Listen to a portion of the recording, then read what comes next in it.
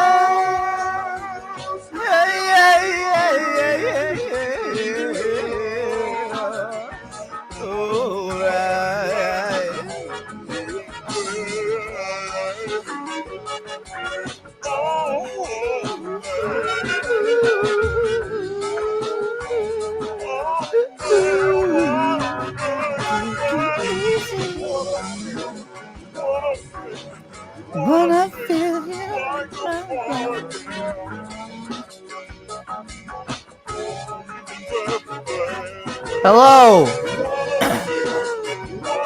How do I sound? I'm definitely too loud.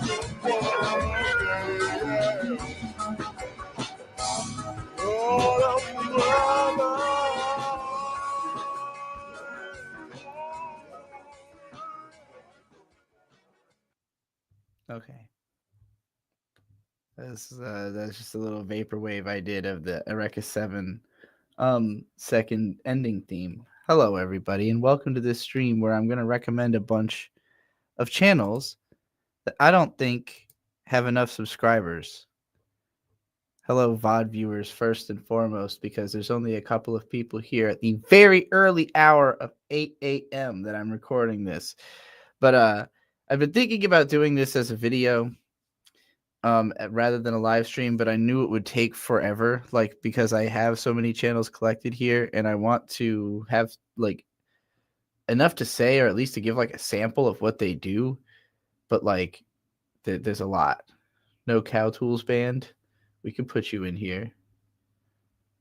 But we're gonna get through the ones I already have. And you would be where would you put yourself in music? category. I assume because band. I'm going to be recommending a bunch of channels. Some of these are pretty new. Some of them have been around for a little while. Some of them are like clearly blowing up right now, or have just had a video that like is substantially bigger than what they've had so far, but it hasn't necessarily yet translated into them gaining a bunch of subscribers. And I wanted to talk about some of the way that the YouTube meta has evolved. And I'm also going to work under the assumption that anybody who's posting on YouTube like wants to be found. Like if you're really esoteric, this is not really a platform to do that on, like you could go make a blog somewhere. Hello, Gary. Good morning. You're up early for California. But I guess this you must wake up at like hard 5 a.m. because that's always when you seem to turn up if I'm streaming at this hour. I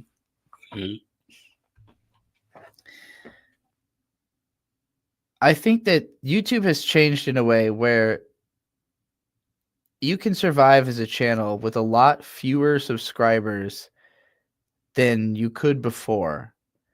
And it seems like, I don't know like what is different about the way YouTube itself pushes things to people, because like I blew up as a content creator during an era when YouTube literally changed the whole design of the website to emphasize the idea of subscribers, where like it in 2012 was when I started this channel. My old YouTube channel goes back to 2007. So I've been on YouTube forever. Like for as long as the site's been popular, I've been posting content to YouTube. But this channel started in like November 2012. And that was when YouTube still let you customize like way more about your YouTube page. Granted, you had to like really know how to do it, I didn't. So I didn't have like a heavily customized page or anything like that. But there wasn't like the subscribe button directly in the middle of the page the way there's been ever since. And making that change and just emphasizing the idea of like pushing your subscribers caused this massive explosion across literally the whole platform, where like it was like in the early days of YouTube, having like 100,000 subscribers meant you were the biggest channel anybody had ever heard of, So when it came to be that suddenly there were like thousands of channels that had 100,000 subscribers, it just totally changed the culture of YouTube, and like it put a lot of emphasis on subscribers as a marker of status, in particular because of the fact that YouTube doesn't really like help small creators, like when you reach a certain level, you get like some level of say in like actually communicating with the company. But at the same time, like YouTube has grown to a point where it's not even reasonable to think that like a channel with 1 million subscribers would be in that class. Like there's that many channels with 1 million subscribers now, like the infrastructure of YouTube is so much bigger than what the actual company can manage, that they've mostly relinquished control over to the algorithm. And so the better that you understand how the algorithm works, the better you can work with it to build a career off of YouTube.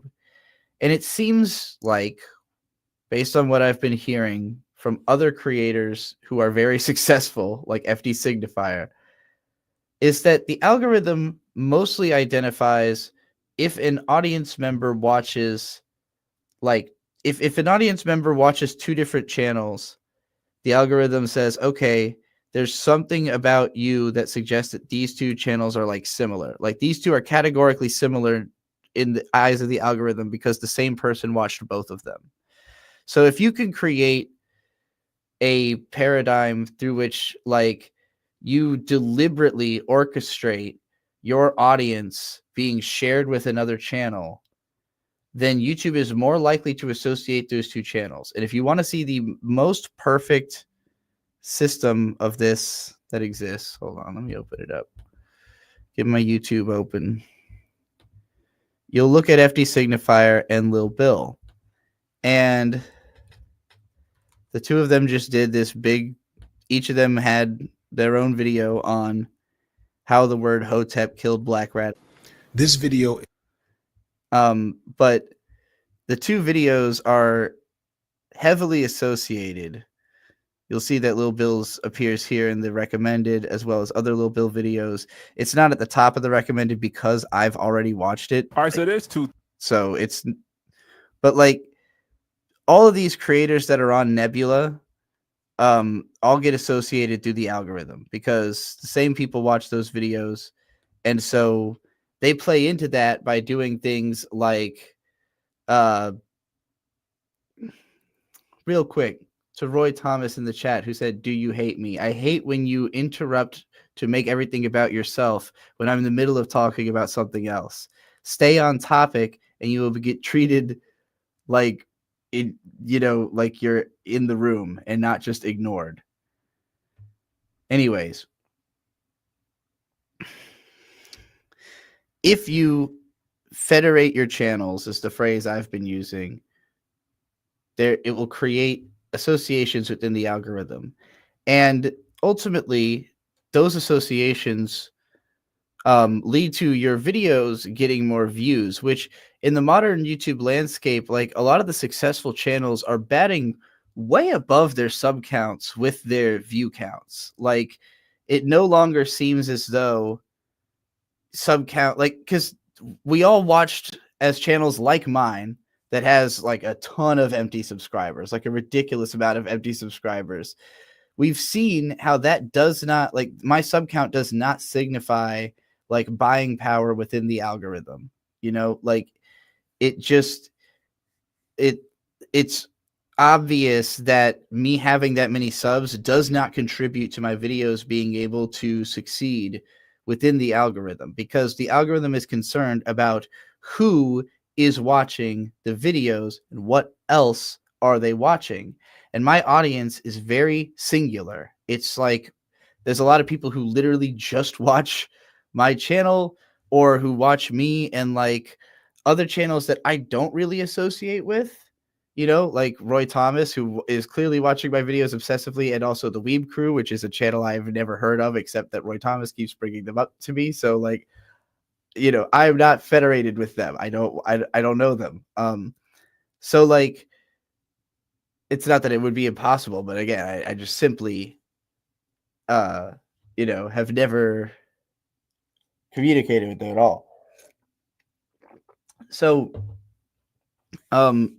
in this video, I'm going to be focusing on channels that I don't necessarily know the backgrounds of these channels.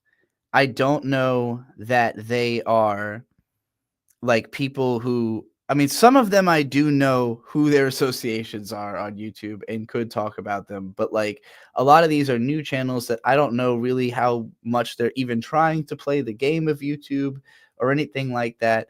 I just think that all of them deserve to be served to you by the algorithm. They're channels that I like, that while some of them have videos that again are like blowing up right now, I don't know if that's going to translate to future videos. And I'll give, for example, the first channel I wanted to talk about is Farrah Lawal Harris, who has 2.47 thousand subscribers and 240 videos. So she's been doing it for a while.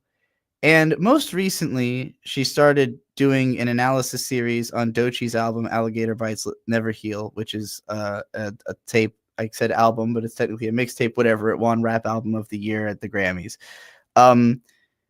She did a whole analysis of Doechie's Grammy performance. She's basically done a lot of Doechie analysis, which is me being a Doechie stan, a reason that I ended up following her channel. And she's also done a bunch of Kendrick Lamar analysis.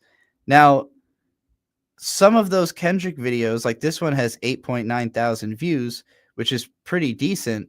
but then the next video has 180. So I'm looking at this like, okay, this is because of Kendrick. This is because talking about Kendrick will get you attention. But Dochi, I am tapped into the Dochi algorithm where YouTube will recommend me Dochi videos from channels that have 200 subscribers and, videos that have 5 views about Dochi, because YouTube knows that I literally will watch anything about her. But I don't think that I don't think there is like enough of a Dochi algorithm push that the video will be successful by itself without someone talking about it, and I shared this, and I've been sharing her videos pretty regularly, but again, my audience is not nearly as big as it looks on the surface. The subscriber count is not what you should be looking at. You should be looking at the view counts. And so, I'm going to give a sample. I'm going to use Kendrick Lamar because no, let's use this the Grammy performance analysis. I'll just Peace and blessings, y'all. I am basking in the light of Miss Dochi, who is clearly that girl. I'm so excited for her as far as her Grammy win, and I wanted to do a reaction to her performance. For some odd reason, the Grammys haven't posted any of the performances on their YouTube channel, so I am reacting to it from TikTok. I'm going to pause and give some commentary as I see fit. But yeah, just gotta shout out Nicki Minaj for that voice change. Doechii has said in interviews herself that Nicki Minaj and the fact that she plays characters in rap has been something that inspired her. So shout out to Nicki. So yeah, like she always will basically pause and, similarly to the way I do things, just like break down, okay, this part reminds me of something that she said in an interview, or this, something I can break down based on just knowing history. Particularly what I like about her channel is that she's an older woman, an older Black woman at that. There's not a ton of them on the platform, not a ton of older Black women who make YouTube videos, or older women really at all. Like for me, having grown up on the internet, it was mostly older men who like have dominated like every field of YouTube content, and it particularly sucks because I'm always trying to look to older people for influence. I'm not trying to look to people my own age or younger to give me perspective on things. Like I like talking to people my own age and younger, and especially if I can, pass on something I learned from someone older to someone younger, just because maybe I understand the way that the world that they're living in a little bit more. But like for me, Ray Thomas said my favorite elder YouTuber is like Storius. Isn't that guy like 26 or something? He's like significantly younger than me. How old are you, Roy? Anyway, yeah, I like that there are more older content creators getting involved in YouTube. For me, coming from the anime space, there were lots of there's lots of people who've been talking about anime like since the 80s, who are involved in writing for magazines and doing conventions, and some of them even have podcasts, but like none had ever become like a full-on YouTube personality. And when I sort of started asking those people, please please come to YouTube, they were like, it's too hard, like it's too much work.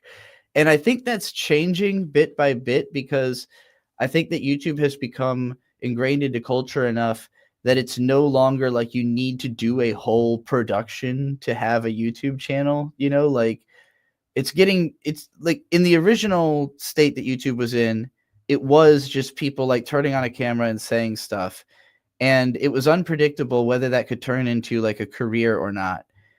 I think that as long as you're doing the same thing like at a stable pace, and you're always, you're just always bringing your voice, and you have a necessary voice, you should be able to survive on the platform.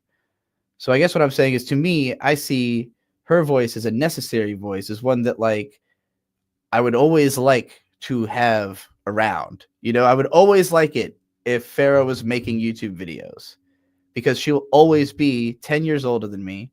You know, she'll always be a cancer survivor. She'll always be, you know, somebody who has just like necessary aspects of perspective. I don't, you know. Um, so that's why I want that channel to succeed. As for a content creator who's a lot younger than me, and I don't I in her case I have no idea if her channel has associations with other channels. In Kiki's case, I definitely know that it does because I know that she mods the chat for Absa-fucking-lutely, who I'm not talking about in this video only because she has more subscribers. Not by like a ton, but as far as again older black women in the space go, she's like probably one of the most popular with only 15,000 subscribers. But her content is also very dense and very heady, so I don't expect I feel like you will find your way to this channel if it's for you.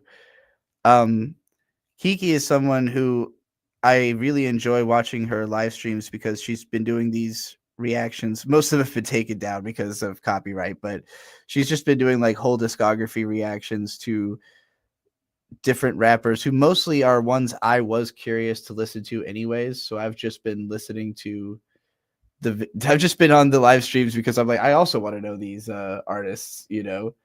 Um, so, but also Kiki does these really kind of like old school Digibro After Dark videos. Like they're like in a closet, filmed with the sunglasses on, always in like a hoodie, and just like just like grilling some kind of bad take that that just keeps spinning through the community, you know? I'm trying to think which one of these is the funniest one because they're pretty fucking funny.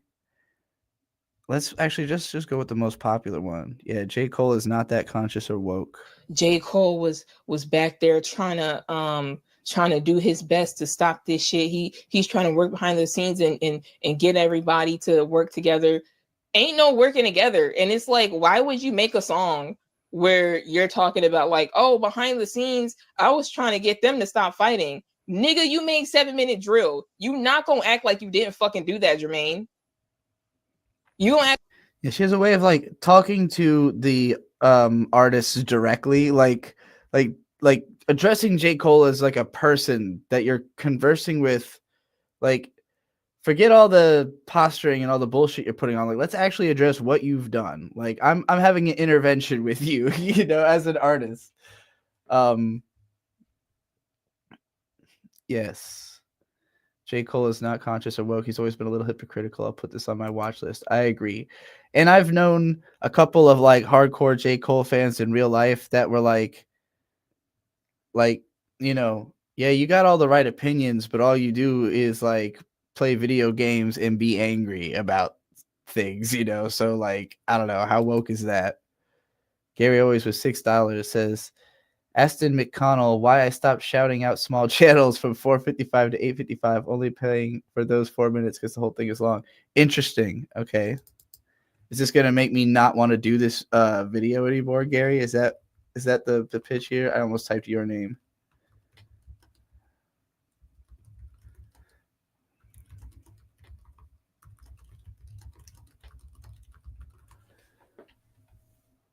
$4.55. So around 9 years. Oh, Jesus Christ, this man's voice. YouTube, a channel with only a few thousand subscribers, can make a video that gets... Doesn't even have an accent. He's just got a really ridiculous voice. Sorry, I don't mean to make fun of your voice, dude. It just hit me weird in the brain. millions of views, while a channel with over 1 million subs can make something that performs, by comparison, poorly. Why is this possible? Because, say it with me, subscriber counts don't matter. Don't believe me? Open up your YouTube app. You are first presented not with I was kind of just ranting about this, but channels you're subscribed to, but rather an algorithmically generated recommendation feed, where YouTube takes a look at all the stuff that you watched during your last session and then formulates a list of stuff that they think that you'll want to watch during this session. Currently, this is primarily driven by things like shorts, which account for a huge chunk of how users these days stay on the platform. Here's an example of how this works. I'm just now opening up the YouTube app on my phone, and you can see that the first thing that I am presented with is a short from financial advisor Dave Ramsey. Dave Ramsey's shorts game, by the way, top notch. His team I don't posts care. highly rewatchable and bingeable clips from his long form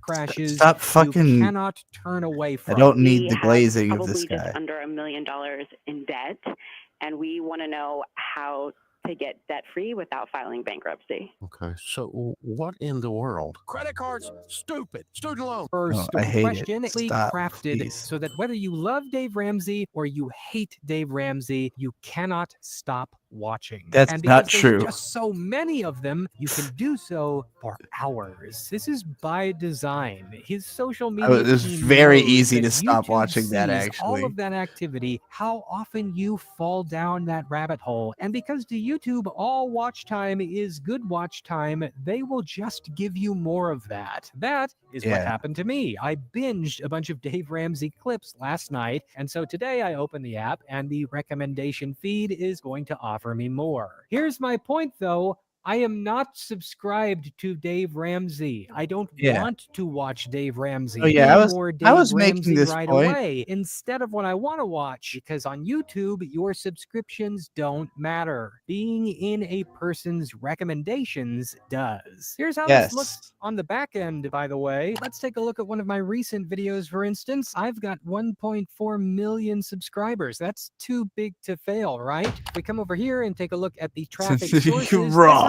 I'm a huge failure, actually. It ain't 1.4 million. If you are an aspiring YouTuber, why? Okay, Gary, I don't know if you just missed the part where I was explaining all of this better than this goofy ass motherfucker does, but that's the point. That is the point of this video, is that a lot of these channels, despite their small sub counts, are just now getting their big break views wise, but it's not necessarily translating to their next videos because they aren't in the Federation algorithm like feed. They're not associated in a way that creates the connection between their channel and other channels.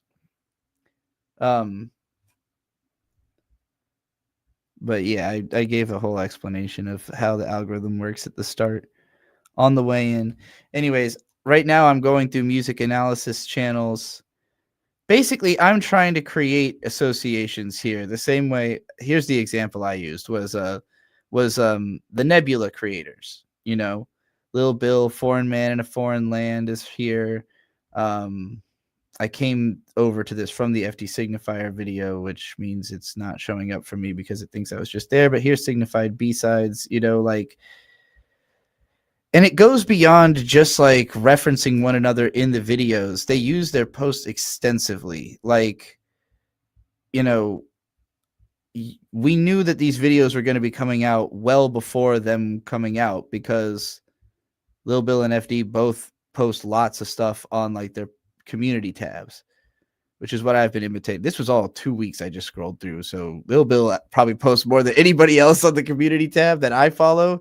But that's the biggest inspiration I've had in how I've been using it to just like use it like Twitter. Like, why not? It's there, you know? You're sub to Nebula and you think you watch maybe 3 videos from there. I mean, the only reason that it exists is so that you can have a copyright free, like a version of the video that is pure over there, because everything gets fucked on the YouTube upload. So like when the YouTube upload inevitably gets taken down, when you have to keep, you know, re-uploading it and changing shit, the pure version will still be on Nebula for the people who want it. And sometimes those videos will never come back onto YouTube, you know? So I think that's the main appeal for creators of having that, is like it is an archive to actually have your fucking video on. Because I got plenty of videos that just are not online. People ask me about them and I'm like, I can't fucking do anything about it. You know, like, I don't know where to post it. I don't have there's Google Drive will take your fucking video down. You know, like there's not a safe place to upload copyrighted content except Nebula. And even then, obviously, they're not like literally uploading copyrighted content on there, but they're not worried about getting it taken down from the platform. Is the point? And again, the fact that they all promote it creates associations between them, where like, they keep mentioning one another, promoting one another's channels. A lot of the time when they do the Nebula ads, they just advertise another channel that also exists on YouTube. So that's basically also a YouTube ad, for that channel. Anyway, let me cover what was the next channel I was going to talk about. It's Wilkie Way. So here we've got 2.3 thousand subscribers. This channel, so here's exactly an example of what I'm talking about.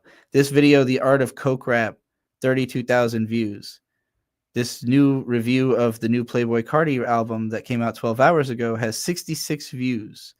So again, getting a lot of views on one video does not necessarily translate to gaining subscribers, nor does it translate to a lot of views on your next video if you don't have a system through which to promote each of these videos individually. This one does have an incredible thumbnail, incredible subject matter. Like, I understand why this video independently is successful, but because people did not subscribe based on that, they didn't then see this video, So like, the view counts are very scattershot, and I just see it as like, I don't think the videos that have less views are necessarily worse. They might be less like broadly appealing subject matter, but I don't even think that necessarily is the problem, because those super big channels like FD Signifier, they get to talk about, like Signified B-sides, like video. It's not like every video is some incredibly popular topic. Here's a video about a year-old LL Cool J song he made 3 weeks ago that's got 233,000 views. It's just because his infrastructure is really powerful, and also 233,000 views is on the low end of videos on this channel, but it's got 331,000 subscribers. So like, this is a very reasonable view count for this sub count 10 years ago. Like it's, again, the infrastructure of his channel is just really well built. So it doesn't matter what he talks about. It matters how he builds up to video coming out. It matters like where he talks about the fact that he's going to do it, how he gets people prepared for it, how he spreads the news about it. He's really good at the community management aspect of doing YouTube. And so that's what I've been studying, and what I am now preaching to every channel with less than 7,000 subs that I happen to follow. Another example. So this was a channel that I subbed to because of this video, The Unrivaled Reach of Kendrick Lamar's Fan Base. I got to play some of this. Just literally, I've quoted the opening bars of this video like 3 different times since watching it. Just the opening statements of this video. A fan base is like an immune system. They're there to fight and ward off any potential threat to their host. So today, a fan base is like an immune system. They're there to fight and ward off any potential threat to their host. The video is formatted as a 3DS screen, or I guess just a DS screen, a Nintendo DS screen. Like, it opens with the logo, and then on the top screen you've got the pop-out concert, and on the bottom screen you've got the interview that Kendrick Lamar did with oh god damn it, his name is slipping out of my brain. I'll see in a second. we're going to break down why Kendrick Lamar is Rob Markman. I just watched this interview recently because Rob Markman referenced it in one of his newer videos. So now I'm like, I hadn't seen it, I don't think, when I watched this video for the first time, but now I recognize both images in the DS. This is a way to, like, I can't even believe how much this video got my attention within seconds. I was just like, what the fuck? What is he saying? Did he just say a fan base is an immune system that protects you from... Wait, am I watching a Fan base is like Nintendo an immune DS? What system. the They're fuck there is to going fight on? and ward off any potential Wait, threat that's to the their Kendrick host. Lamar. Wait, So that's the today, pop. we're going to Hold break on. down why Kendrick Lamar is such a hard public figure to attack. It all comes down to the specific spread of the demographics that make up his core audience. He's acquired these particular audiences like the Infinity Stones, but he particularly has a stronghold on these 3 particular niches. I'm gonna warn y'all in the chat. Don't try to argue with Roy Thomas. Roy Thomas is insane. Sorry, Roy. Everybody has come to the same conclusion. Okay, yeah, this video, I watched all this. This is 33 minutes, and it's got less than 1,000 views so far, but it is comparing what Not Like Us did to culture last year to what Smells Like Teen Spirit did to culture in 1991. Basically, how, you know, hair metal was this whole like, fuck you, I'll do whatever I want culture. And then Nirvana was like, actually, I'm depressed about all of this, you know, this glitz and shit. Things are bad. We shouldn't be just partying. So basically, that was the watch the party die moment of 1991. And now we've watched the party die all over again, but in the hip hop world. It's a cool video. Highly recommended. But yeah, again, as far as I know, this channel is not associated with anybody because this video came to me through the algorithm, so I subscribed. And then this video showed up in my subscription feed because I watch all of the videos that show up in my subscription feed from interesting channels. I'm an extremely rare type of a YouTube consumer. I am not a normal YouTube consumer. Some people in my comments are people who do it like I do, and so they're always confused about why other people do it differently. But we are a rare breed. People who are like, I go to my sub feed and I watch all of the interesting videos in my sub feed. That's not normal.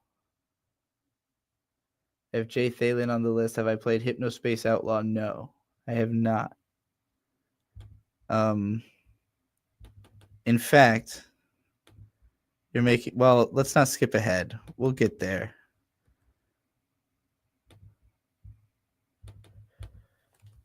So this channel does have association. You may be noticing that this channel is batting like dramatically above its sub count.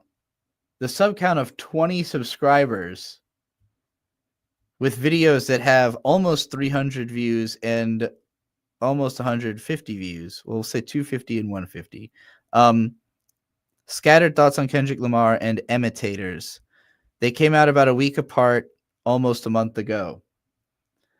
These are by my friend Kale, aka Bad Eater, who makes a lot of the beats that I rap over, and is also a longtime viewer of mine. So stylistically, these are pretty similar to my analysis videos. Growing up, my favorite few rappers were Earl Sweatshirt, Chance the Rapper, and Kendrick Lamar.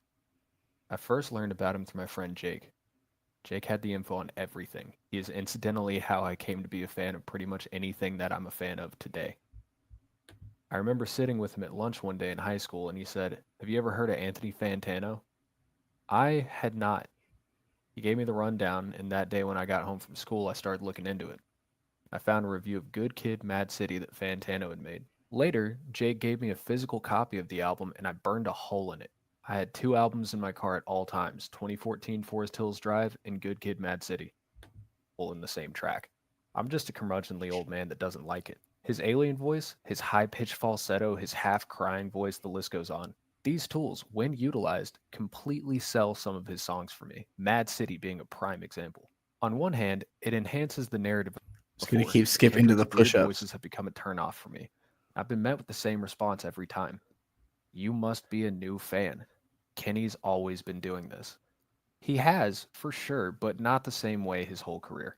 What sets artists apart from one another in rap is how they can use their voice as another instrument, whether it be complicated. So what I love about this video is that I don't feel the same way. I'm sure a lot of people do, but I like his new songs.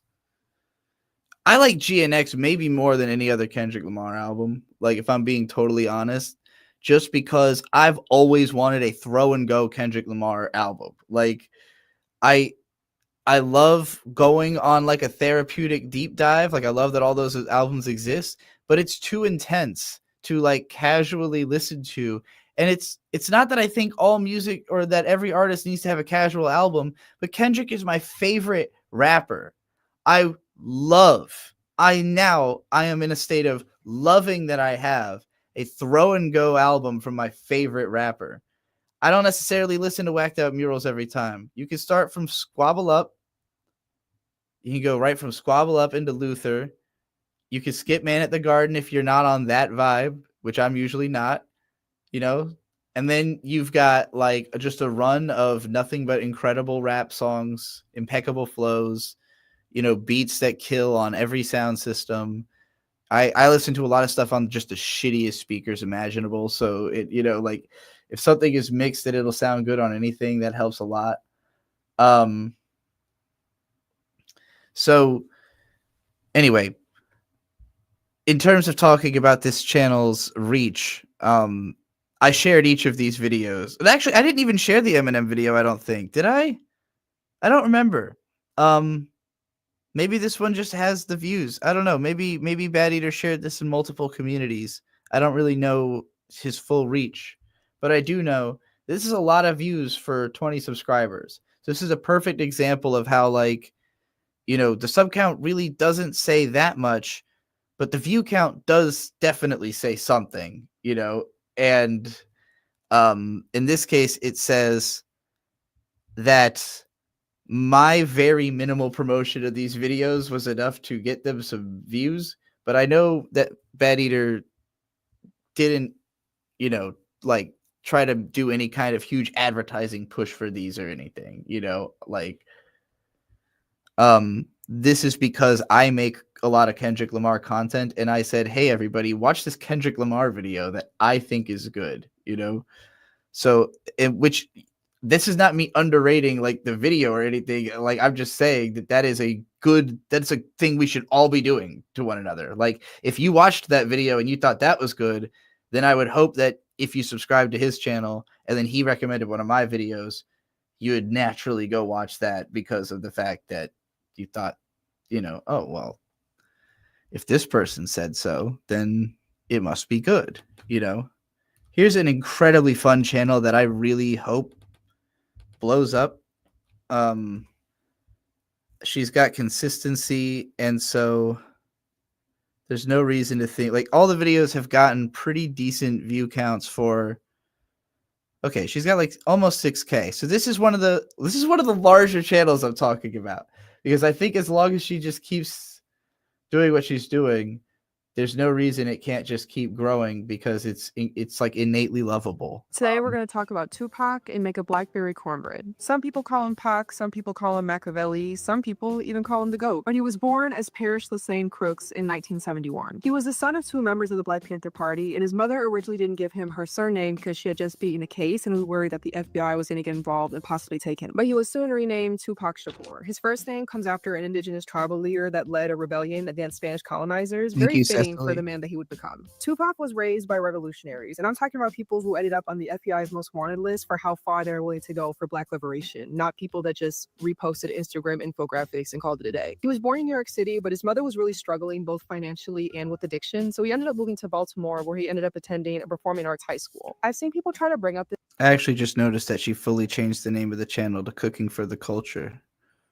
this fact as a way to discredit him and try to call Tupac a fake gangster, but he said himself that he's not a gangbanger. You can experience poverty, violence, and systemic racism without being a part of the gang, and he literally grew up during the crack epidemic. Black people aren't a monolith, and he can have a wide range of experiences without them canceling out like PEMDAS. So he was involved in a variety of different arts, but in 1998, when he moved to California, that's where his rap career really began. He first started rapping with a group called Strictly.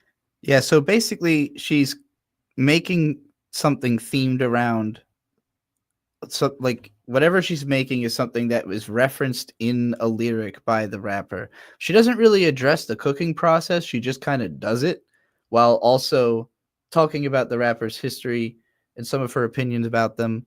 And she had one video that wasn't strictly, this one, 10 rap groups that almost happened. So she hasn't only done cooking videos, but I think she had like run a poll at some point. I don't see a community tab, so I don't know where the hell I saw this poll, but I know that at one point she had asked, like, should I like do more of these type of videos or should I really lean in on the cooking? And I think that lean in on the cooking work, one, because it's just such strong branding, and it's a very fun way to get a hyper dense, quick rundown of who a rapper is.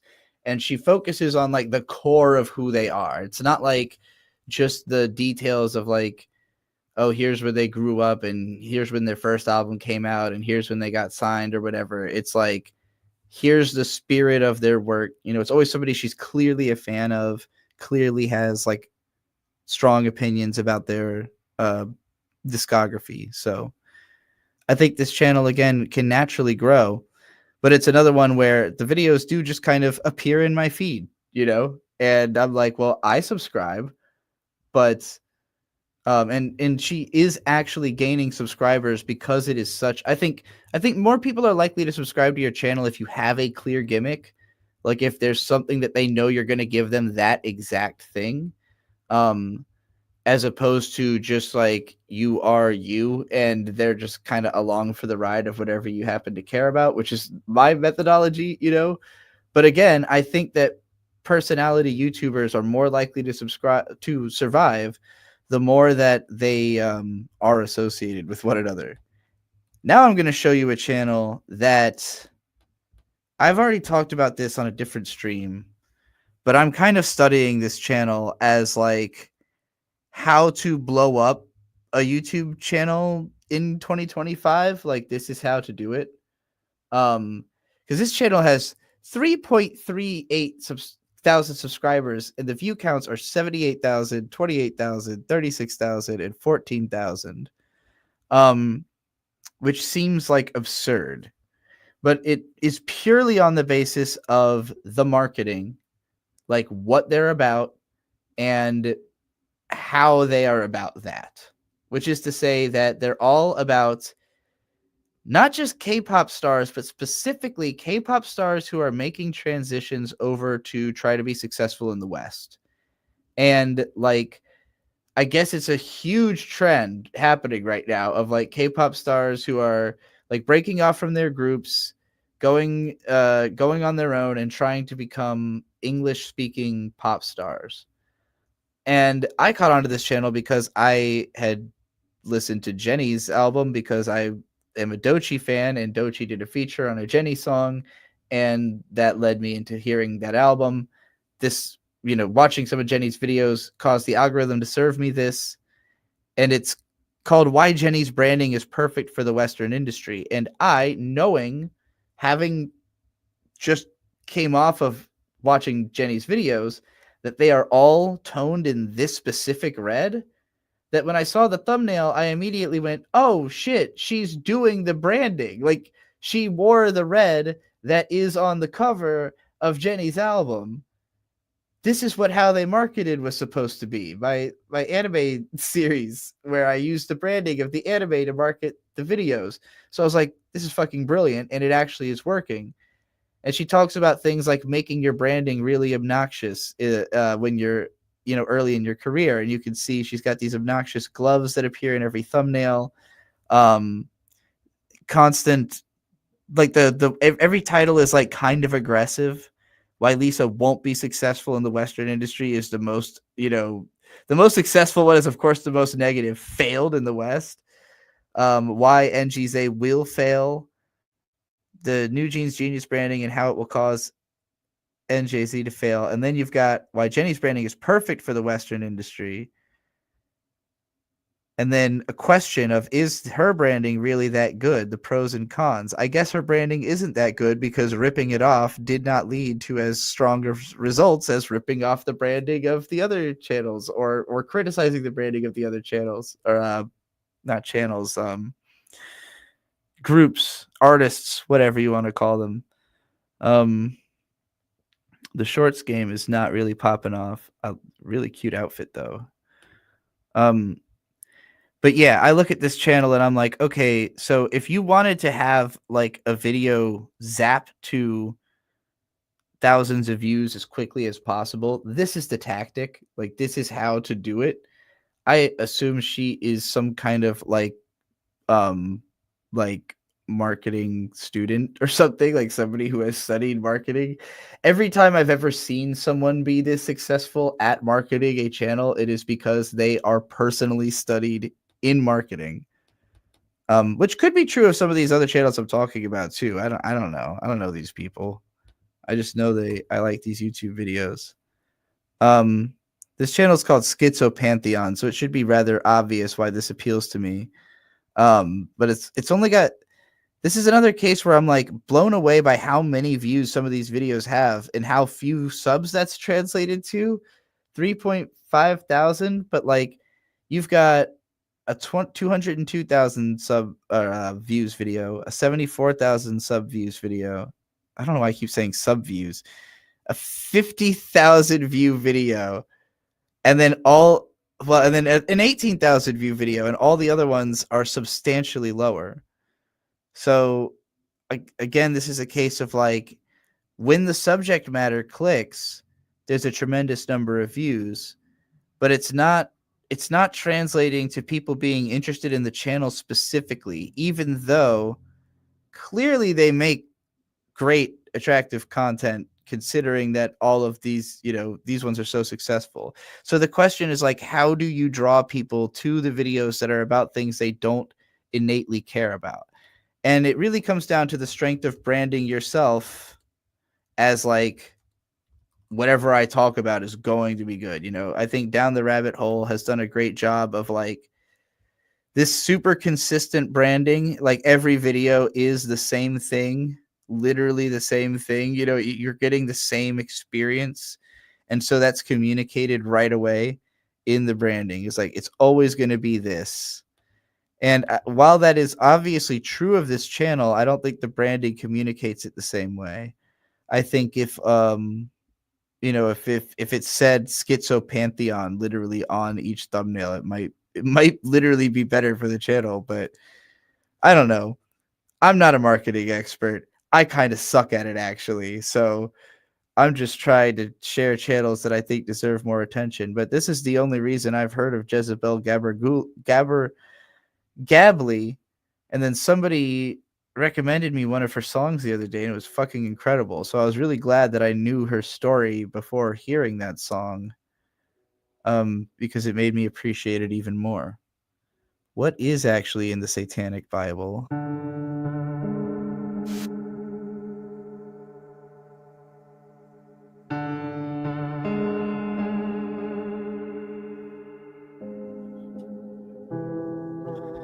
I guess I marked this as a music analysis channel because it talks mostly about musicians, but I don't know if this is strictly a music analysis video. As far as non-mainstream religions go, Satanism is by far the one most mentioned in modern media. Horror movies devoted Christians. I'm actually going to say Down the Rabbit Hole is probably a direct influence on this channel. Online conspiracy theorists. Everyone seems to hold an opinion on what Satanism is and what its practitioners are like. Everything from child sacrifice by the elites. Cecily, I'll tell you, I've only heard the one song that somebody sent me, but it was pretty amazing. I mean, it helps that the music video was fucking peak. Did I add it to my peak only? I feel like I might have put it in peak only. No. Present day. Yeah, okay, I know. I know what time it is. I did. Pizza Rolls Royce. Yeah, the video is just like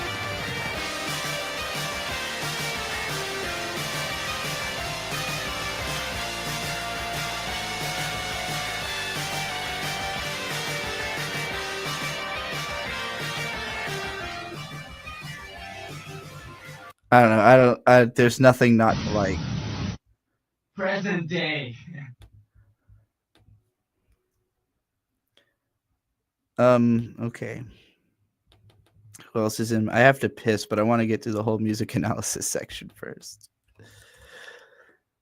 DFX Studios. 4.1 thousand subscribers. This is not strictly a music analysis channel at all, but definitely all over the place view counts. Hold on. We got a 500,000 view video from a year ago, 200,000 view about Basquiat, and Amanda Bynes' downfall. So we've got like a bunch of. Okay, I followed this channel because of this video about the degenerate mind of David Cho, who is an artist that kind of influenced me a lot because he did this series called Thumbs Up, where he hitchhiked across America multiple times for Vice. And it's like him and his cousin and a cameraman, and he's traveling cross country. I say hitchhiking, but a lot of it was train hopping as well. Just any means that was free. It was like, how can I get across America for free?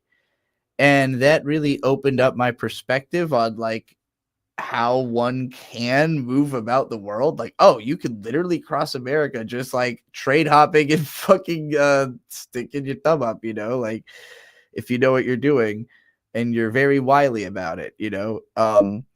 So I watched those videos a number of times.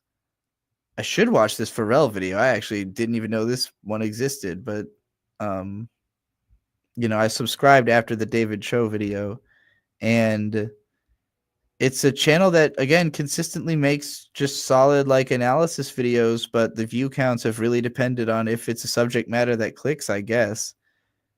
The real story of Takashi Murakami. Takashi Murakami is a renowned Japanese contemporary artist who has gained international acclaim for his vibrant and often provocative works that bridge the gap between fine art and commercial culture. Born in Tokyo in I'm gonna leave this on while I go to the Murakami bathroom. is the founder of the super flat movement, which draws heavily on Japanese pop culture, anime, and traditional Japanese art, blending these elements to create a unique and dynamic aesthetic. His art is characterized by its bright colors, bold patterns, and the frequent use of playful yet sometimes unsettling characters. Murakami's work often explores themes of consumerism, the commodification of art, and the intersection of high and low culture. His iconic characters, such as the smiling flowers and the mischievous Mr. D.O.B., have become symbols of his style and are instantly recognizable beyond his paintings and sculptures. Murakami has collaborated with major fashion brands like Louis Vuitton, bringing his art into the realm of luxury goods and further blurring the lines between art and commerce. With exhibitions in some of the world's most prestigious museums and galleries, Takashi has established himself as one of the most influential artists of his generation, continuously pushing the boundaries of what art can be and how it interacts with the broader cultural landscape. Murakami was born on February 1st, 1962. His father was a taxi driver and his mother was a homemaker. It was actually his mother that sparked his initial interest in the arts as she studied needlepoint and designed textiles. Born and raised in Tokyo from a very early age, he was a big fan of Japanese anime and manga and had dreams of working in the animation industry. His parents would often have him write reviews on various exhibitions, and if he refused, he was forced to go to bed without dinner. The tragedy of World War II strongly affected Murakami growing up, as his mother would eventually tell him that if the U.S. had dropped another bomb, he would not have been born. The omnipresence of the devastation following the events of World War II had a huge influence on his work going forward. Although he had appreciation of both traditional Japanese art and modern European art, Japanese animation had the most influence on him during his formative years. A major part of his works are actually dedicated to the otaku audience, which is a subculture centered around apocalyptic and fetishized imagery. He would go on to attend the Tokyo University of the Describing otaku as a subculture based around apocalyptic and fetishized imagery is the most epic translation of Eroguro I've ever heard. I love that act. It's like really good description of otaku. Obsessed with apocalyptic and fetishized imagery. That definitely fits like me as an otaku. The arts, majoring in the Nihanga, a traditional style of Japanese painting that incorporates traditional Japanese artistic conventions, techniques, and Nihonga. subjects. He would eventually graduate with his master's degree in 1988, then with his PhD in 1993. By 1994, Murakami received a fellowship from the Asian Cultural Council and participated in the PS1 International Studio Program. The PS1, the PlayStation. Okay. What was the last one in my music analysis section? This channel has the most subscribers of, I think, of anybody I'm going to talk about, which is why I said under 7,000 as opposed to under 6,000 or 5,000 or whatever. But she's a goth who talks about like all these goth trap metal artists that I was following 4 or 5 years ago, and then they all fell off, and so she's kind of telling these stories. Lil Darky is one who I never got into because as soon as I saw one of the videos, my first question was like, your name is Lil Darky. Your videos, you never show your face, and in all your videos, you're like a caricature of like a 20s, like, I don't know, seems sus. And it is. This is the story of why, and so you can see quite a few views. I think the reason, at least I hope the reason she got so many subscribers is because in this video, she's like, I might have to do a follow-up talking about City Morgue and why I'm so disappointed in them. And I immediately subscribed when I heard that because I was a huge City Morgue fan in like 2020. And I think they kind of fell off and also kind of, did turn out to be, I don't know, a little, I mean, you can see her thumbnails calling him an edgy, creepy pedo. So, so, yeah, I subscribed out of excitement for this and just generally thinking, well, I'm probably going to be interested in whatever she's talking about. Oh, hey, it's Brandon Buckingham. The video, so I gotta tell you about it.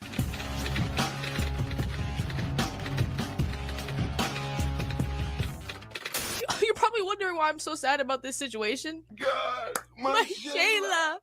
I cannot believe I'm making this video. Genuinely, I've been aware of this situation since last year when it came out. I just didn't know I was going to make a video on it because this is something that needs to be talked about. Sin, what are you talking about? Today I'm talking about a group called City Morgue, but we're going to be focusing on one of the members, Zillakami. Obvious trigger warning, these are allegations. I do not... Yeah, okay, you get it. You understand. If you care about that, I'm sure you'll check it out. She's great.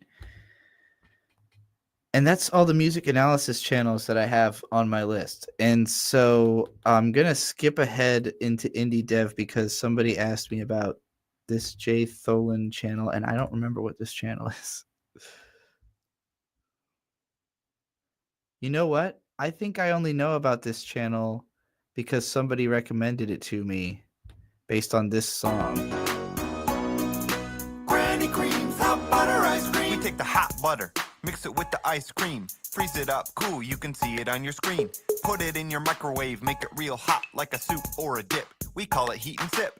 Very tasty and healthy too. Granny creams, hot butter ice cream. Yeah, so I think somebody told me to play that on stream one time, and I just subscribed to the channel on that basis. I have to play Hypnospace Outlaw. What is it? Y'all know I don't play video games. Like, it takes a lot. It takes a lot to get me to play a video game. Usually like a state of like intense anxiety induced depression.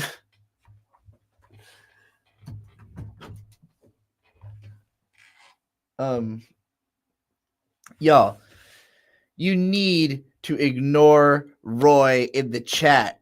I believe I said like 40 minutes ago, like, y'all should just leave Roy alone. And you've been arguing the whole time. Leave him alone. Leave them alone. Leave Roy alone. Just let Roy be upset with me. Roy doesn't have to be upset with everybody else in the chat at the same time. Just let Roy be Roy. Roy gonna Roy, y'all. You don't understand how many comments Roy actually leaves. If you really want to get to the bottom of this matter, you can go find Roy on the first comment on every fucking video I put out. Who is Roy? Roy Thomas in the chat. Roy G Biv. Roy, who has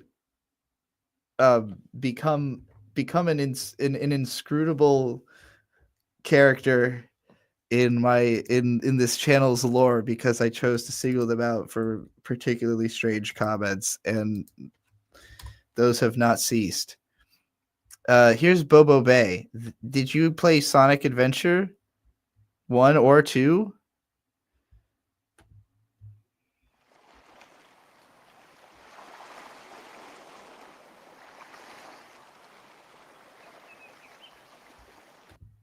Are you maybe low-key obsessed with Chow Garden?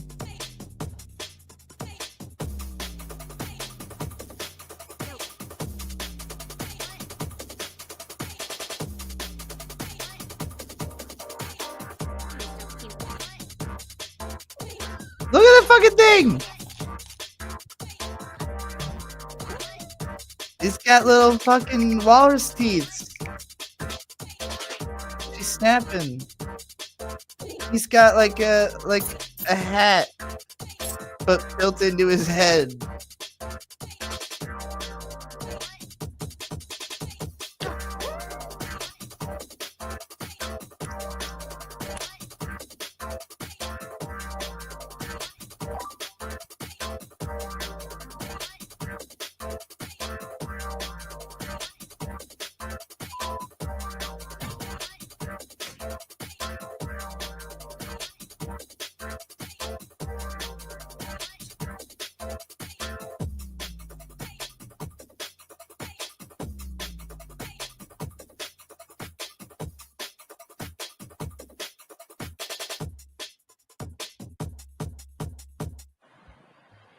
Yeah. That rules. Okay. Clips channels. They're just clips of my own self, granted. Oh, Trixie Clipsy hasn't posted any new clips in 2 months. I don't know what happened to Clipsy. I haven't heard from Clipsy probably since I got banned from Twitter. I don't know if Clipsy knows that I got banned from Twitter. This is where you go to find clips of all my streams from last summer. I streamed all summer last summer. In fact, I think I have an image about it.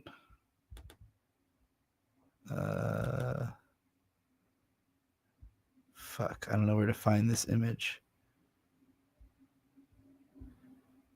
Anybody remember that image that's like, I spent my summer watching Trixie's live stream, and it's just like a compilation of everything we watched. I can't, I thought I had this somewhere on hand. God damn it. Whatever. You can find all the best clips here or on. So I guess Lucaria Fan is not using this channel anymore. This had clips from last summer. Pretty good fucking branding on these clips, because these clips have more views than some of the fucking channels that I was just showing y'all. Like,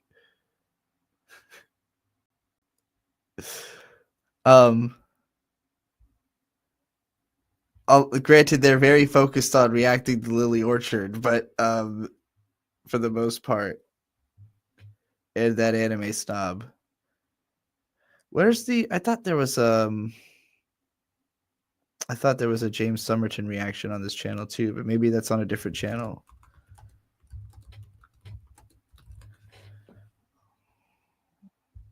Oh no, you have to do it as all one word.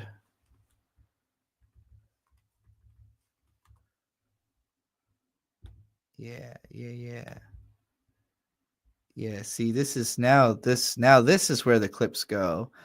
Luca already clipped my reaction to I Don't Want to Be a Magical Girl like immediately after the stream was over. Possibly was screen recording the clip while the stream was happening. And yeah, if you want to see, obviously I'm recommending this channel in the anime analysis category. So I guess we'll skip to animation analysis next, because now we've bridged over to that one Lucario fans channel. And you've got plenty of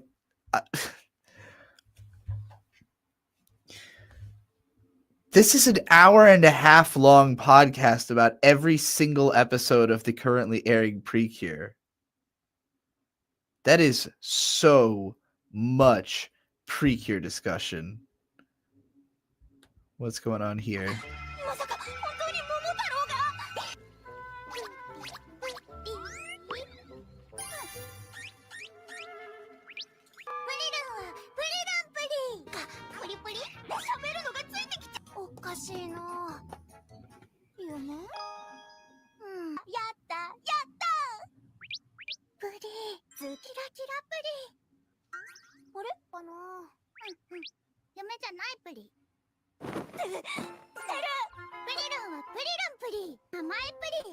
Luca, you have got a lot of approval from Roy. Your kindness is appreciated. Everybody's love bombing. Luca's not here for the one time Luca's not in the chat, and everybody's just like, yeah, Luca's the best. Luca's incredible. Fine. I know she's gonna see this anyway, so there's almost 100% guarantee that Luca will see this. She's not just tragically died off screen just so that it would be extra dramatic irony when I said. That's how I think, by the way. Whenever I say something, I'm like, whenever I'm saying something like, oh, there's 100% possibility this person will see this, I'm like, unless they literally just died, because that would be like what happened in a TV show, is like I would give like way too much of an affirmative, and that would cause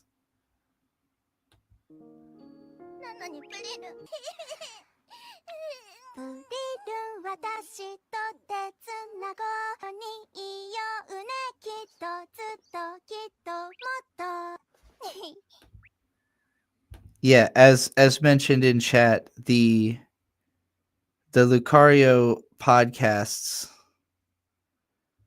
are with Yakuman. I don't know if I have Yakuman's channel. Wait, does Yakuman have their own channel? I know I've got Taperclip in here, who's also friends with Luca.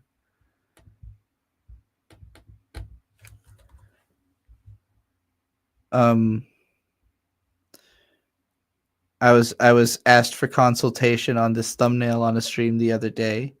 This channel is entertaining. Which one's my favorite? Here we go. I hate driving. The happiest day of my life was the day I got rid of my car. Once I signed the lease for an apartment in a walkable city, that persistent mechanical headache was out of my life for good. After letting out the biggest sigh of relief I'd ever felt, I deleted every dating app on my phone. Because what could I get from them? Nothing could possibly match the immense satisfaction I felt knowing I no longer had to drive. So when I saw Mechanic Shop Fem's Guide to Car Ownership, I thought, this is it. This is the one thing that could red pill me on cars. Fat chicks have already sold me on the body positivity movement, advocating for cushier airline seats, and Melissa McCarthy movies. If anyone can convince me that cars are cool, it's you, Kaya Milk Team, the Mechanic Shop Femme. And since I learned from the best, I know I could convince everyone here that Magic Mind is the best mental performance shot around. It gives me a focused, calm energy. What the fuck? How do we end up in So if you were just looking for me dunking on this book for being written by an out-of-touch feminist, you will not find that with Mechanic Shop Femme. I sincerely enjoyed this book and think Kaya is very cool. But I want to let this book speak for itself before I dig into why it was such a solid read. So the official description reads, a comprehensive guide to car ownership and maintenance intended for anyone, regardless of age, gender, and experience. Books about cars are usually geared towards limited male readers, car enthusiasts, or mechanics. Mechanic Shop Fem's Guide to Car Ownership and Maintenance is different. In a country where women and members of the LGBTQ plus community are disproportionately impacted by economic injustices, car ownership is often the key to lift marginalized individuals out of poverty. Kaya Milktane is a queer woman herself. It's true. If we didn't have a Prius, we could not have done that job we did through all of 2023. Which, while it did not lift me out of any kind of financial poverty, did lift me out of a poverty of the mind. That that is a permanent adjustment. Cope. All right. Here's somebody I did a podcast with once. Gay Autistic Mormon Marine. We did that podcast a long ass time ago. And then recently, they reemerged with 2 videos about Arcane that have, again, outrageously outperformed the sub count of the channel. 305 subscribers, 3.7k views, 11,000 views. This is an hour and a half long Arcane video. So once again, my concern here is that as obviously effective as this video is, it's not translating to anybody subbing, which makes me think, like, will the next video have the same odds? If it's, again, an hour and a half long arcade analysis video, maybe it will. What it does wind up actually saying is pretty fucking awful, so. Sudden cat appears. Sudden cat name.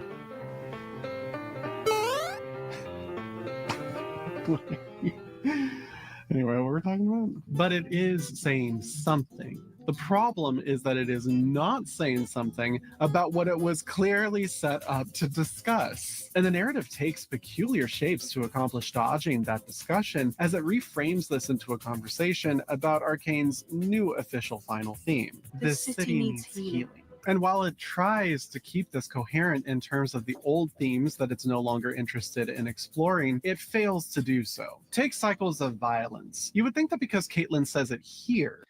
Gigadonk saying Arcane seemed to be a very specific flavor of Tumblr that doesn't appeal to me, so I didn't watch it.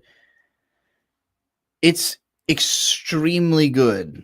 I don't know if it's good all the way through the second season, because I haven't seen the second season yet, but the first season is, as an entertainment product, hard to pull your eyes off of, because the animation is like, beyond just being good, it's very immersive. Like, just the art design and animation alone, the character expressions in particular, like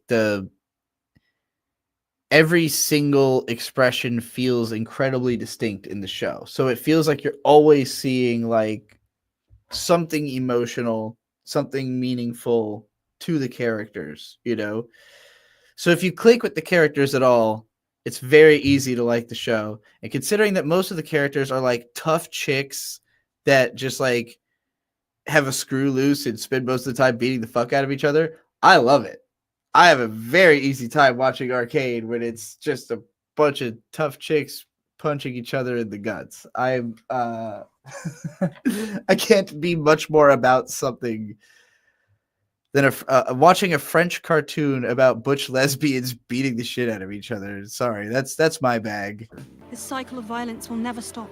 That it would be a subject that is in play, but it's not. It should be, it is set up to be, but it's not.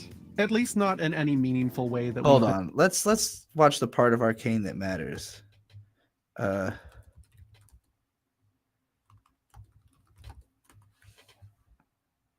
Like, no, not that. Yeah, this. I'm gonna speed this shit up.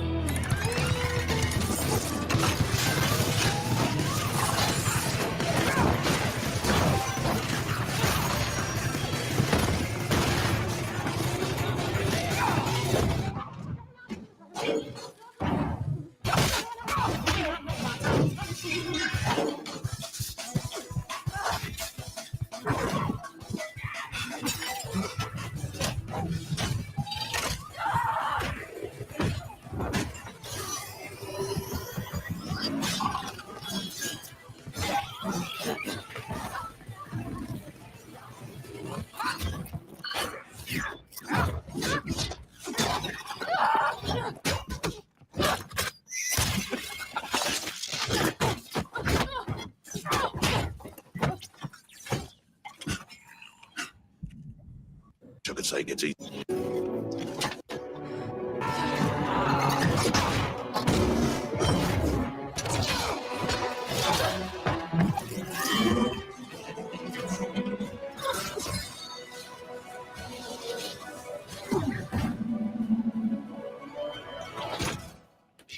That wasn't even the fucking fight I was looking for, I don't think. Whatever. It was fucking awesome. Yeah. That's why the show good. Also, it's got like a Denzel Curry song and a fantastic Negrito song in it. So it's cool. All right, back to animation analysis, not actually watching animation. Oh my god. You want some really long form magical girl discussion? If you didn't get enough of that on Lucaria's channel, leaves a lasting effect on her because she keeps thinking about this. She's caught in this terrible place where it wasn't a consensual encounter, but there were elements of it that she found pleasurable and she can't understand why. This combined with further encounters leave Utena even wondering if she's perhaps... I can't even imagine a sentence that would have gotten my attention more quickly than that one in the middle of an anime analysis video. a little too far since she's not seeming like herself after a while. Eventually, after a little training and motivation finding, Sayo ends up calling out Utena for another one-on-one fight, intending to overcome her and thus overcome whatever's been going on inside her head. Because of the way this show is, she ends up gagged and put into a very intense scenario. At the end of it, she just kind of gives up and gives in to Utena, giving herself over. She breaks. And Utena is absolutely disgusted. I haven't seen this anime. She immediately rejects Sayo and rants at her. Because despite everything that she does to these girls, this is not what she wants. All right. There's your magical girls. How cozy. This is a fantastic channel. That's latest video has got 43,000 views, so maybe that's a strong portent for growth. I mean, I see a pretty strong trend of like the videos get views. This is not a by any means like a dead channel or an infant channel. It's definitely batting above the sub count, but this is a good sign. Let's see what's going on. Thanks. First, let me know in the comments what your favorite song is in the Parappa series. Mine is Toasty Buns from Parappa 2, with Got to Move from Jammer Lammy as a... Ooh, making a call to a comment right at the start of the video is a great idea. It's like, I'm not asking you to watch 2 hours before you leave a comment. Leave a comment right now. Close second. Second, this episode was made as a thank you to everyone that donated. One, dissecting what made it so great, providing of the video. With Asaya Matsuda and developed by his studio Nana Onsha. Matsuda devised the concept of the game in 1994 before the PlayStation even launched. And two people... Parappa the Rapper doesn't have a story per se, not in the conventional sense anyways. Instead, the hip-hop hero is faced with challenges to his self-confidence from the showboating Joe Chin. To feel... Matsuda and Watabe flew out to the Big Apple and selected prospective cast members through this curated auditioning. Parappa the Rapper and both other games advertising, the TV ad campaign in the US for Parappa consisted of people outside belting out the lyrics to some songs from the game. And it's very dorky in an endearing way. Ribbit, ribbit, I cannot hold it. The last little toilet, already sold it. Ribbit, ribbit. The commercial then cuts to the actual version of the song with game. This guy made a lot of off-putting jokes and comments and was kind of cringy overall. Definitely killed the vibe in my opinion. Anyways, the intermission was a quick 2-player versus round with 2 members of the audience. The first competitor was Jeff Gersman, a gaming journalist who at the time was working for videogames.com. This Lammy concert happened just a little over a week before he appeared on TV for the Rappa version of Stage 1 with Incomplete Asset. It wouldn't be long before Matsuda, Nana Onsha, and Rodney Greenblatt would team up again for another Parappa game. This one being a proper... This is so ridiculously deep. Yeah, I mean, that was the kind of the vibe of this video as well, which is what got me to subscribe. But yeah, again, I'm like, like when I see these views counts, I'm like, okay, I'm glad that the channel can reach the audience that it can, but why aren't people subscribing? Like, why aren't people trying to make sure they see the next video from a channel that does content as good as that, you know? I don't know. It's interesting. This new YouTube landscape we're in. Let's shout out another one of the homies from chat, Landonime. Landon might be my biggest super chatter of all time. Also a good friend. He lives in the middle of Indiana in a very quiet house that I've crashed at a few times. I did not know he had 23,000 views on this Prince of Tennis video. but most of his videos do not have a lot of views. I found out about him because of this Space Runaway Idiot video. That, why did I say video? Whatever. This video came out like 6 years ago, and I think he sent it to me, and I was like, this is pretty funny. Because his approach is get drunk and just kind of ramble casually and passionately about Waka Kozaki. I love this show. At least on my rewatch of. Hi guys, sorry I've been gone for a while. Been dealing with some things, but I'm coming back with this video and was inspired to rewatch a couple shows and make a review of one. At least on my rewatch of Skullface Book. The kind of person who just casually throws footage from Sweet Mint into the first seconds of the video and doesn't address it at all. Seller Honda-san. As a former manager of several different retail stores, I could relate to that show. And also recently finishing Maho no Angel Sweet Mint, which was a pretty good. Okay, there we go. I think before Sailor Moon. But anyways, upon that rewatch, I decided to rewatch. That makes me think it was an editing glitch. One of my personal memes at a show that I respect so much for the wrong reason. An anime based on a manga by Chi Shinkyu, which with the latest release in 2019 and a manga that I believe is still trying to go, but I guess they have some kind of live adaptation plans that's still not been going on. But oh boy, did they come out with an anime that I swear to God will be better than whatever it is. Today we're talking about my love for the anime known as Wakako Zake. So as somebody who has been planning to go to Japan with, COVID and my personal illnesses and financial problems. This is a show I've managed to watch multiple times because each episode is 1 minute long, so it's very easy to recommend. I showed this show to Bird very early into us being together, and so Landon covering it, he was like, "Oh my God, Landon, you covered Wakako Zake." Problems standing in my way. I still wanted to find, something like some kind of guidebook for what I should look for when I go out to eat or find something to drink. Wakako Zake is the anime for you, and it spurred on me enjoying it way more than I think I needed to. Directed by Minoru Yamaoka, who is also a storyboarder on Quintessential Quintuplets, Oedo Rocket, and oddly enough, episode 140 of Naruto Shippuden, which is one of the worst episodes. But he has lots of other credits, and I think he's going somewhere. And with this show, I might be the one fan who says, yes, he has a fucking chance. I have been invited onto many podcasts in several different spaces and several different communities to recommend anime, and a lot of times it becomes like a drunken, funny version of something that I want someone to watch. And Wakako Zake, to get down to the nitty-gritty, is a guidebook to certain places in Japan and what those Japanese foods would compare to how it would work with a certain alcohol or beverage. And we go as far as fried salmon with sake or even fried chicken with beer. And Wakako Zake goes out of its way to go through every episode saying, like, there is some kind of beer over there that works for exactly what that specific meal needs. To me, that is a great review kind of show, just like a meme show. But the biggest meme to me is the main character herself. Wakako Murasaki is the most jarring character design I have ever seen in history. Why I think this show made me love it so much is that her character design, as quote on one podcast, when I showed a screenshot of her, said, quote, "She looks like a rape clown." And I never denied that and just laughed my ass off in drunken laughter. Wakako Murasaki is known for her meme of whoosh every time something just hits just right when she's drinking. And, she even goes and gets, Gaya Chimpuru or just, some like oysters or steamed oysters and some skewers, anything like that. But the rest of this show's production cracks me up the most is because not only her character design, but if you see in the background here, every character that she interacts with looks like a regular anime character. And I want to know who. And I'm not even talking about Kosei Yashige, the guy who actually did the character design for the show. I want to know what process went through either this man or several men's minds on designing this character to proceed around a full production anime skit like she looks normal. The character design left me baffled. It is one of the funniest fucking things I've seen in forever, and she made the show for me. I leave the show with my, if you want my initial rating as a critic, just on a show, of course, it's like a flat 5.5 out of 10. But if you want it from my heart, Wakako Zake, to me, in my heart, will always be a 10 out of 10, despite the recommendations of what I should know, what I want to eat in Japan. This is why I think Landon is like the realest anime YouTuber, because his opinion on this show is it's great at like what it's actually setting out to do, but mostly I just can't stop laughing about how fucked up this character design is. Like, that's the review. Oh man. All right.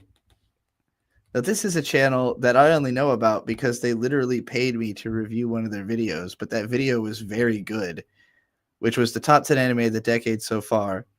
And then right after that, the next video was about the best anime short you've never seen, which indeed is an anime short I've never seen. And I was sold quickly. In this world, the only thing more certain than death and taxes is people online having bad taste in anime. And the only thing more certain than that is me online having bad taste in anime. But also my taste is amazing, and also I hate myself. Thank you. The other day, an 18-minute long anime masterpiece fell into my lap, but after seeing it rated a 6.7 on Mal and getting brutally snubbed in the Reddit. Roy Thomas has shown up with an alt called Jim Shooter in the chat now. This is a strange turn of events. You need to stop.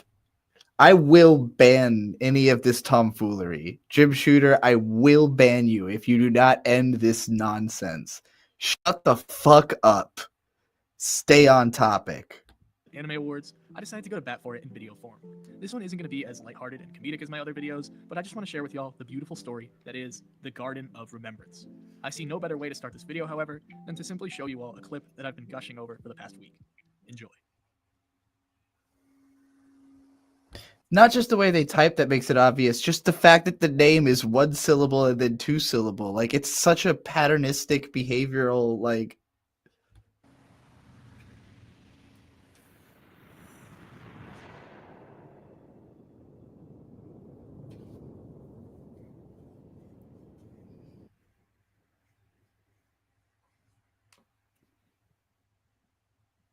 It's not performance art, Cecily. It's a dissociative disorder.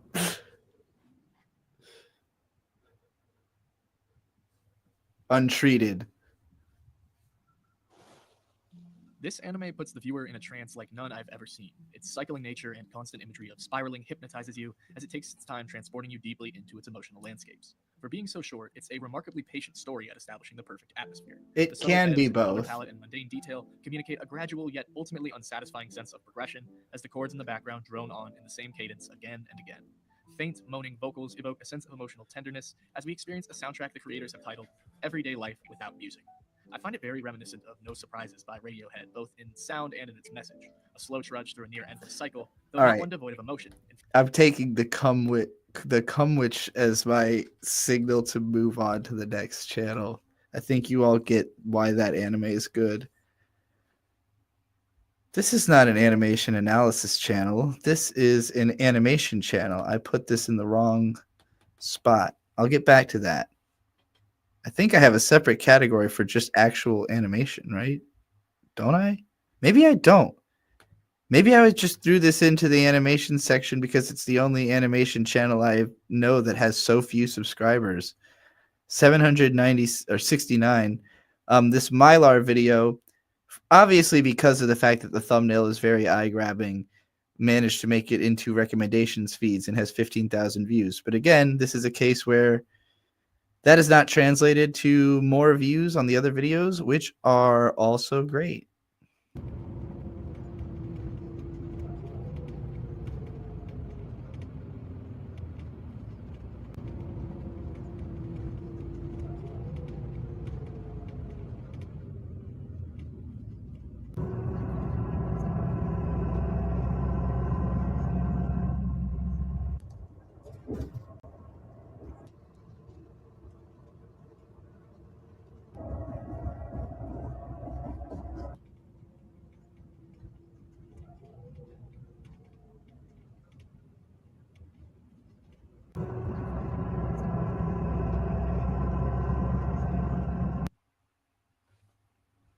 Yeah, so this channel has a way of just making my brain lock in and I can't stop looking at it. I think they also make music.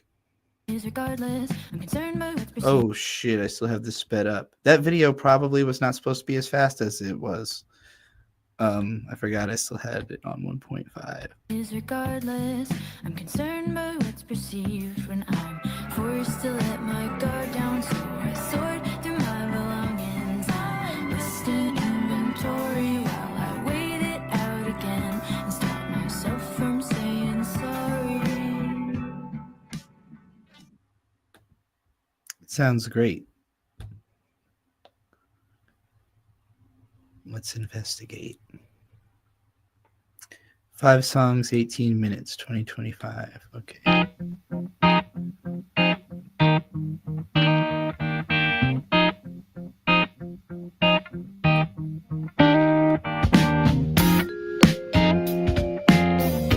All right. The fuck? That bass is great. The drums also just like I always like a extremely loud drum. Let me turn this down a little before it burst your eardrums though.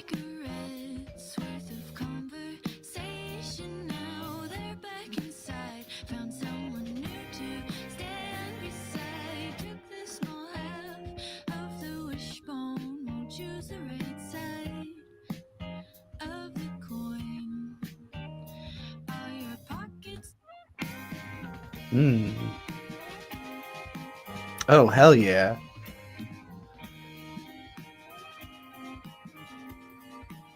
Those fucking jittery drums. I love it. Okay. It's good.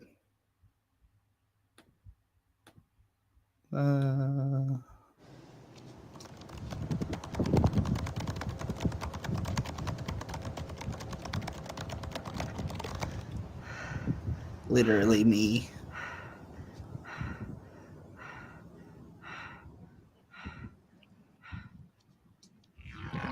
Whoa. That was really fun. Cute. Who are you? Oh, hey, I'm Harold. Why are you on my roof? I come here to sit sometimes to think. Your roof has the best view in the neighborhood, and I like your shingles. That's a great shot. Well, do you mind if I smoke? Hey, it's your roof. Do what you want.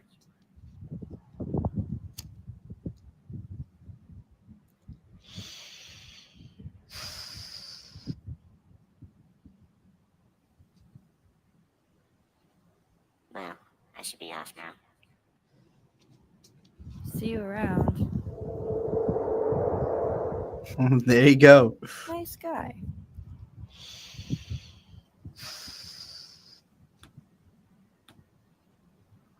Okay. I thoroughly enjoyed that. All right, back to people who talk about cartoons, not actual cartoons. Mopu. I know Mopu best for being good friends with my brother Shade. And another channel that is batting unfathomably above its subscriber count with every upload, actually. And I think this is just a good example of when you pretty much don't make a video unless you know it's going to be something people want to see. Like, Mopu has not made a ton of videos. They're obviously, this one's 16 years old, 13, 10, 5, 4, 3, 2. So quite a bit of time between videos. But again, all of them have way more views than you would think. Now, part of this is because Mopu's plugged into different communities, shares the videos around. This is a 4-hour video about watching literally every single anime from 2010 through 2019. I know it sounds like anime. I ended up how is mentioning that 300 fucking shows in this video. 2x this shit, please. Speed that shit up. The whole video is like very 2x this conversationally shit, paced, So please. if you're about saving your time, I would not spend 4 hours listening to it on speed. Even just 1.25 will get you some mileage. I realized I left out a bunch of important shit, so let me get to that.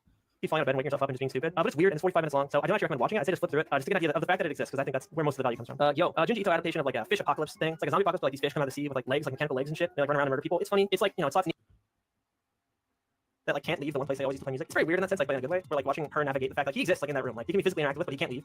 It's weird, but it's cool. I like it. Kino's Journey, the 2017 remake. This is like a totally unique show. Like it's not just a remake of the 2003 one. I think it's 2003. It's like a whole bunch of new episodes. So in that sense, I just like including it on this list, even though ordinarily I count it as like a sequel or a spin-off or something. Same as the original. I'm not sure if you're aware, but it's like a factory where everything's just created out of dirt. Like they just mold it and decide they want it to be a thing. They just like, I don't know, that could be horrifying. That could have really weird ramifications. Or they have like they can't die. So what's stopping them from just like running off and like leaving this whole school site and like going to Africa and like fighting a lion barehanded? You know, like there's no fucking consequences. Go fight the lion. You're king of the world now in this place where you're dead and can never die simultaneously. It's weird. It's fun. I like it. It's a good show. That's a take on Angel Beats. Okay. All their friends surrounding it, like how they're trying to like interpret and understand like their friends' experiences when they're like Japanese teenagers that like know fucking nothing about what it means to be trans. Like trying to understand these kids. That, Wait, like, are these feel wrong in their lives, rated? like, wish they could be different, but like have to fight Are these in society. order? Want them to be different. Want them to be normal in air quotes. I don't know. It's just a phenomenal show. I didn't realize they were in order. And I think it's fucking unbelievably touching. It made me cry multiple times. It's really fucking sad. I think the main theme of it is like perseverance in the face of like tragedy and horror. But it's just really sad. Like it's just seeing all this horrible shit happen to this family and like all these people who are just trying their best to survive. I think like more than something like Barefoot Yan, which is horrifying. I think this like actually really touches on like. Why isn't this called I ranked every anime from 2010 to 2019? What it meant to struggle with the horrors of war in Japan in World War II, like especially like during the bombings. And then, dude, I'm not gonna spoil too much, but the credit sequence, the fucking song that comes in, is so beautiful. It's probably my favorite credit sequence from anything ever. Second, maybe being like the Whisper of the Heart credit theme with like that little rendition of Country Roads. I don't know, it's just so I good. guess it does say here's my top 100, but that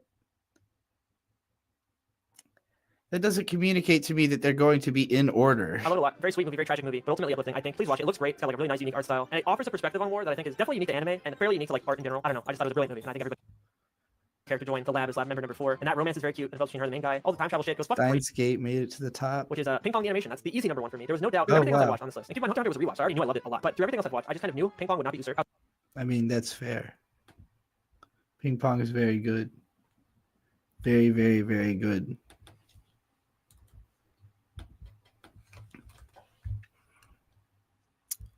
Here's another example of a channel that has one video with almost 100,000 views, has not translated to more subscribers, nor does it translate to more views on the next video. But I like this channel rather, for being kind of like literally intro to anime. Like if there's somebody who you're trying to get into anime and you're trying to explain the most basic shit to them, how do anime seasons work? The complex world of anime companies. What exactly is anime? This is, kind of like a video I made a long time ago, but more up to date and not the opinions of 2014. But yeah, like this is just So you like put up the an anime watching, most you see the screen, perhaps many of them, all with logos straightforward. of different companies before they fade out and let you continue watching your degenerate filth in peace. Be it Aniplex, Kodansha, Toei Kadokawa, Funimation, Toho, Viz, or TV Tokyo. Obviously, these companies are involved with the creation of these shows, but how exactly? What do these guys do in particular, and how do they interact with other companies whose names are always thrown around? All right, I think you can get the point of that channel pretty easily. That's your literal guide. Now, this is a channel I've never understood why doesn't have like way more views.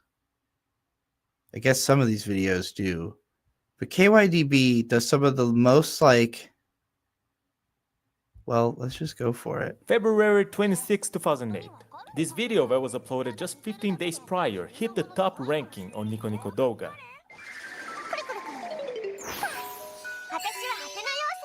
And this clip made this girl go viral.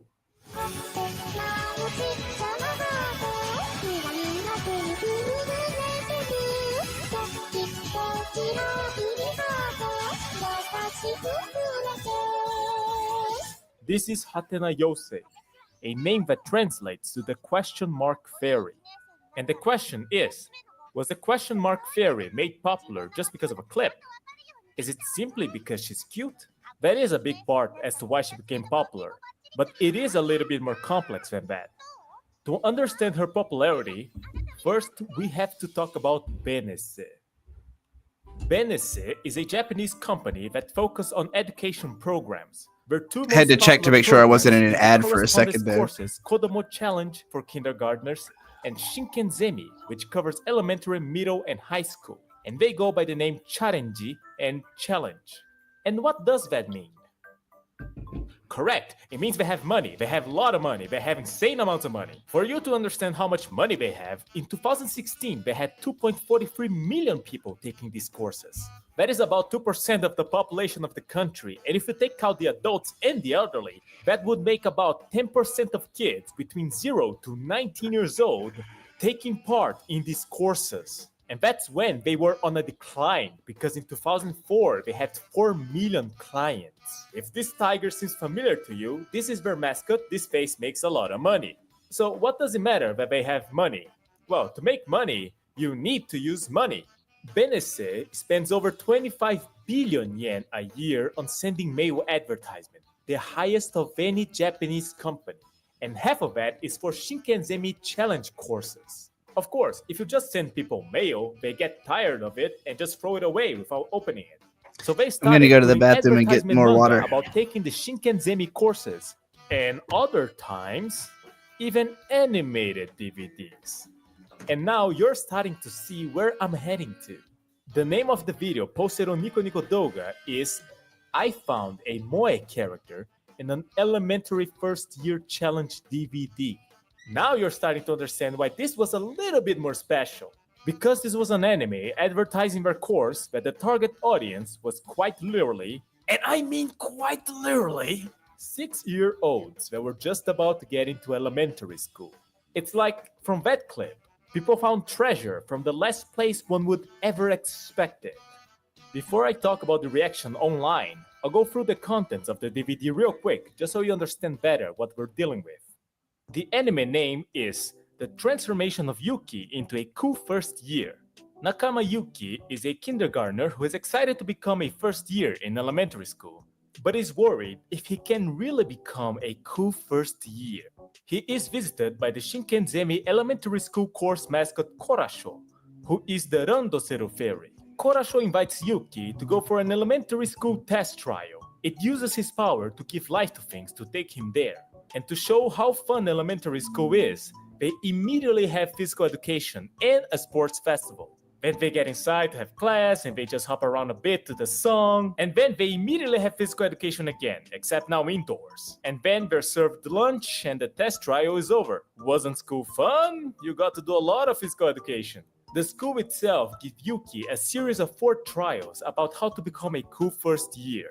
The first trial is given by the big clock, and the objective is to get to school on time. And to help with that, of course, Yuki uses Shinkenzemi's elementary course Korasho clock that talks. If you join the Shinkenzemi, you as well can get one of these. Yuki completes that trial, and so he enters the school to face the second one. And this is the big point of interest for this video. They are faced with the void filled with question marks that turn into Yuki's possessions. だから君たちは僕のものって本当にわかるのかな。ただ似てるだけで君のものじゃないかもしれないよ。The issue is that his things might be someone else's and they just look alike. The solution is simply to put your name on those things by the means of a name label which you can get specifically with your name on if you join the Shinkenzemi. すごいじゃない。自分の持ち物がちゃんとわかるようにできたわね。かっこいい1年生になるための2つ目の冒険もバッチリクリアよ。やったー！ And with that, they leave the room behind for the third trial, given by the Chalkman. I like this trial. The first trial was like, you have to come on time, otherwise you won't be able to get in. Oh no, how sad. The second one was like, you have to put your name on your possessions, otherwise you won't know if it's yours. Oh no, how inconvenient. Chalkman is like, you have to know how to write your name in proper stroke order, otherwise I'm going to kill you. 一つでも間違えたら床がなくなって下へストンってなことになっちまう。 But Yuki completes the task because he has been practicing with the Shinkenzemi's stroke order machine great, which you can obtain by joining the Shinkenzemi. They use a lot of runtime for this advert. You just know this is the thing they thought would get the attention of the kids the most. They made a stadium to advertise this. Suddenly, there's 3D models and visual effects, all because it has a shitty Tori mode as well. Yuki completes the trial, and for the last challenge, they're on a desert, a castle comes out of it, and then a robot comes out of the castle. The last challenge is a counting challenge. If you can't count to 10, you cannot become a cool first year. Yuki has no confidence in math, but Yuki can practice counting with the math machine great, which can obtain by joining the Shinkenzemi. And I guess using this is better than counting literally anything else, because this machine goes ping pong when you get the answer right. The robot starts leaving while Yuki is practicing, but Korasho tries to stop it, and then every other... Hey, it's Shaves. Did you know the Shaves channel still only has like 3.5k subs and still bats under like 1,000 views despite being like the most beloved member of the AnyTube community? Because Shaves stopped talking about other people's videos, so those people stopped watching the channel, even though it's still videos. Hey, it's Shaves. Osashiburi desu. I know it's been, and it's a new space, completely new, and I didn't want to like record anything in this space until I got like into the office area that I want to be in, but it's not cleared out yet. It's okay. It's been a month. That's fine. I was on Twitter and saw the tweet about this. Pretty please. I don't want to be a magical girl. And I audibly groaned. And it's not. And of course, like I think the first is like, oh, it's a race thing, and it genuinely wasn't. But like, and now I feel bad because if I don't like this thing and it's like, oh, is it because of the where like it seems that way? I literally just saw a Sarah Zed video about You are allowed to not like the Black Magical Girl show. just as long as the reason is not because it is a black magical girl show. This about when it related to High Guardian Spice, we're like, no, it's genuine criticisms of the show, and like, but people hide behind that to mask like actual. No, they just don't want to see a show written by a woman, you know. And so you're kind of caught in like a catch-22 with this sort of stuff. And I don't want to make this that. The reason I'm interested to the point where I'm making a reaction video about this pilot animatic is because I'm genuinely interested in this topic, you know, not just like Western animation taking anime related things or whatever. I mean, genuinely, like calling your show like, I don't want to be a magical girl. I've been in the process of making a video of September. That's one of the things that kind of, I feel like everybody who really wants to be a magical girl has struggled with this show. I think I was more ready to accept it because I wrote post magical girl. So obviously my perception is being a magical girl seems like overall it would be a negative. Like it looks fun, but actually experiencing all of that, you know, the shows always end before you see that kid grow up, with the exception of Heartcatch Precure, and fucking Cure Moonlight did not seem okay. Cure Moonlight was not okay from having been a Cure. So, I don't think being a superhero does good things to your mind. So I think y'all got to accept, as much as you want to be a magical girl, please, please, please, I don't want to be a magical girl, is still a sensical reaction and one deserving to be explored. I think holds out. Lead pipe gonna do. Get him. Oh, the nice shit there. Holy shit. Oh, I didn't like, even notice again, that. This is, yeah. I missed that particular swear. Well, whatever. I had similar complaints about the swearing being like excessive because it is functionally a children's cartoon. Hayden the Historian. Uzumaki's other bizarre adaptations. How Precure Changed Magical Girls Forever has 66,000 views. Impressive. 81,000 on the Fruits Basket video. So once more I ask, why didn't these people subscribe or check in again? What is this anime? Do you ever get the ick? Of course you do. It's become a very popular trend. That fucking just the ick. I was not ready for that. Put you off. We all have our own thing that makes our skin crawl. Men who are like 5'8" but swear they're over 6 feet. Icky. Guys who rage at video games. Cringe. People who can't seem to take no for an answer. Do I even have to say anything? Well, whatever your ick is, something we all have in common is that we discovered it through personal experience. So when A Condition Called Love started airing, its first episode alarmed many viewers. And it wasn't some side character having a weird relationship that put him off, it was the main couple and the draw of the series. Was it people just being shocked at a first impression, or was it really as bad as people made it out to be? Does A Condition Called Love romanticize toxicity? Alright, so to briefly... Gary, like, I get the subscribing is over, but why? That's what I don't get. Why is subscribing over? Is it literally just that, like, did people fucking forget, like, that it's a thing? I don't understand how has the culture shifted so tremendously that people no longer even think to subscribe to a channel after watching a video that they enjoyed. That's the part that I'm confused about. Like, you don't need it to see the people you want to see, and because subscribing doesn't guarantee that you'll see the person's stuff. I need it to see what I want to see. They don't look in their sub feed. Yep. Like, again, I don't understand that. Like, I cannot understand seeing something great and not wanting to make sure I see more of it. Like, make sure that I see more of it, you know? Like, I subscribe to channels literally within seconds of videos sometimes. Like a lot of the animation channels I followed lately, I literally within a couple seconds was like, I want to see everything this artist makes for the rest of their fucking life. You know, like within seconds.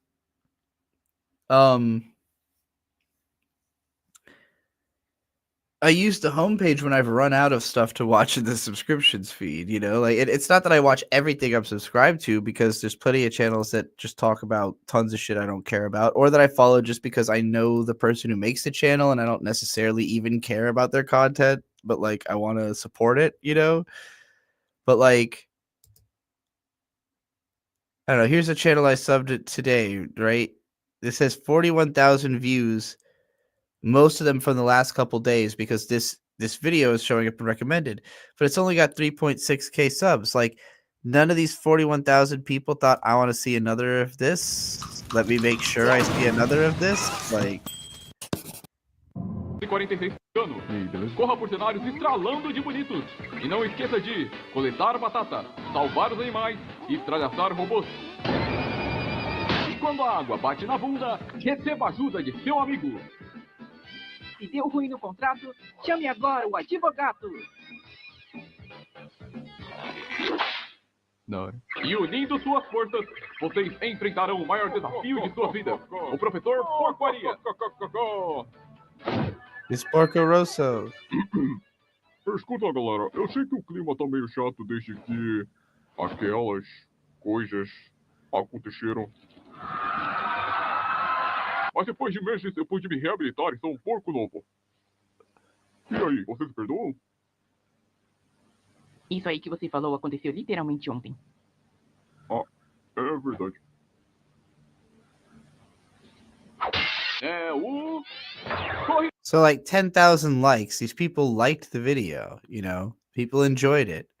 Why didn't 10,000 people drift from that to this? Why did this button get tapped but not this button? That's what I literally don't understand. You're saying they use YouTube the way it works now, but why? Again, why? What changed? Because YouTube wasn't subscriber focused in the beginning. Like it is now closer to what it used to be. It used to be that you just saw a viral video and you had no idea the context of it and you never investigated, you know, like, and it was only very few channels that had like a lot of subs. And then again, I was saying it this earlier in the stream, like I have a channel that's been around since 2007, and I have this channel that was created in November 2012. And in early 2013, YouTube changed the whole design of YouTube so that the subscribe button is where it is now, where it's right next to your name / right here on the channel. And as soon as they did that, everyone's subscriber count exploded. And it became that subscriber counts were status on YouTube. And also the best way to guarantee that your next video got views. So what this tells me is like the algorithm no longer considers the fact that you got a lot of views to be a good guarantee that you'll get a lot of views on the next video. And so it doesn't try to promote you getting subscribed. But I don't know how YouTube, I don't understand how, like nothing changed about the format, you know, like nothing changed about the way people do. People still say like and subscribe, I think. Maybe people stopped saying subscribe and just started saying like. I really don't know. Like, it's very strange to me that the habit would change. Like, they created a habit that people developed of hitting the subscribe button, and then people stopped doing that. So, like, that's strange, right? Isn't it strange that that people would just engage differently all of a sudden for no seemingly obvious reason? Like, what happened? Why did people stop hitting the subscribe button? It doesn't really make sense to me, but what it tells me is that if you want to be successful, like this person has to take this audience and bring them somewhere else. Like, where does this video tell you to go? I guess this is more of a... Like, this suggests to me that there's a owner or producer on some level. I don't know. I can't read the fucking text, so I can't really tell what that stuff says. There's sources for the music and the engine. But, like, where does this tell me to go? I think that's what's missing here. Well, somebody was involved in this.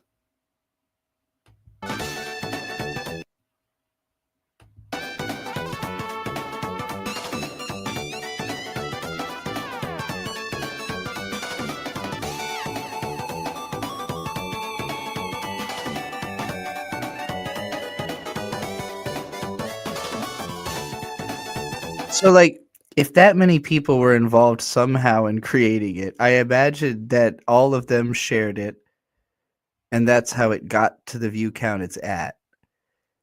So it's possible that people were not concerned about subscribing because they just know they're going to see the next thing from this person. I really don't know. Like, I think that we've gotten to a point where every channel's story is unique. Like, if a channel is going to survive on YouTube, it's not going to be for reasons that are super obvious. You know, it's not going to be like, oh, they've got a ton of subscribers, or they consistently talk about this topic and get this many views. It's going to be like, yeah, they're associated with this universe, and like, oh, their site links to this site. You know, like, there's all kinds of, like, it's going to be about the connections your channel has, I think, more than anything. Also, Weeb, 431 subscribers, very low view counts. We got some videos with 7 views on this channel. Meanwhile, 201,000 on just the ReZero. Okay, we've got a couple of eulogies with some more views. So there are some videos with views. Let's learn about why Daima is peak. Hello. Dragon Ball Daima just wrapped up, and here are my thoughts on Dragon Ball Daima so far. This is right before I've, having seen the final episode, but here's all my thoughts and everything with the show. Essentially an anniversary project celebrating the franchise's like anniversary and everything, and I gotta say, also, if you could definitely stand to edit some of the ums and like pauses out of your audio, because that's a bit slow for me to hold my attention. But anyways, let's move on to my homie Bakaraptor. One of the people who influenced me a lot back in the anime blogging days. As a YouTuber, a lot of the time, if he has more views, it is simply because I did share that video. He's never really been trying to get a ton of views on YouTube, I don't think, but he makes very short, very charismatic, easily digestible content that anybody could I enjoy. watched the first Spice and Wolf anime back in 2008, and I thought it was double plus good. I even went out and read the first volume of the light novel series as translated into English. By the way, that was the one with the cover controversy. Naturally, I got stuck with the bad cover, but nonetheless, I read it, and I did notice some differences between the light novel and the anime. So I figured when this 2024 anime came out, it would probably be a bit closer to the light novel series, but in terms of overall feel, it would probably be very similar to the original. Well, I think I was right for the most part, but there was one thing that did really surprise me, and that was just how hot and bothered Lawrence and Holo constantly are around each other. I would say get a room, but they kind of already do that in every town they visit. Now, when I watched the first anime, I passed off all that banter as kind of old world, kind of respectful banter that you couldn't read too much into as flirtation or romantic. That was just how men and women talked to each other back in the day before society became gender neutral. Men would compliment women on their beauty, women would compliment men on their strength or bravery or something like that, and people would just go about their day. No one called HR. That's just how people spoke to each other. It was very gendered, and it was also very flowery and grandiose. I see that when Lawrence and Holo talk to other characters as well. They speak with that kind of flowery language. But when I watched it this time around, the 24 anime, nope, it is not just respectful banter. These two are irredeemably horny all the time. And I have to wonder, was it just toned down in the first one? Irredeemably Was it horny turned up is in the such a second one? phrase. Or was I just comically oblivious for the past 16 years? Probably that, but maybe I'll have to check out the old one. Just Having seen the original anime, I would say that it was never overtly like horny. It was always like obviously they're flirting, but like like I would say that it was like the point of the show felt like that the intellectual like the conversations were good enough that they didn't really have to fuck, if that makes sense. Like the characters, you were able to accept the slowness of their romance because it was satisfying even without having to be like physical like that. And it does seem like the new anime just made it more like, no, they're just starving to get into each other's pants and taking their time for no fucking reason. ones to see how it actually was back then. Everything else is more or less as I expected. I would say the one other, I guess, minor change from the original is that this time around, the stories are narrated from the future by Holo to someone whose identity is totally shrouded in mystery. No way we can guess who that is, but I'm a sucker for that kind of thing, so it's not a problem at all. Otherwise, yeah, it's tales of medieval economics, and that there's really nothing else like that I've ever seen in anime. It's unique, it's interesting, but that is also the one problem with this series. Sometimes you gotta slow. The credits thank a Brazilian City Hall initiative for audiovisual arts. Credits also includes some students and teachers' names. Okay. Yeah, I was wondering because it seemed like an organization. So I was like, what the hell organization is backing this random indie animation? But that makes sense for it to be a school is the organization. Slow down, you might have to pause it. I had a feeling it was in Brazilian Portuguese, but I didn't want to say that and be wrong. So thank you for the confirmation, Amy. Take some notes, run some calculations, because otherwise you're not going to understand what's going on. I know some people out there pretend they're fluent in medieval economics and everything's totally simple to understand, but no, it's really not. You do have to really think things out. So overall, double plus, really liked it. Hope they make more. Yeah, all right. Those are the animation analysis channels. Do I have Mapu in here twice? I do. I have it for both animation and gaming. I guess that was just depending on how I ended up handling this. The only tiny gaming analysis channel I put in here is my alternate personality, Vera Bradley, the Bomber Girl. Every trans girl I know. Video about Infinity Nikki was all about my obsession with its photo mode, and in the comments on that video, another excellent cozy game YouTuber called Cozy Game Studio told me that the trans perspective on Infinity Nikki could potentially be helpful to a lot of people. And so, on that note, I'm here to offer my perspective as a trans woman playing this game, although I expect that this will be more informative to people who are not trans women who play cozy games, because the appeal of this game is apparently as obvious as anything ever has been to trans women who play cozy games. And I say that because I showed the photos I had taken in-game to the girls in a certain Discord, and every single one of them had downloaded the game by the end of the night. And I can't get these girls into anything, usually, unless I make a fully fledged video explaining all of the appeal of it to them. I was blown away. Several people raced past me and beat the story mode in like a couple of days.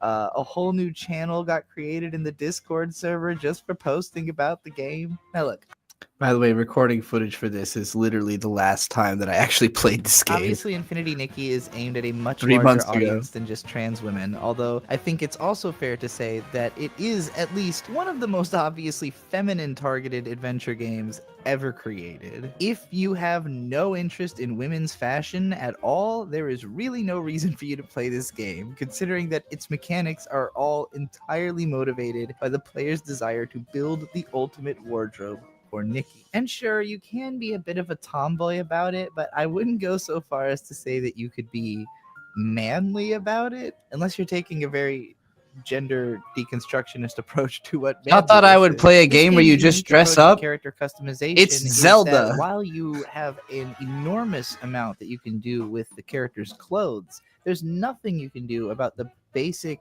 proportions or face of the character. You are Nikki. She's kind of like a Barbie doll by way of Hatsune Miku or any other very broadly characterized anime heroine. She's Moe Barbie. Speaking of heroin, Infinity Nikki is built to drip dopamine as constantly into your eyeballs as it can, and all of its mechanics are habit-forming addict traps meant to get you into the gacha side of the game. But importantly for me, and for a lot of the other trans girls that I know I'm who broke. can't spend money on something like this, the game is free as a baseline. And you can collect so much stuff in game that you'd have to really exhaust it pretty heavily to reach a point where paying money was necessary to make things happen faster. Personally, I have a hard time even paying full price for cheap indie games. I'm not at much risk of spending money in this game, but several of the girls that I got into the game have already dumped quite a bit into building their aspirational outfit. I hope you're listening, Infinity Nikki Partner Program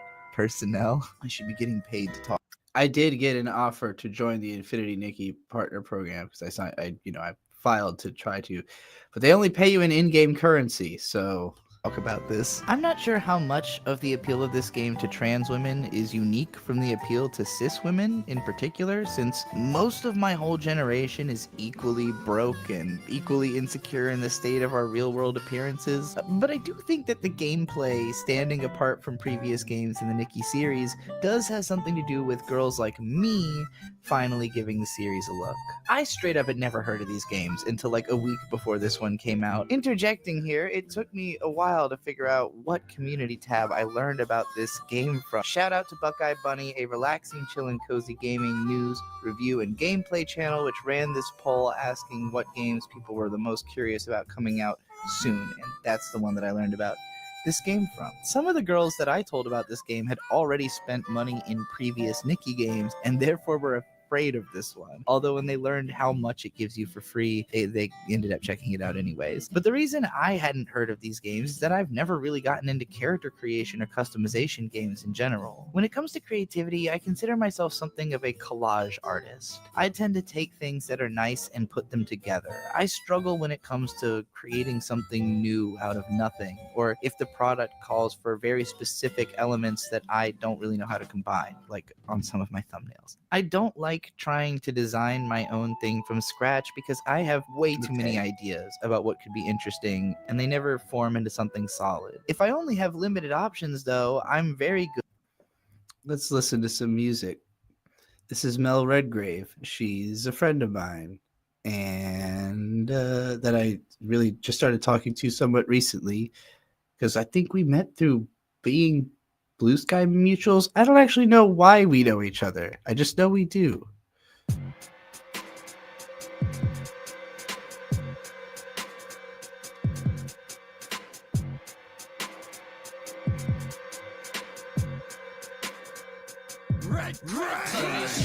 This ain't no such thing as halfway crooks. Scared to death and scared to look. They shook.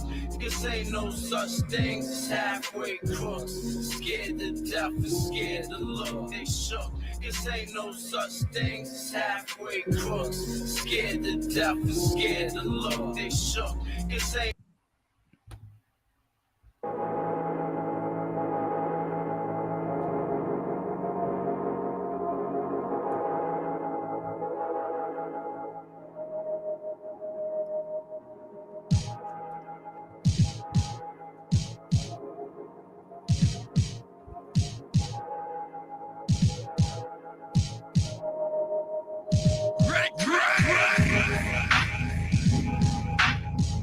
Oh shit.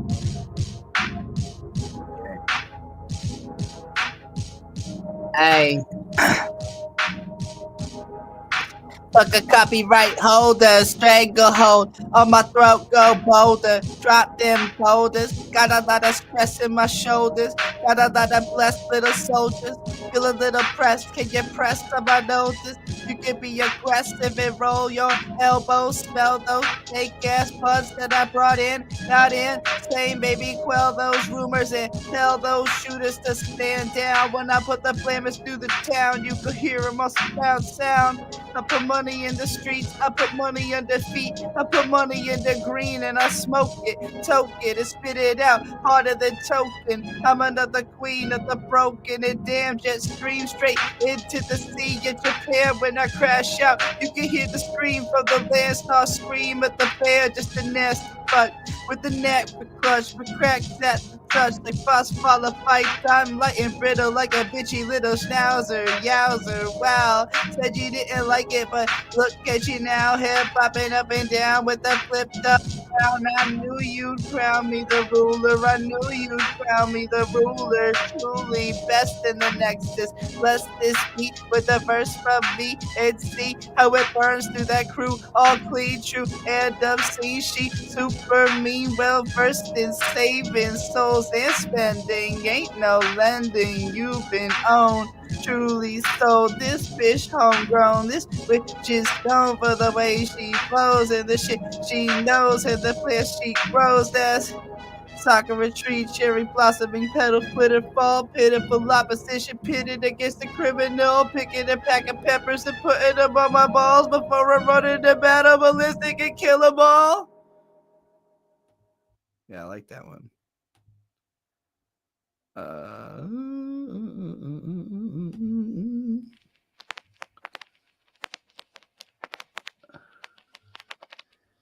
How was the timing on that? Did it sound like horribly off time and obnoxious, or was it like relatively listenable? And you can tell that maybe time is out of joint, my love. So this is maybe just an SOS shrapnel, an echo of dead sentiment, measurement tossed to nothing for no one, a wasted effort, a shrug. Or maybe resonate, incurable, romantic, defunct in the face of fact. Blackboard formula erased by the next class, but the outline's still intact and I see it. And I'm still not sure of the meaning, but I'll say it. Write it down and read it for you. Yeah. No protected leathery flesh of emotion chain now. No running, no rocking. Okay, I've heard this band is a bit more popular in real life than they are on the internet, because their gimmick is that they're a couple who I don't know if they full-time live in this van, but they operate entirely out of a van. They play their shows out of a van. They live van life, and the music that they perform is in a genre they call crust wave. That is indescribable without listening to it. So, damn, God, where'd you find this?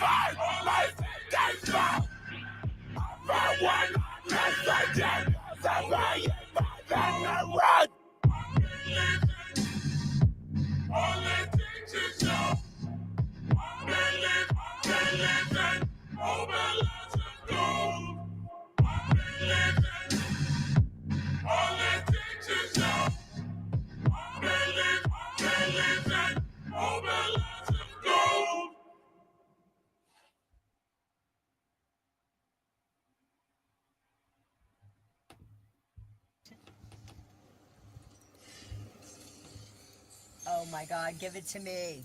Give it to okay, Triss, she does both music and like talking at the camera type videos. Her latest one, Trans Femininity or How to Be Feminine, has gotten a lot of views, and I think this channel is inevitably on the way up. I said so in a comment that a lot of people seem to agree with. True nature, really, it's easier to believe so naturally feminine anyway, in every way. For God's sake, I thought you only came out at night.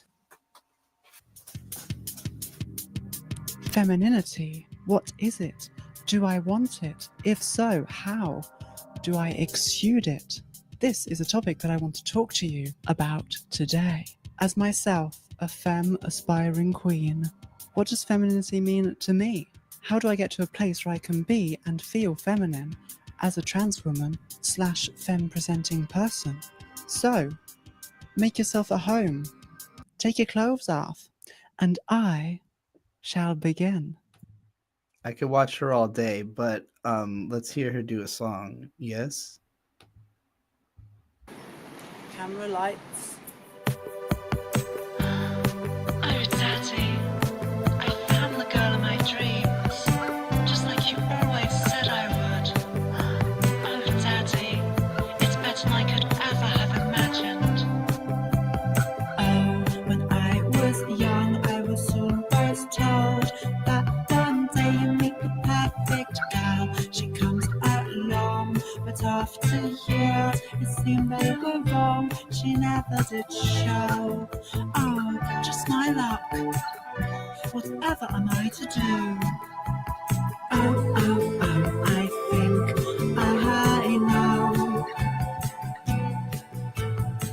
My dream girl, she never came along. So I became her. My dream girl, well, the only other was wrong. The one I see when I see me, dressed up in the mirror. The one I see when I see me and think, oh, that girl's so pretty. All right, now the real shit though. Fuck that gay shit. Give me this gay shit. Fuck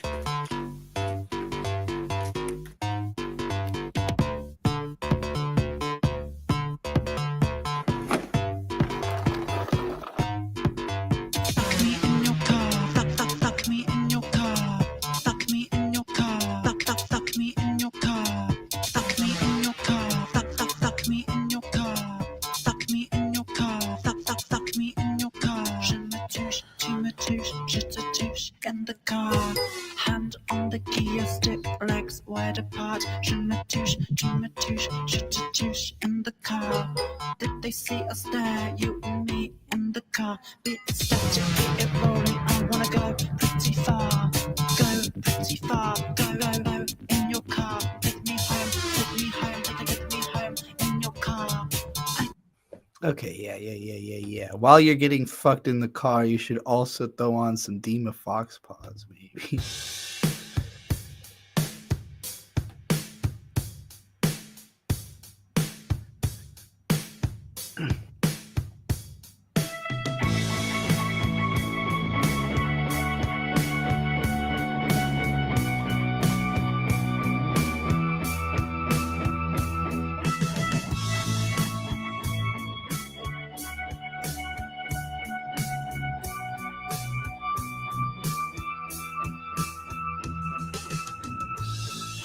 Searching for your vital signs. This lover's river has run dry.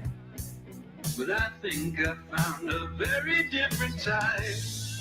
Name picked from your database. And why I'm in my place. And I think I found a way to trust again. You don't really know nothing about Amy. So in love with the way you play me. Wanna talk and you say pay me. You don't really know nothing about Amy. Never went for the girl with the pretty face. Just a toy that deploys while I masturbate. Take control, yeah, please enslave me. You don't really know nothing about Amy. I know something about Amy. She wrote a book. And she sent it to me, and I haven't read it yet.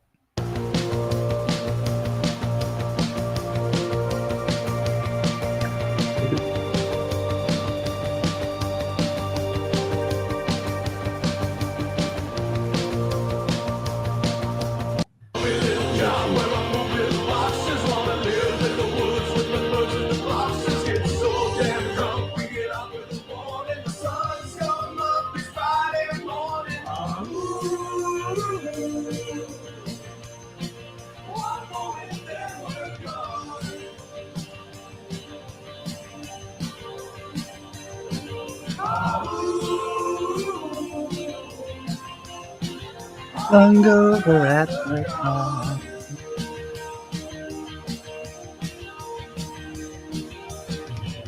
I know something about that. Okay. Subscribe to Dima Fox Paws and Soft Girl, because also, you know, another band that Dima's in. And I don't know if they're still gonna use this name, but there's been years long gaps between releases, and they came back. So I can always be hopeful. And I'm gonna take the advice of this song personally.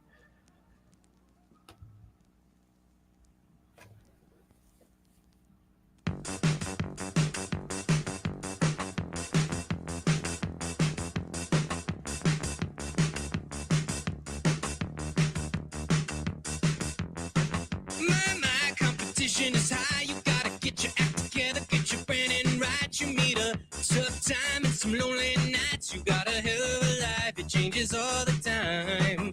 Oh yeah, now your face is a window. You build a good base and you hawk the headphones. Your name gonna get you in Forbes, and then you buy a Porsche and then you run its course. I heard you had a big pair of nuts. We're talking oh so dangerous. How does it feel when it gets real? Knowing it's real, then it becomes clear.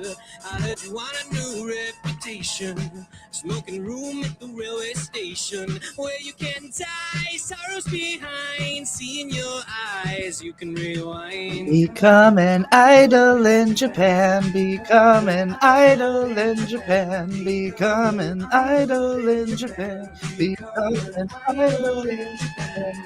Maybe I will, maybe I will, maybe I will, maybe I will, maybe I will, maybe I will, maybe I will, maybe I will. What is this? Oh yeah. Amy found this channel and was just like, "What the fuck is this?" And I was like, "What indeed?" when I saw the thumbnail. And it's everything I could hope for.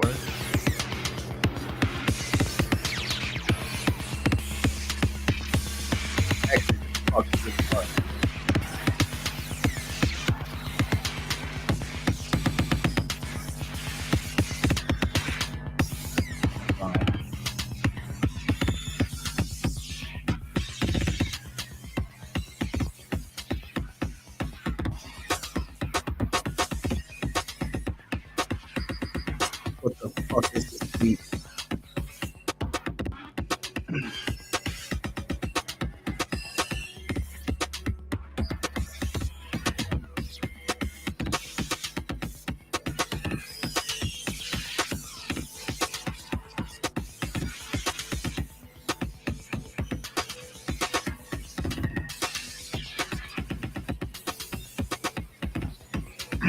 Yeah. So much audacity, flexible look, capacity, raptors, flows like rhapsody, rigor mortis, recovery, rocking my yama, Vegas, for days, can I can favor them, singing any more clear than swaying, and every rhyme I can sing, you want to play this station, I got no patience for faking, you want to take it, the best for more best, your responsibility, taking the hold of the flow, and control the fully go, where I told you, I'm on hold, I'm roll, like it being the soul, like a pet control, met control, the flex control, complex control, the fact control, another post, bitch control, like me, bitch, emotion, so decompose, like most, at the point, I get the soil, I pour from the water, from the pot, please, stop, breathe, fuck. Damn, really fam, fuck, I pull the shells of the gram, fucking man, I am legend like laundry gallon glass, I'm looking right through, in your ass, but I'm about to choose the food that you rely with your community, me, run, look at that, it was like when you saw what trunk, the straw, that truncate ball, it's not the fact, plus pocket throws my gas, I press the pass, face ahead, turn like Trump, heard that bullet, I go right through it, like a comment to clean on the skin, so quick, fully please, typing, lucky hard drives with the massive magnet, filthy fast, 3 times a moment, ass, one tab, I can, it's all day savage. I mentioned that beat, I go with some road kill. Everyone I meet, the culture is a big deal. Got a couple of beats, some bitches really got. Never lying that they right or whack. What's your comeback? Young Ripper 59 bits back. Selling red black like a whip crack. But the culture's back. Tech pros want that aesthetic back. Every July is a cracker, full stop. She can transition, I'd still slap her. That's bitch to bitch. No stitches, no cop collars. Fucking big like ballers. So steady collars. I'm ready to be shot. Collars to follow what's up retarded. As a color, take a look. The fucking secret bitches money. I'm clean. I make my bees bring honey. Bring bait at the gold. That become a yummy like beaver. Mouth first, so strap. False to the cedars like you're nuts on a stovetop steamer. Mama girl cheaters, no feeders. On a beat like a voter with a rodeo. I mean, what I mean is the culture with a done deal. Got a couple beats, but the bitches barely back. Haven't played, but they fight her back with the comeback. With the comeback, with the comeback. With back, with the comeback, with the comeback. With the comeback, with the comeback. Come back with the comeback. With the comeback, with the comeback, with the comeback. Yeah. See, get the mix and see how for your pussy, get the good sleep, you see my good sheep, here, there, let it get a cooking, what see, is from a Rastafari, my souls, understand my lyrics, my diction is pristine, so proceed, just miss me with the racist, I take, so you're not take like you, my muse go deeper than lake and broad like ocean, frankly, Mr. Shankly, fuck yourself, I transcend shuffle bank, I make the future suit yourself, you say, you know what, okay. I really locked in on that one. As soon as I found bars that actually worked, I was like, oh my God, I can't believe this. Let's go. Not all of it is like hip hop like that either. That one clearly is. Yeah. I'm gonna go piss.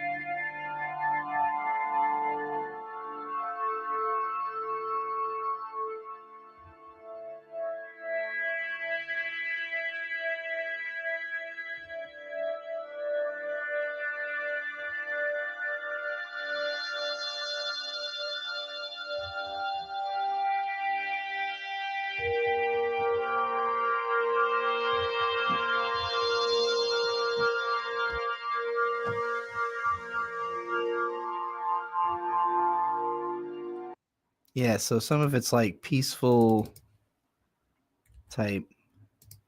No, thank you. No, thank you is a friend who. Oh my God, there's almost 400,000 views on just this one Yay song without distortion. Meanwhile, the actual like new latest album has 255 views. Entire piss world.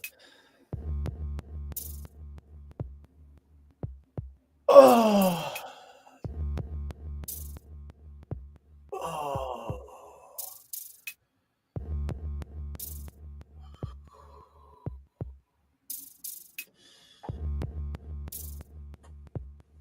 Oh.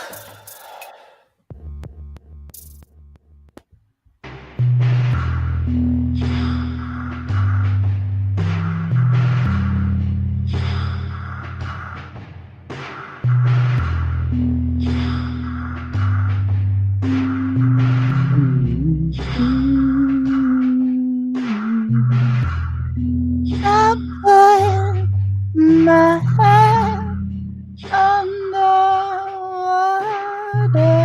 and now I'm tired of your voices. I put my teeth into your face and I'm tired of voices. Submersible. I don't know. Thought I'd give it a try.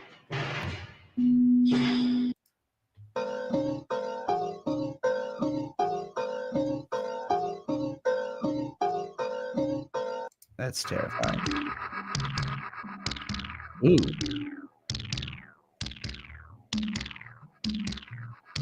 Banging.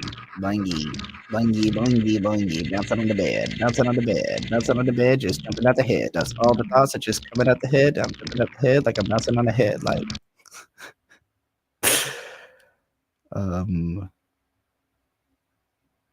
virulent nihilism fits its title.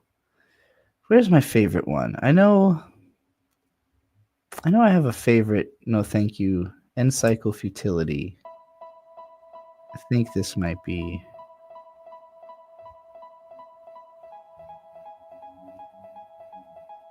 It's definitely my favorite title. How the fuck did he get to collab with 100 Gex? Just being that good.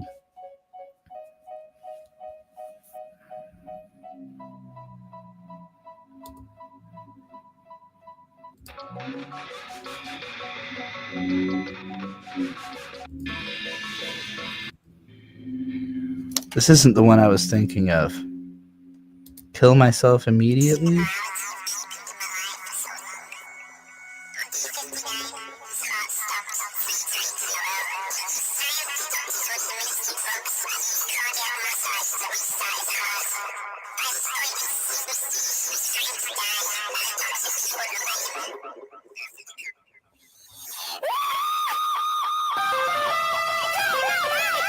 This seems right.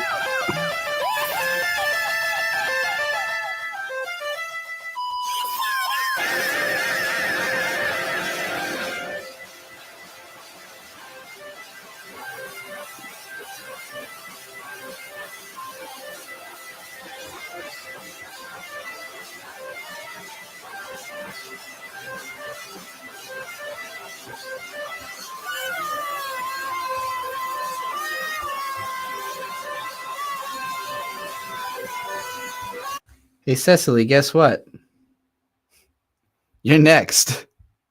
You're literally next in line. This was debuting last night, and I just like caught the premiere for like 10 seconds, and I was like jamming to whatever the hell song it was that was playing during when I came in. Let's go! That sounds great.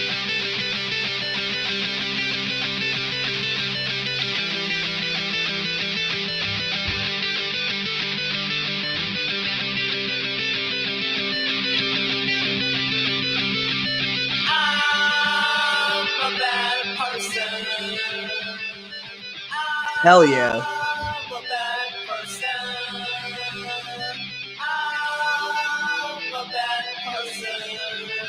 That's a fucking incredible way to start an album.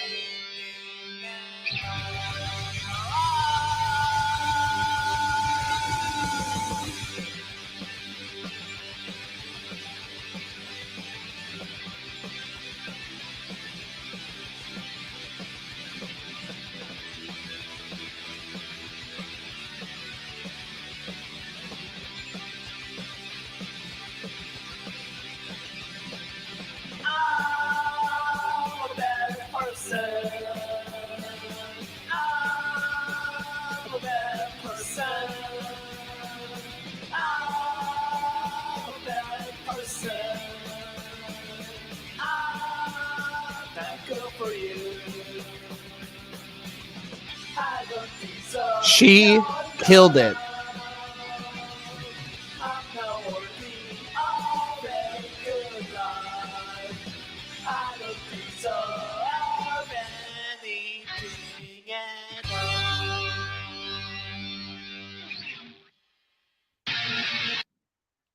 Post-rock Jeff Rosenstock goes hard as fuck, though.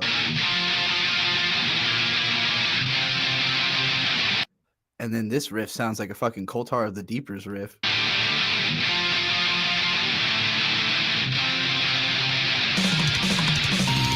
Yeah! Yeah!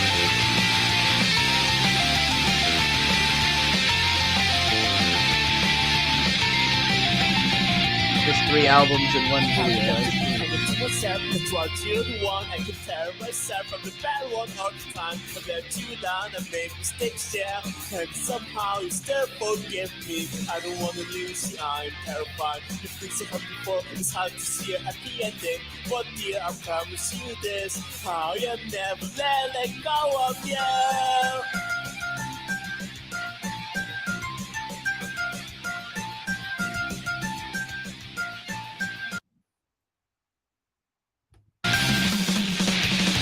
Foster, you said I can't love you without the wrong heart. Foster, I said our love can be the best one of ours. We had such a long week alone, and finally you'll be back home. Foster, I'll see you soon.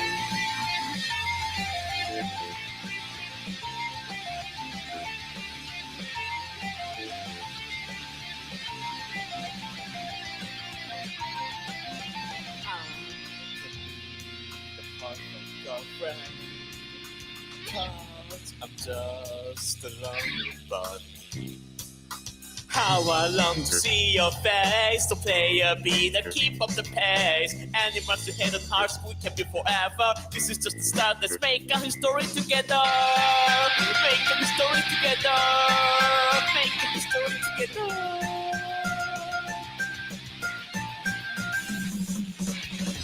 Foster, you said I can't love you without the wrong heart. Foster, I said our love can be the best one of ours. We had such a long week alone, and finally you'll be back home. Foster, I'll see you soon.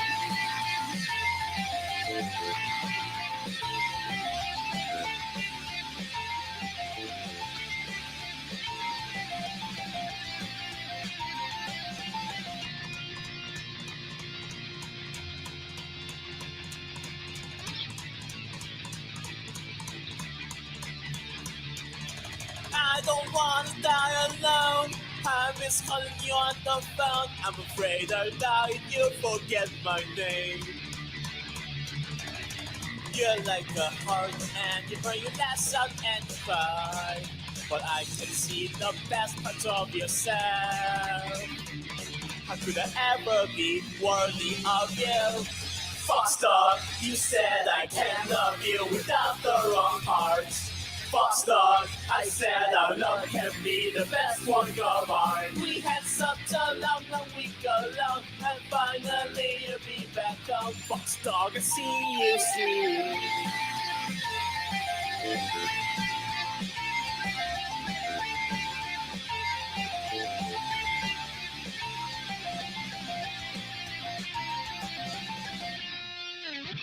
Yeah, that goes fucking hard.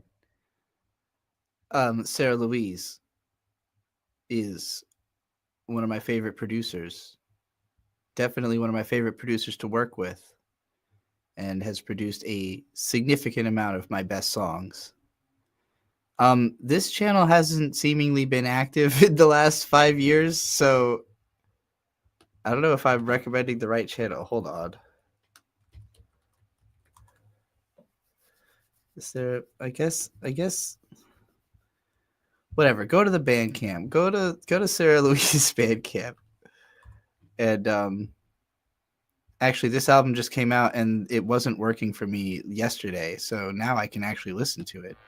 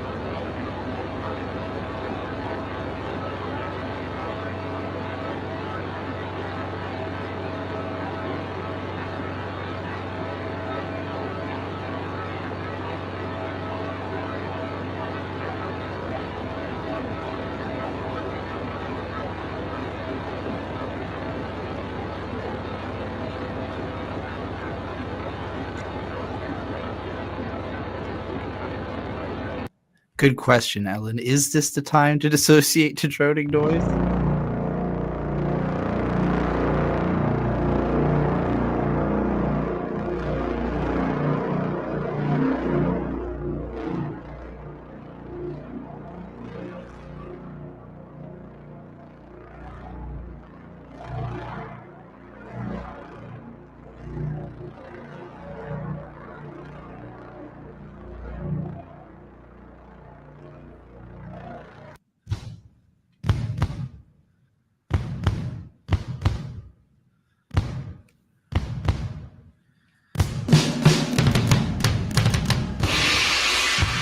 Oh, fuck. I got the power set! Breathe! Rolling through! Breathe! The amazing color is! Oh my god, man!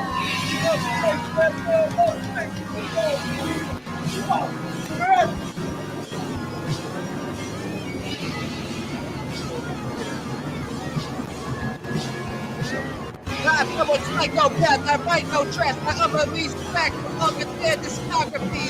My discography is longer than biographies. I got all these people out of Diogenes, one of the philosophies, and the killer reason, always fucking the people from girls I found the winners, you know, fake,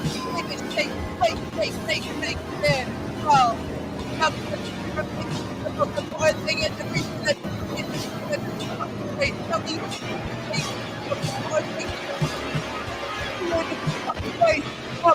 God lifted, half back.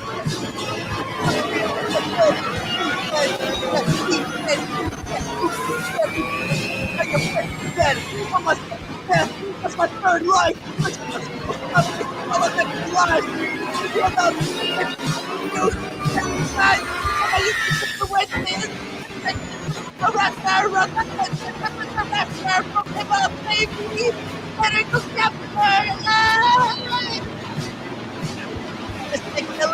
Take the test for like all time, wait, no, test it, no, wait, test, wait, straight up, straight,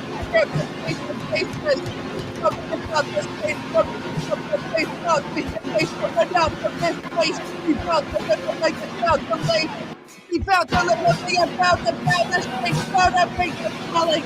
Yeah, now we're falling, now we're falling, now we're not this, now we're taking up, and I'm now we need, take peace, please, pull it, endlessly,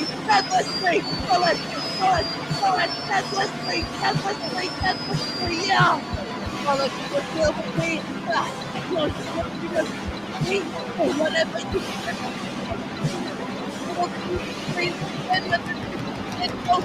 put up with it,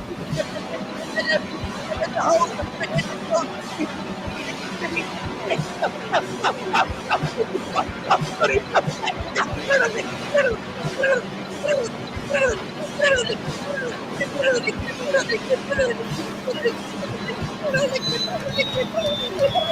I feel pain. Don't feel to reveal to me. Whatever you call it, reveal to me. Real to me the grateful man, not the thing that knows the collective. Whatever you call it, reveal to me.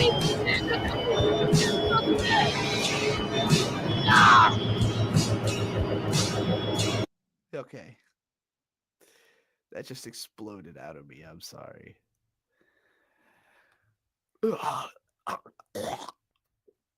Um.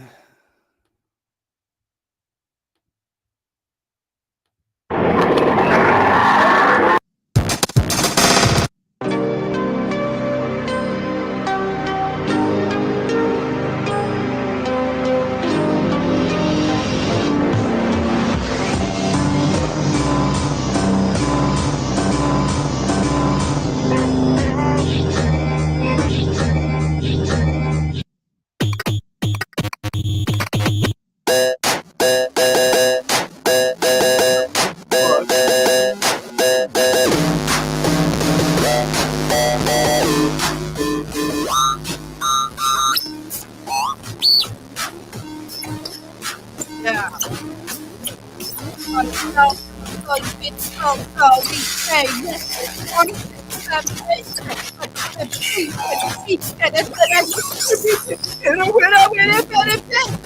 When all that still, do you remember? We run it again, just until you drink. And just the whole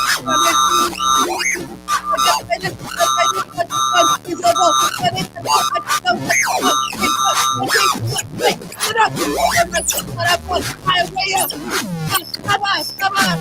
There goes your whole life. Come on, there goes your whole man. Come on, there goes your time. Come on, there goes your time. Come on, there goes your whole life. Come on, there goes your whole man. Come on, there goes your whole time. Come on, there goes your time. You have nothing left. You have nothing left. I'm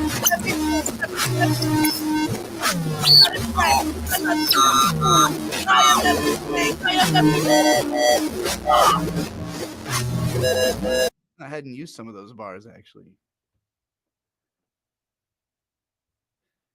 What genre of music is this? Noise. This definitely counts as noise. I don't even remember hearing this one.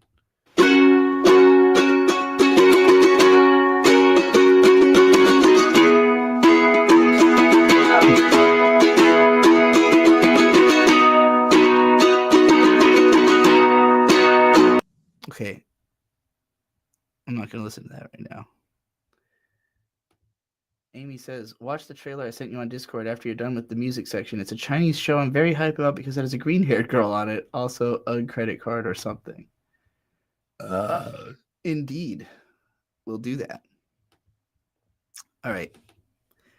Another friend of mine, Dyron Miller, great rapper, underappreciated, very dissociated person. So let's try to bring him back to the surface with us.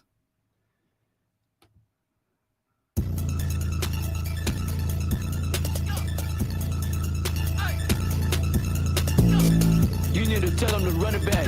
Stack it all up like a running back. I'm about to chase on 100 stacks. The nigga gonna tell me to run it back. This is a weird song from him. I don't like that one. Give me something different. Hey, this a diss track to all them stinky ass, fucking scamming ass weed plugs, you stupid bitch motherfuckers. Let's go. Look, y'all really unlocked the evil in me. I've been keeping the peace, but fuck that. How are you a scammer? You don't even have food stamps. You never had a bad life. You was with your mom in the fucking suburbs. I'm pretty sure she beat your ass though. Love hurts, but maybe Be a good song about what's the dirt. you need to get smacked around a couple of times to know that you fuck around with a spectacular guy. If somebody scam me again, I'm fucking their mom and exploding their head with a nuclear bomb. What's wrong with your nucleus? Foolish is on. Scammers are. Somebody scammed me again. I'm fucking their mom and exploded their head with a nuclear bomb.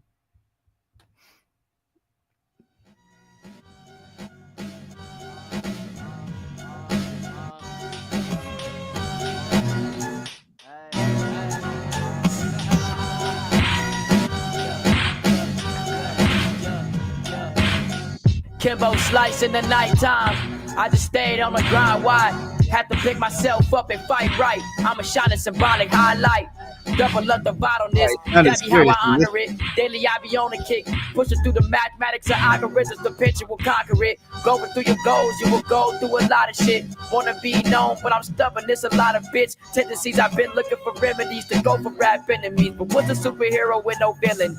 Sometimes you need closed-mindedness to know how you feeling. Ascension, bending through the meds. Sometimes you need closed-mindedness to know how you feeling. Interesting. And come back in a minute just to tell you keep winning and there never was limits. I'll be asking what they sipping, put the shot up like Pippin. Something wrong with my mental, just a little demented. I need a therapist, deep in my depression I meant it. He does need a therapist.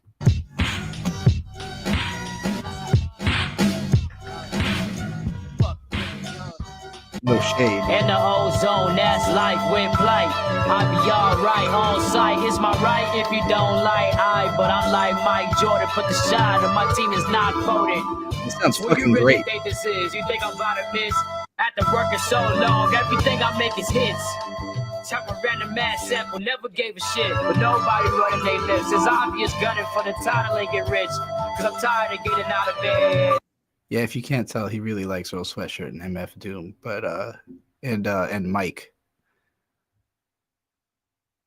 But he's really good. All right. Who else I got left? Fire Tools. Now this band is, I think, a little better known. Anthony Fantano's reviewed their albums before. So I guess it's just one person. But she makes a lot of just incredibly weird stuff that nobody is checking for. Like Fantano covered one album and then seemingly, like, I don't know, maybe he's covered more than one, but there's a lot of stuff. There's a lot of stuff here that nobody seems to be watching or talking about. And it's all really weird and interesting. I'm trying to get something with a more visual.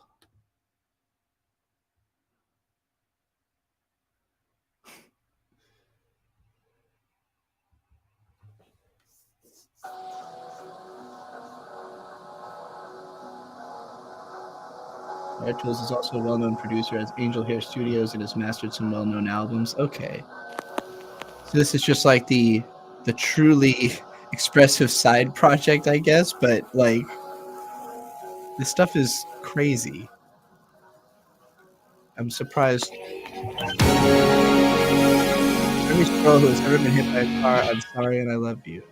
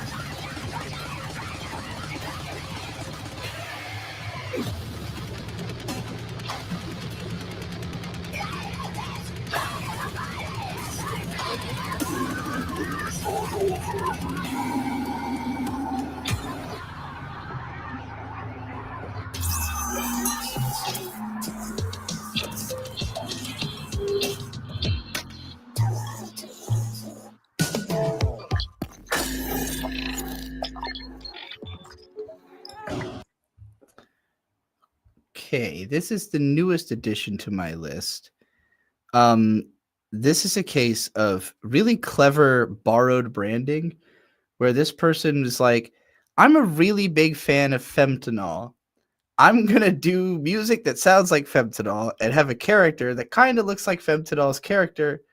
And, as long as the music checks out, this completely works as a strategy. So.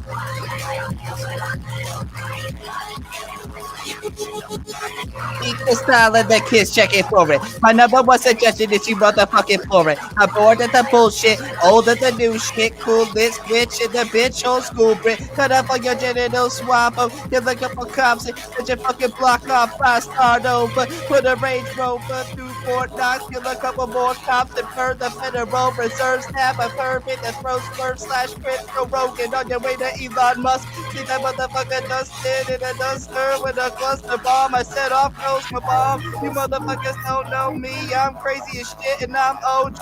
Trixie, Goldie, witch in the building. Run, she might burn the whole thing down just for fun. She loves being out in the sun. No, really. Run.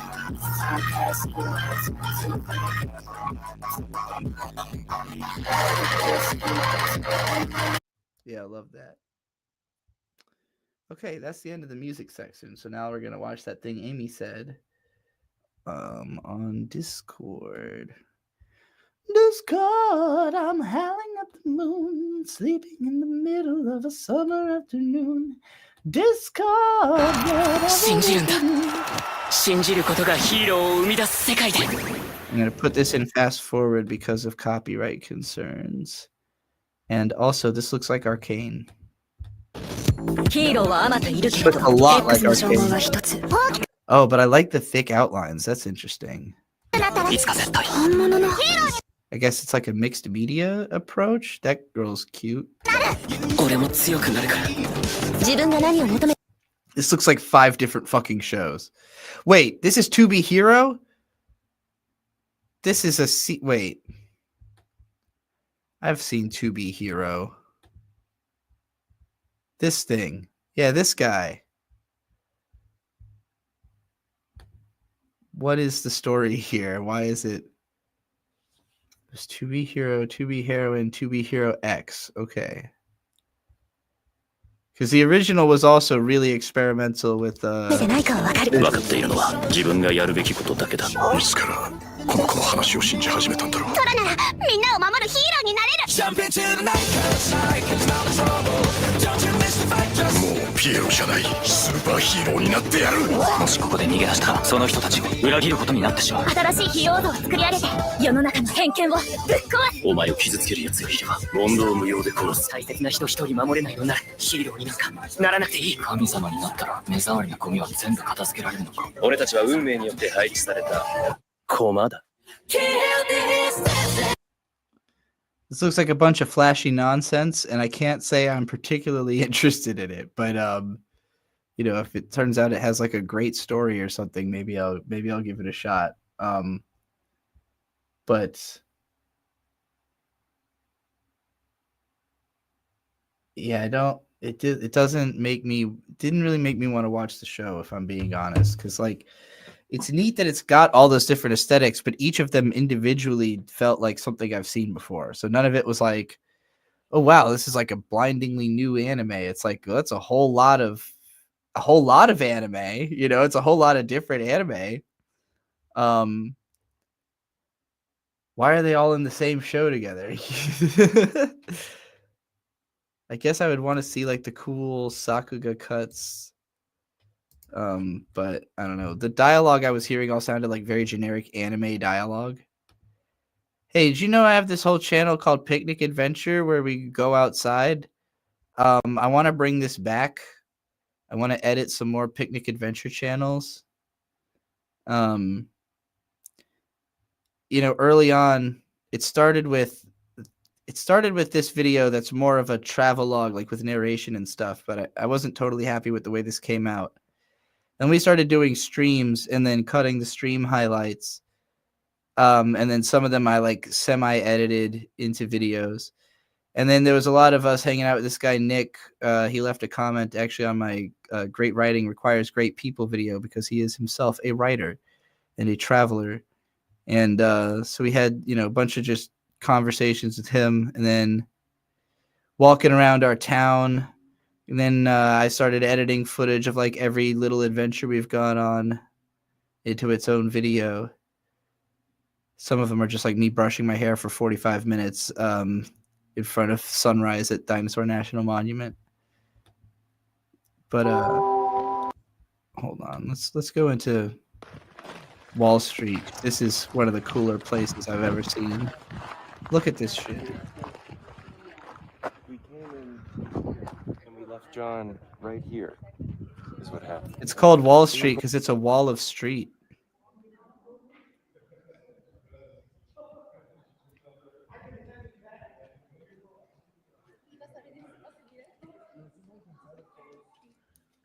It's so fun our neighbors are taking the same hike as us. I know, right? I also totally thought they were. No. But I didn't. I'd only seen them from far. I didn't. I feel like we say probably.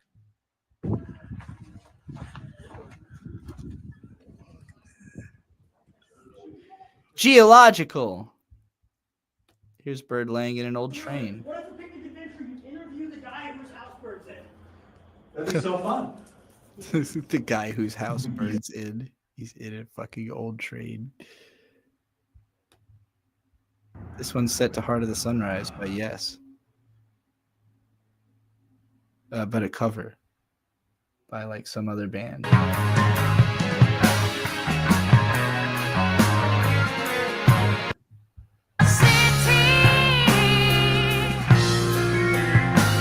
Yeah, It's kind of hard.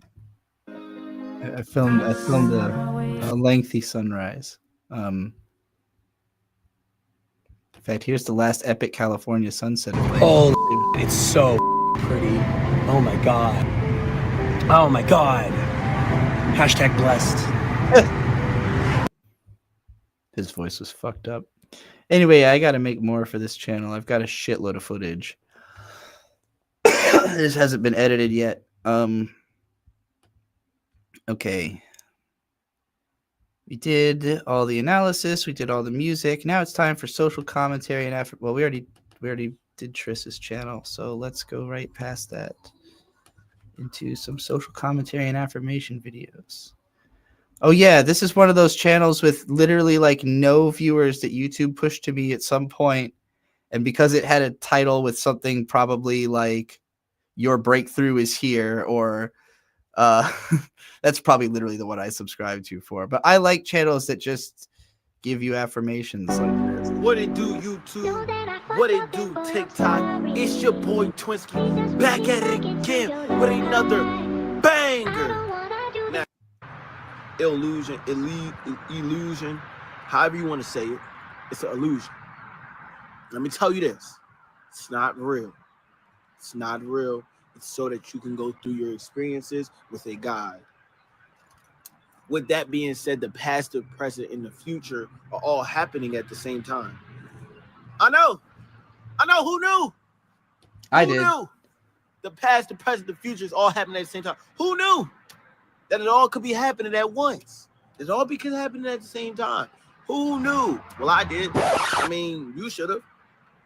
I mean, it's been long enough since you've been hearing time's not real. But do you understand? Do you truly understand? Whatever you want. Ellen, no, this is not that schizophrenic guy I was following. That guy was tremendously more schizophrenic than this guy. This guy is just saying affirmations. He's not I'm not worried about his health. This guy. You already have. Time's not real. I don't know what happened to Evnosam. Because he stopped making videos like 4 months ago, and I'm worried. Whatever your soul is guided to, whatever you want to do with your life, trust me, you've already done it. You're just not. You reminds you of Soul Illuminati? I don't know that channel. The past, the present, and the future. Should I? Are all happening at the same time. They're all being experienced at the same time. What's happening to you is you are stuck between a point. What you need to focus on is the now. The only thing that is real to you is this hour, this minute, this second. The only thing that's real to you is right now, immediately. I'm looking around. This is real to me. I'm seeing everything. Looking around. This is real to me. I can go over it. Oh! My intrusive thoughts won. I feel like in that video I had where I was explaining that, like, that words are imaginary, I, like, expressed that, like, I literally pointed around at, like, a similar, like, line of trees. It was like, this is real. That's tree. You know, like, I did, like, the same exact experiment. I can go over there. I can just run. I can just go do stuff of my free will. But to me, this is real. I just experienced that. You did not. In your moment, what is real to you is what's happening right now. You could be laid up. You could be tired. You could be watching me while eating food. But you're here right now. Time is an illusion. This is the kind of stuff I throw on in the background on my second monitor to just, like, remind my brain of what should be basic concepts, but nobody says them like that all the time. You know, like, you don't turn on the news and they remind you that time is an illusion unless you're watching a George Carlin special from the 70s. Plunder! My Yuri timeline?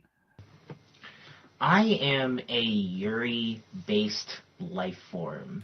What a I statement. spend What so a much fucking time statement. seeking out good Yuri, and very few things in this world make me feel as good as seeing two cartoon girls be intimate with each other. I absolutely love cartoon lesbians, and I'm always trying to find them.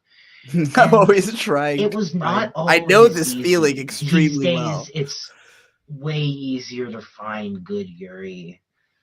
I know what you're It talking used to about. be not that simple. All right, this is preaching to the choir. What's your inner world like? What is your inner world like? Oh, Jesus Christ. Please step forward, but only kindly, if you will. A world shaped by the harmony of sound, sensation, and imagination. Shall you? Hold on, that's too much for me right now. Is there any music on this channel? I know you also make music. Magic Mondays is here. There is the first 50 Free sex. Advice for artists. The Brain Fog podcast. My curated analytical voice is how my brain actually works. That sounds interesting. I'm still in bed. I'm gonna record a vlog anyway. It is currently, that is a lot. Talked about hot identity and that she thinks in these sort of chaotic nonsense bursts. And I feel like I really relate to that because, like, I think that there are people who are very, like, naturally analytical and good speakers, right? Because they just have that brain structure which allows them to do that, which allows them to be good at speaking and good at articulating themselves. The whole reason I got into analysis videos and doing analysis videos is because I was not good at explaining why I liked something or why I helped me to middle school. I got into My Little Pony and metal music, which were two things that no one around me liked. They didn't understand, though, other than quoting you. This is like too much of just staring in the mirror for me. Like, I'm like, wait, I'm just hearing words I would say said by someone else. It's like tough on my brain. In 2009, there was a new rapper who started making music after being part of a group called The Pack, which put out some minor hits, but then dissolved after the Pack isn't technically dissolved, but they stopped putting out music after their label dropped them after not bringing in that many sales, right? And so one of the members, he decides to go to MySpace and start making these bold new versions of hip hop music. Okay, this is stuff I actually don't know, so now I'm interested. Entity separate but connected to Lil B that speaks through him. Lil B and the bass god have a personal connection. He is the bass god insofar as we are trees. They are us, but they are us in terms of connection. We can become trees. We can become all these different objects if we allow our imaginations to run through the wires into the object outside of ourselves, because those things are blurrier. Those things are blurry. What becomes and what is are things that are one of themselves. But in terms of, to make it easier, the bass god and Lil B, they are separate entities. One is speaking through the other one. They're influencing each other, right? Okay. The point philosophy in creation is to access that infinity, right? And any sort of way to stop it, to create a linearity, is fascism, right? So I'm trans, right? And I conceived of my identity internally. My identity is not a material thing, but still a thing that affects me. These imaginary things are all affecting us on a very fundamental level. And these imaginary things are also us. We do not feel comfortable with only the material. We also need the imaginary. And the imaginary isn't any less real. They're just in a different realm. We're speaking about a theoretical realm rather than a material realm. The material realm is how all of our sensations happen. They're the sensations that we feel. They are the things that we experience. And when we experience those things, they affect our theoretical. But that also means that theoretical is affecting the material, right? So Lil B, the bass god, he starts making these things called based freestyles. Now, the idea of freestyle in hip hop has always existed, right? But it sort of has always been to demonstrate a certain amount of improvisational skill when it comes to rapping in your lyrics. A good freestyle in most people's minds is something that can just, on a very quick level, manifest these ideas we have of a good rap. If you look at Juice WRLD freestyling, for example, if you look at Juice WRLD rapping and freestyling for hours and hours on end, that is what we consider a good freestyle. Now, Lil B deconstructs this with his bass freestyles because that's not really the point, is to demonstrate some sort of linear skill. Really, it is pure expression. Lil B, according to an interview, a DJ Vlad interview with Too Short, felt creatively restricted by the overly like structured way of creating music. Lil B would go into the studio and just freestyle over beats, free to do whatever he wants, free to say whatever he wants, free to express whatever he wants, and then puts it out there, right? He puts it out there, and he's not concerned with it being good in this sense to where it can be marketable. He is concerned with his own expression. Now, a lot of people love to uphold these hierarchies by trying to get it away from capitalism. Because we think of capitalism as the cornerstone of power, but power is everywhere. It transcends beyond just capitalism. Ellen, I'm going to tell you, you don't need courage to record yourself rambling. You need alcohol to trick yourself into recording yourself rambling. The key is not to want to do it. The key is just simply to do it, regardless of whether you want to. Frankly, the best reason to do it is because you're imagining the best possible result of doing it, which would be like making money off of it, So like, imagine what you would be doing with the money you would have if you had the money, and that will compel you to turn on the camera. Power is the core idea here. It's the core concept that must be deconstructed. A lot of people will look at Lil B. A lot of people will hear a lot of the songs on the 855 bass freestyle mixtape, and they will be like, okay, well, what does this come? Okay, that is an interesting video about Lil B. Mage System. Oh yeah, I'm new to this channel. In fact, I don't know. Okay, I guess I've watched a video about why the DID community is so toxic, and that got me to subscribe, but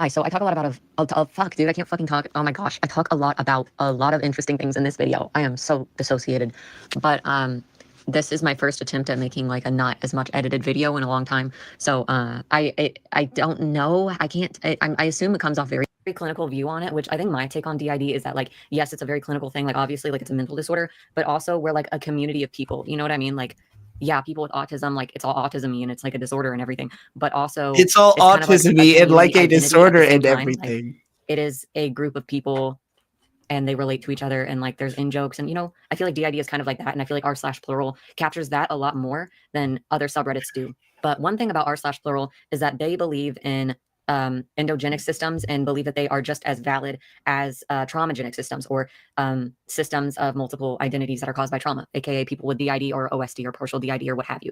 So people on r/DID, a lot of them are skeptical of these systems or find it offensive that someone would try to create and alter on purpose, or just don't believe that it's a thing. And I think that Plural just doesn't do that. So I was browsing on Plural and I saw this post from an endogenic system, and they were like, yes, we are endogenic and all that, but we identify as having dissociative identity disorder, and we believe it's okay for us to say that because whenever we first created a tulpa, and then later on, an alter formed spontaneously after an adult trauma. And so technically we are a traumagenic system, thus we do have DID. And I was reading that and I was thinking like, this is so interesting because I 1000% believe in tulpamancy. Like, you think, therefore you are. Like, I believe that it's a thing. But I was always very firm on, don't say that you have DID if you're a tulpamancy system, because you didn't go through the trauma. And so it's not like a disorder. Like, you can control it and you chose to do that. Well, not that you can always control it. Like, because some people have developed their tulpas so much that they really do just they just do what they want to do. But you see what I'm saying? Like, it's just not the right language to call it a disorder. But this one post that I just talked about, I was very interested in that because, yes, it's very easy to say that, like, that person probably just had formed an alter in childhood and didn't know about it. And so now that they form their first traumagenic alter, they think it's their first and that they developed DID in adulthood, but it's actually not. But this person did comment and they were like, don't try to tell me that I might have formed an alter as a kid because I didn't. This is the first one. And so I was thinking like, well, shit, like if you're being for real right now and like you didn't form an alter as a kid, like that means something like big. Like that means that Tulpas are cut from the same cloth as DID alters. Like they're the same thing. They're just not caused by trauma. Because for you to have formed a Tulpa and then that unlocks the ability for you to form alters, like that probably means that they're the same thing. And then B, it means that DID can technically be formed in adulthood, which goes against like everything science knows about the formation of DID. Because I don't know if you're watching this, I'm sure you're familiar with the theory of structural dissociation and the fact that DID forms before the personality is fully integrated, and that's why it can form.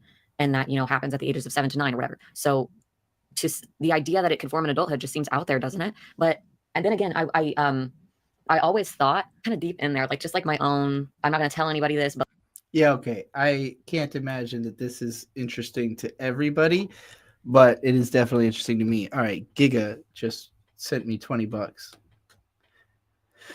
Giga Donk says, I cashed out you the money for that request I sent you last night if you want to do that during the stream. Now that Luke is awake, let's do it. It's on Luca's channel, right?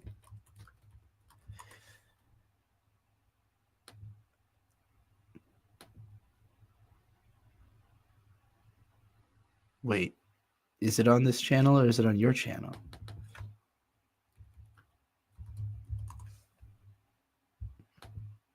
This is the wrong Gigadonk, isn't it? Where do I go? Let's go to Discord. Maybe you sent this to me. Okay, it's on the Luna Pretty Cure channel. Hello, everyone. This Because Luca has an infinite number of YouTube channels. All right.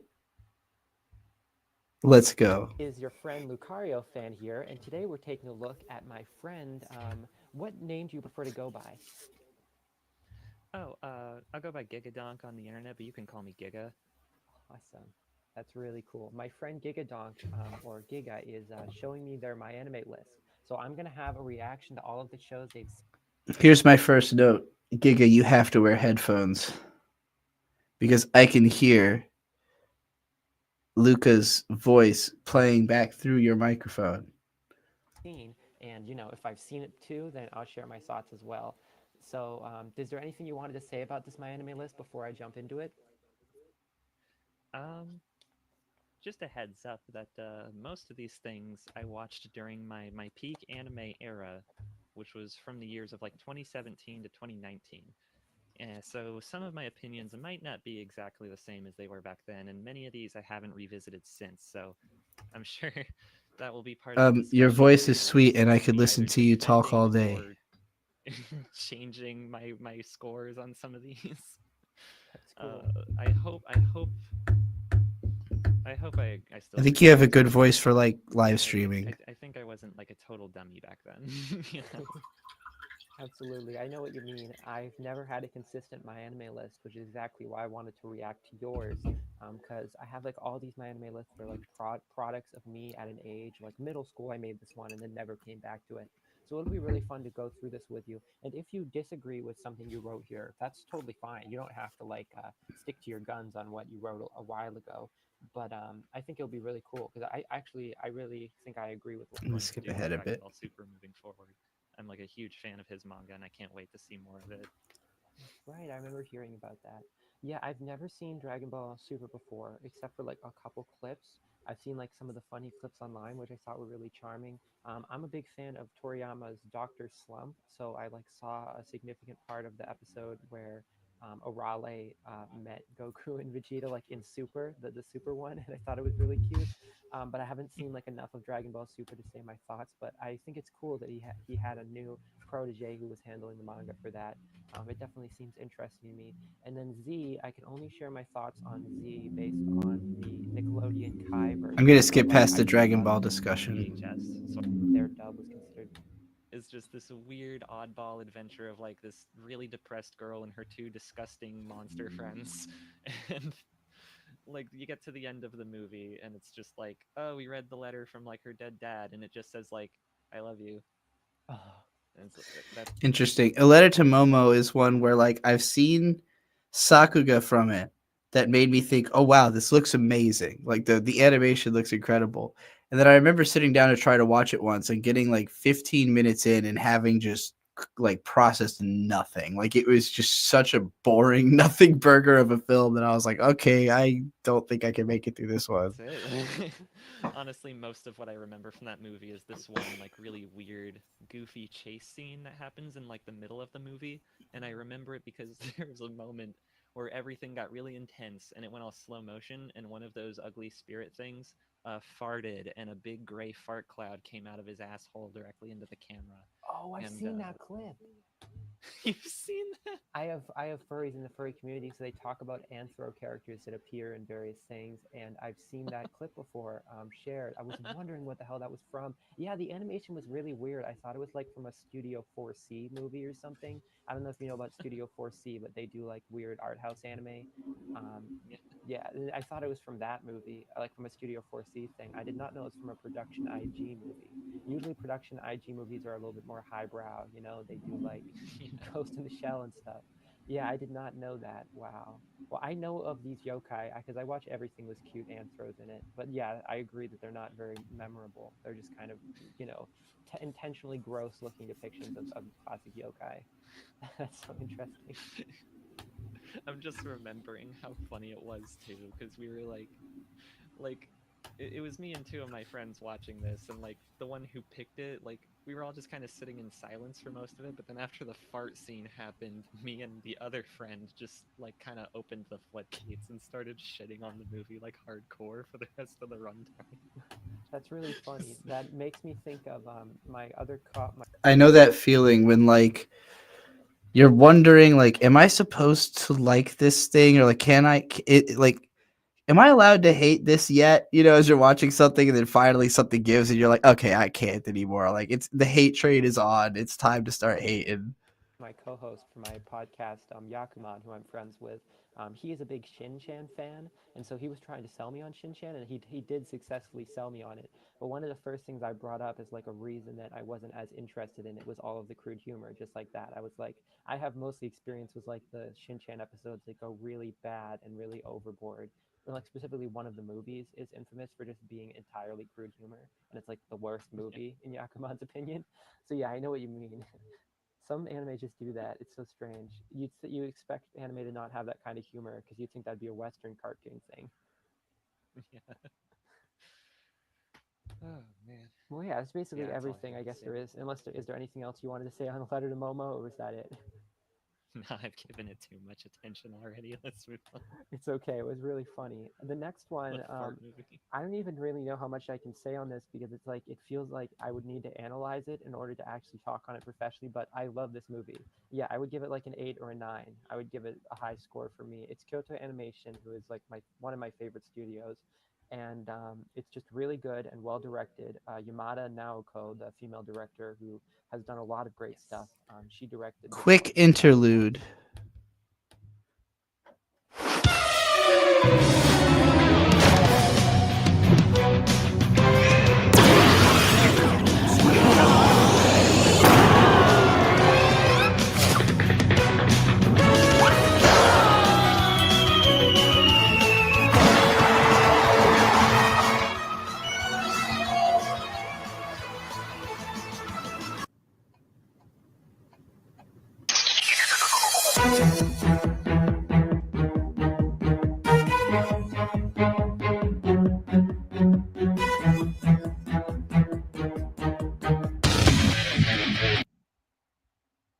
Anyway.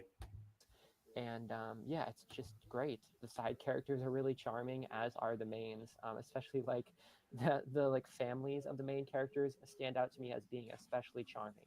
Like the two main kids are really compelling leads, and then their families are also really like fun. That was my favorite characters. By the way, that fucking Roy Thomas alt that was like Tom Shooter or whatever the fuck, after getting blown out in the chat, went to go leave a bunch of page-long comments on old-ass posts and videos, obviously outing themselves as Roy Thomas. So I banned them and deleted the comments because I'm fucking tired of it. Yeah, this movie is definitely one of those where like I don't know if I still agree with that score because it's been so long since I watched it that I kind of Jim forgot most of Shooter, it. yeah, thank you. I I'm gonna go mostly piss real quick. remember like how gorgeous the animation was and like how excited I was for it because I'm also like a huge like KyoAni stan and I love Yamada Naoko Yeah. because like I don't know if you looked at my favorites but like K-On! Is like up there for me. It's like Oh, I don't know if it's my like all-time favorite anime but it's definitely up there. so cool. So like I went into it with a lot of excitement. But like in the years since then, it's one that like I've heard some of my other friends like tell me they watched it and got different like they came away with a much different feeling of like feeling like the movie was basically like they felt like the movie kind of vindicated like the bullies a bit too much and made out like the girl with the disability who was getting bullied for being disabled was like the movie was kind of vilifying her a little bit where like I don't know because I don't remember like the second half of the movie very well at all. I mostly remember the first half because I read quite a bit of the manga and then dropped it after around 20 chapters or so. And so it's like I remember all the really, really good stuff in the beginning, and then everything after that gets kind of fuzzy. And I'm like, was it really that like mean spirited? I don't remember it being like that. I have an I'm like, I interesting really have to perspective. revisit this one and like reevaluate because if the movie is just like framed in a way that makes the deaf girl seem like the asshole, I feel like that would be really bad, and I hope that's not the case. I have an interesting perspective on this. So basically, I have heard. Giga, one of the idioms I've been trying to pass into the world is the the quickest way to make an enemy is to give someone attention and then stop. If you give someone if somebody who really wants specifically if they really want your attention and you give them some but not as much as they want, they're going to lose their fucking minds. And Roy is like the ultimate case of like I've already given them way more attention than anybody else ever would, which is why they're so insistent on getting more. But they're just so bad at it. Like getting they I I don't understand why Roy wants my attention. Let me put it other than the fact that I am actually willing to respond. I don't know. I guess it's just that sad. It's sad to think. Later, Ellen. Might still be streaming in 3 hours. We'll find out. See how long it takes to get through the whole list I've got here. Although we've made pretty good progress. Heard that opinion shared online as well, and a large amount of people who I've heard share that opinion are a lot of people who like are the type to get offended on behalf of other people who they're not a part of that group. So mainly when we're talking about a silent voice, we're talking about a person with a hearing disability, deaf. She I'm going to skip past the that's silent voice like discussion because I'm not as interested in it. Like the psychedelic like animation and stuff, like I remember it looking really fucking good, and I feel like I need to revisit it like really badly and show it to my friends. It's just one of those all-time classics. I have to give it another look. that is awesome. Akira, Yeah, good. but I mean of a movie like it's all a cyberpunk movie from the year. How far do you make it into the Yeah, this Mal in directorship this that video? it's so fantastic, and I love everything he directed. I'm just looking at a bunch of his other stuff now. Gory, horror type of tone. What helped me understand and contextualize this director's work a little bit better was talking with Trixie, because she famously has commented on. She reviewed one of his works called Mayo Iga, also known as The Lost. It's gonna feel nothing. I don't need to hear about myself. I don't remember anything. I mean, it seems cool. Titan is that first season like 6 times before moving on to Full Metal Alchemist or something. But yeah, so I was like went from like loving it, and then like 4 fucking years passed before season 2 came out, and by then I was like a jaded 19-year-old, and I didn't fucking like it anymore. I thought, the show kind of ugly, kind of boring. It's overhyped, it's stupid. It's basically like The Walking Dead but anime, and I hate The Walking Dead. It's like, and so I just like had like shit takes on season 2 and like just kind of hated on it. And then I kind of ignored it for a few years until the final season was getting like a lot of hype. And I heard that like the final season was like, oh yeah, like Attack on Titan had a time skip and everything got way more complicated and awesome after that. And I was like, well, shit, okay. So I just like rewatched the entire show from the beginning and kind of like fell in love with it all over again, but with like a deeper understanding of what it was going for this time. And yeah, I don't know. That's kind of the gist of it. Is just, like my weird, complicated history with Attack on Titan and being like, it's really good. And a few seasons watching that and boring and annoying, I ended up liking them a lot more. So I don't know, like that. I was definitely surprised to realize that Attack on Titan is in fact like a pretty good anime. It's like pretty good. It's It's like a pretty good anime. Even though, you know, I'm not familiar with it, I completely agree because the director of this work, his name is Tetsudo Iwao, known for Death Note. I'm glad that I hear this a lot, that people like my old ass anime cast, and I feel like I'm really glad I did it when I did it, because everything I talked about in it was like getting old at the time, and now it's all like really old, and like I probably wouldn't even remember those stories the same way anymore. You know, like if I hadn't gotten all those stories out of my brain, then they would never have been told. You know, and I don't like at the time it was like I'm desperate to get these like unsorted thoughts and feelings about all this random stuff out. And then once I did, no longer feeling that desperation, I allowed myself to simply forget all of that information because I know I've got a video that has it all there, you know? So I'm glad that there's some kind of archive of at least my perspective on what the fuck was going on in anime for the decade before I started talking about it. And Cabinet of the Iron Fortress, and Okay, enough about awesome. Attack on That's good to Titan. know. I'm glad that Araki, you know, made some works that really resonated with people.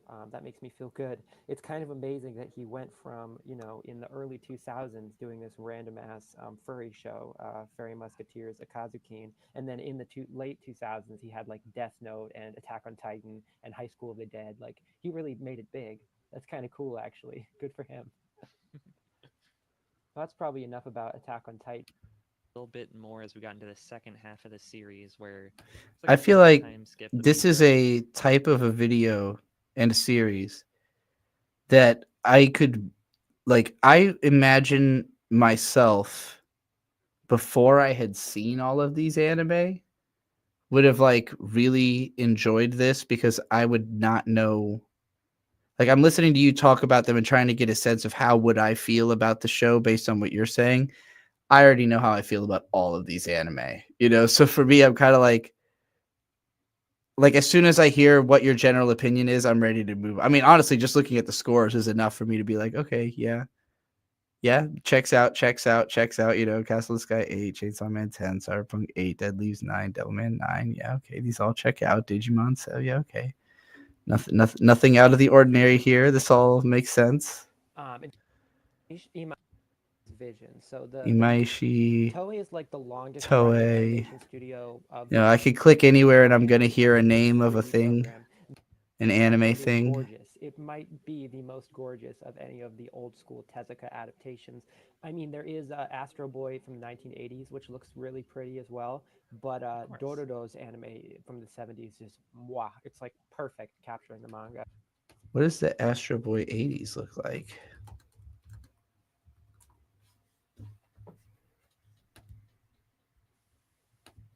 Toby, Dad! That's right. Good God, that dubbing.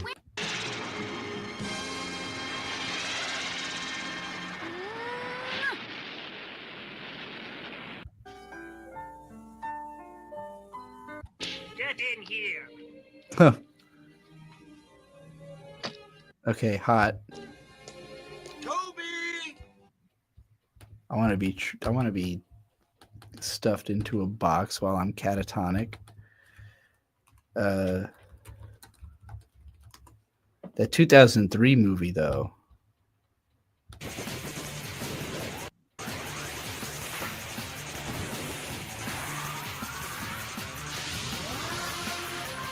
I haven't actually seen this. It just looks incredible.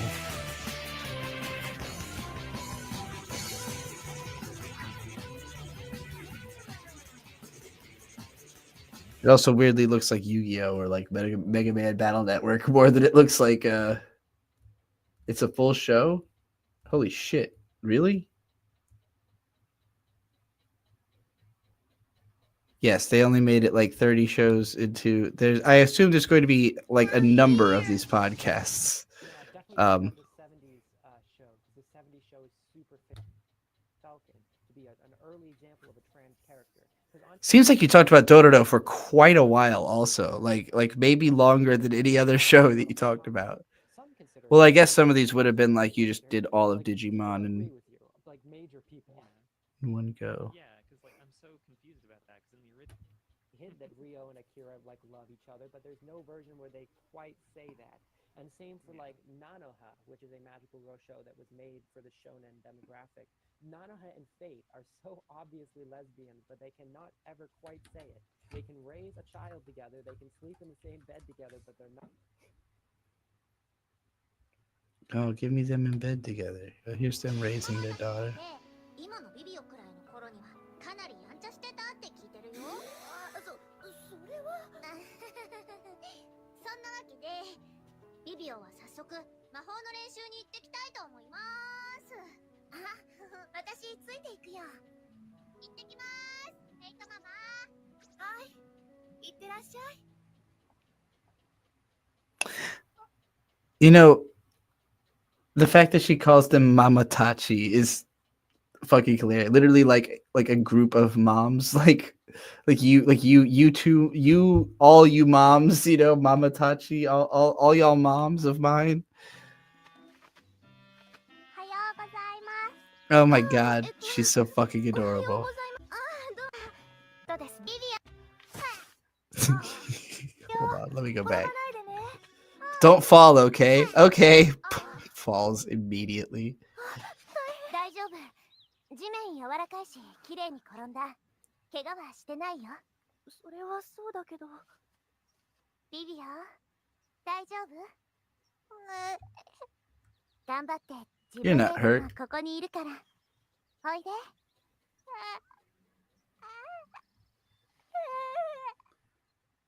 おいで。なのはダメだよ。ビビオまだちっちゃいんだから。マ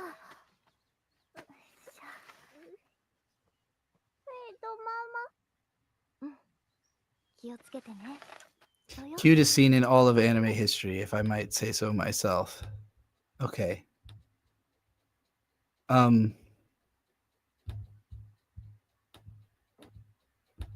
Progressive and pissed everyone off. They heavily hint that Rio and Akira. And Dororo appears very feminine in that scene. Like paint versions? Like animated paint? Oh, your favorite show sucks. I'm just like, alright, I mean, you're entitled to your opinion, I guess. I don't fucking care. Yeah. I don't know.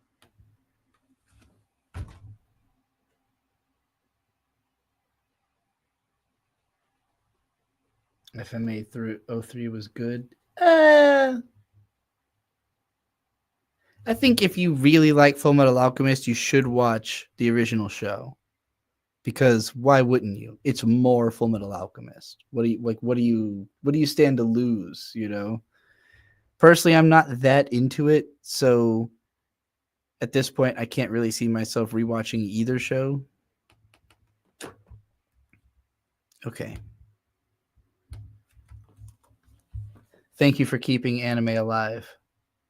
It does warm my heart to listen to young people talk about all the like anime that in my mind are all old. Like anime is just old as a whole medium is just old to me. So it's like nostalgic to listen to people who are younger than me like discover things that I discovered 10 years ago and have the same kind of excitement about it, you know? But at the same time, I already know all the information. So it's hard for me to get pulled in that level of like, I'm learning something, you know? Anyway, here's a cool channel called Itaketa. And it's about a goth identity, really. Goths are fucking crazy. But why? This woman put X's under her eyes and then put her microphone on the edge of a knife tip that is now precariously beneath the X's on her eyes. So you can imagine where my mind is going. Why? The whole video. Let's get into it. Goth nowadays is a tricky thing to define because of all the subcultures, styles, and views on it. If you were from the 90s, this is what you might imagine. And if you're a Zoomer, this is what you might imagine. Pretty different, right? I'm not here to argue what's valid or not, but as a self-proclaimed goth, I believe that Thank goth is you not for just simply $20. a music-based subculture, but a mentality. So how does one have a gothic mind, you ask? Well, let's talk about it. If you were to take all goth people and put them in a room, what's the first thing you might notice?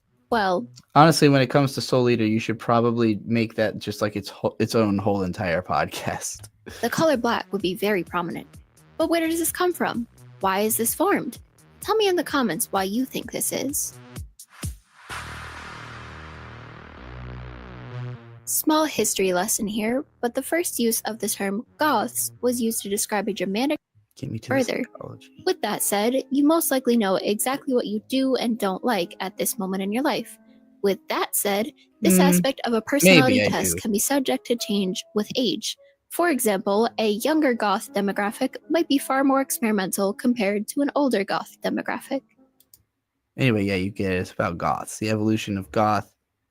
Also, there seems to be a bunch of anime videos before the goth stuff, but they're all like psychological explorations. How Makima is the best psychopath in anime history. Goodnight Poon Poon videos. Tokyo Ghoul. Oh, she was a ghoul, so that's what happened. So I didn't get laid. Hey everybody, Capital Lobe is in charge of visual perception. This is an entirely different voice. What in the hell is this? Has this channel evolved in some Greetings, I massive am way? Ita. Now, you may look at me and Okay, well, I don't know why it went from being an anime analysis channel to a goth fashion history channel, but there you go. Did we already cover Taperclip? Didn't we? We did. I just covered them in a different section. Okay. Here's another channel that I'm surprised does not have more subs or...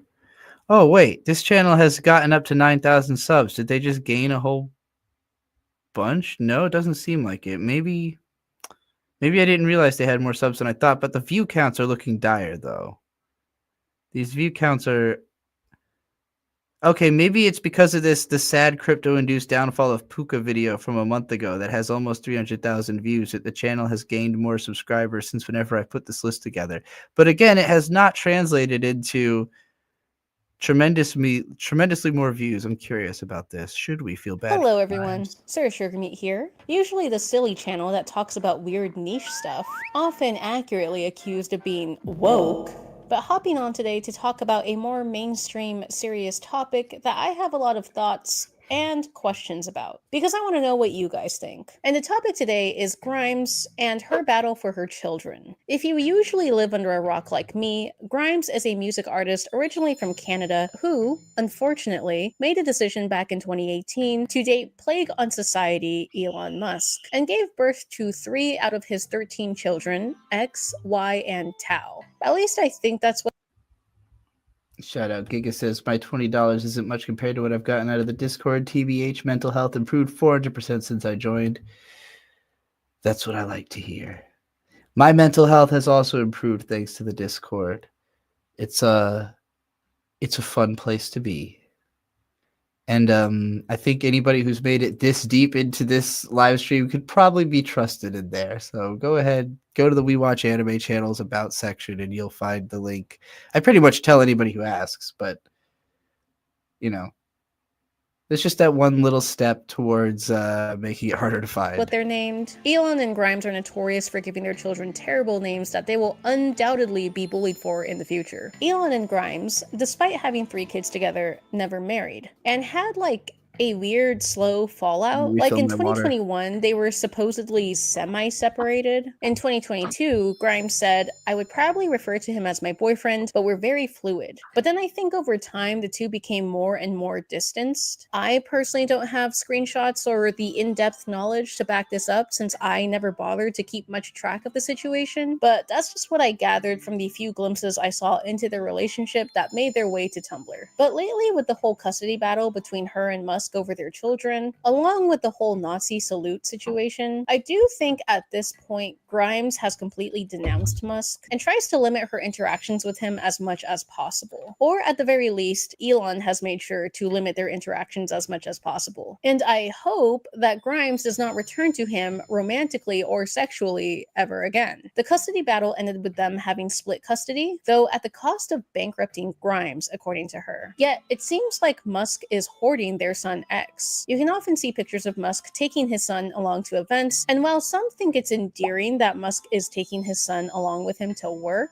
I've also seen many people accuse Musk online of using his son as a shield, essentially, because parading your son around with you makes you a less likely target of getting murked or receiving criticism. And Vivian Wilson, Elon's estranged daughter who changed her name back in 2022, both to support her transition and also to rid herself of the Musk name, claimed that Musk was doing this to keep up his image as a responsible father, when in reality, he was withholding his children from their mother. And all this aside, I think most people know that Elon Musk is a terrible father. Most people already know that he's a terrible person in general, so it's no surprise that he's a terrible father as well. Go figure. However, the extent of his cruelty towards Grimes and the rest of their family seemed to reach new heights when Grimes took to Twitter in an attempt to reach out to Musk about their child's medical crisis? Apparently, Musk had been ignoring her calls and texts and had not attended any of their other meetings, despite the situation being as dire as to potentially result in some sort of lifelong impairment. Thus, Grimes felt like going to Twitter was the only way to get his attention. I've seen criticism of Grimes, like why hasn't she just gone to the hospital herself and whatnot, but unfortunately, when you're in a split custody situation, in order to get any major medical procedure done, you do need consent from both parents, which is why Grimes and her child are currently at a standstill. And I'll say too, the general reaction to Grimes in the Musk situation has been...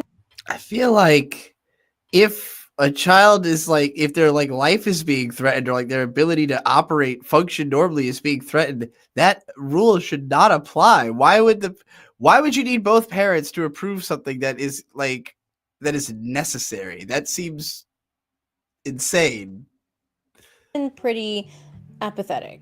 I mean, don't get me wrong though, I understand where this attitude is coming from. Grimes is a major case of leopards eating people's faces party. I can understand that it's hard to feel sympathy for her when she hangs out in neo-Nazi spaces and says shit like this. I kind of like the patriarchy. Like, What'd you like about it? I like the supply chain, food. This fucking bitch. Jesus Christ. When she first got with Musk, she put out this song called We Appreciate Power, where she's in like a Samus morph suit and she's going, "We appreciate power." And this is what I thought she meant. I didn't expect to hear her say it like the word, like she's literally so misogynistic that she's attributing fucking food to the patriarchy. What? What the fuck? Food, Uber, roads, civilization. Girl, bitch, what in the fuck are you talking about? Thank and the you. criticism against her for these things are completely justified. Like, yes, I do acknowledge that she is straight up racist for positively interacting with neo-Nazi content. And many of the statements she's made over the years are infuriatingly red-pilled. However, this does not change the fact that Grimes is... I didn't know this about Grimes. I didn't know she was like, I mean, I guess it makes sense if she was with Elon Musk. I always thought it was just like a bizarre fluke that, like, isn't she like an art hoe? Like, my understanding of Grimes was an art hoe, like a really obnoxious art hoe. California. Oh god, I was choked doing that. Locked in an emotionally abusive relationship, in a losing power struggle against a billion. Amy says, I know nothing about Grimes except she exists in like 2010 to 13, somewhere in that zone. she was like she started to be like a pop star, but who did like somewhat artsier, weirder, grungier type stuff than like, you know, a Lady Gaga or even a Lana Del Rey, or like, you know, like those are the popular artists at the time. And she was like a little bit weirder and more off kilter. I mostly thought she was annoying. I thought it's one of those things where it's like people who want to seem like they hate pop music like her. You know, like pop for people who are obnoxious, if that makes sense. And now I get why I had that feeling, because it seems like she is, in fact, exactly as obnoxious as the music would suggest. A man who bankrupted her with his infinite wealth while she was just trying to get access to her children so that way she can, you know, actually mother them. It's difficult to know how to feel because, yes. Amy, saying you've never had any interest in pop star culture, though, like that's the type of person who would like. She was like the indie darling, like the critical, like people. I want to say Pitchfork probably gave her good reviews. Like whoever was the establishment of like anti-mainstream music lovers in like the time. I don't know. Talking about music on the internet used to really suck. Like the stuff that would get popular and why it got popular, it just sucked. Like Grimes, to me, like she was very popular on 4chan. You know, again, this makes a lot more sense now. Now, like in retrospect, I'm like, okay, if I had known her politics were this, then I know why 4chan liked her so much. You know, but like, yeah, she was like getting a lot of like high scores and stuff, and just generally treated as like an artsier version of a pop musician. But again, I thought her music sucked. So there are so many resources out there. And I like weird pop music. I also like normal pop music. Like she's from the same era as Carly Rae Jepsen, and I feel like when Carly came out, people were like, "What is this bubblegum bullshit? Like this is a, you know, flash in the pan." And then she proved to be this like titanically amazing songwriter that could just turn out great albums, you know. Whereas Grimes was like all this flash and like fake substance. Like people thought that there must be more to it because she's got all this artsy stuff, but it never led to anything. It never became, there was no message. There was never like an overarching point to it, you know, nothing that was going to make Max Landis have a schizophrenic meltdown and write a book about it, you know? Which, by the way, Max Landis literally took the lecture format and like did it the way I was originally going to. Like when I first had the idea for the lectures, the PCP lectures, the way I wanted to do it is how Max Landis ended up actually doing it for his Carly Rae Jepsen lecture. Like, so let's lastly talk about this. What This got was on the your mind. premise. What you is that there would vast be majority of desks, results. there would be like an actual better. And I like you. like a fake And classroom she's just setting. like, yeah, but like, He actualized my vision. Explaining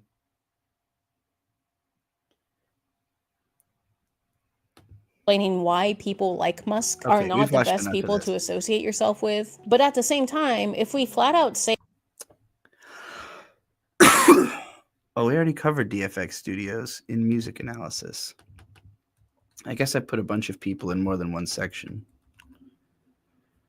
Choreography. How did Paris Hilton's hair? This only has 83 views?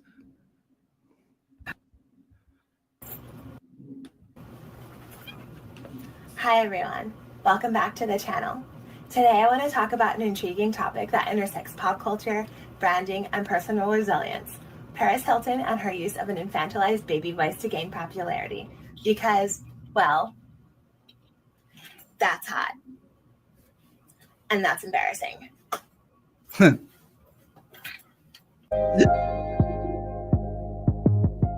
Now, Paris Hilton is a name synonymous with the early 2000s pop culture explosion. She's often referred to as the original famous for being famous celebrity.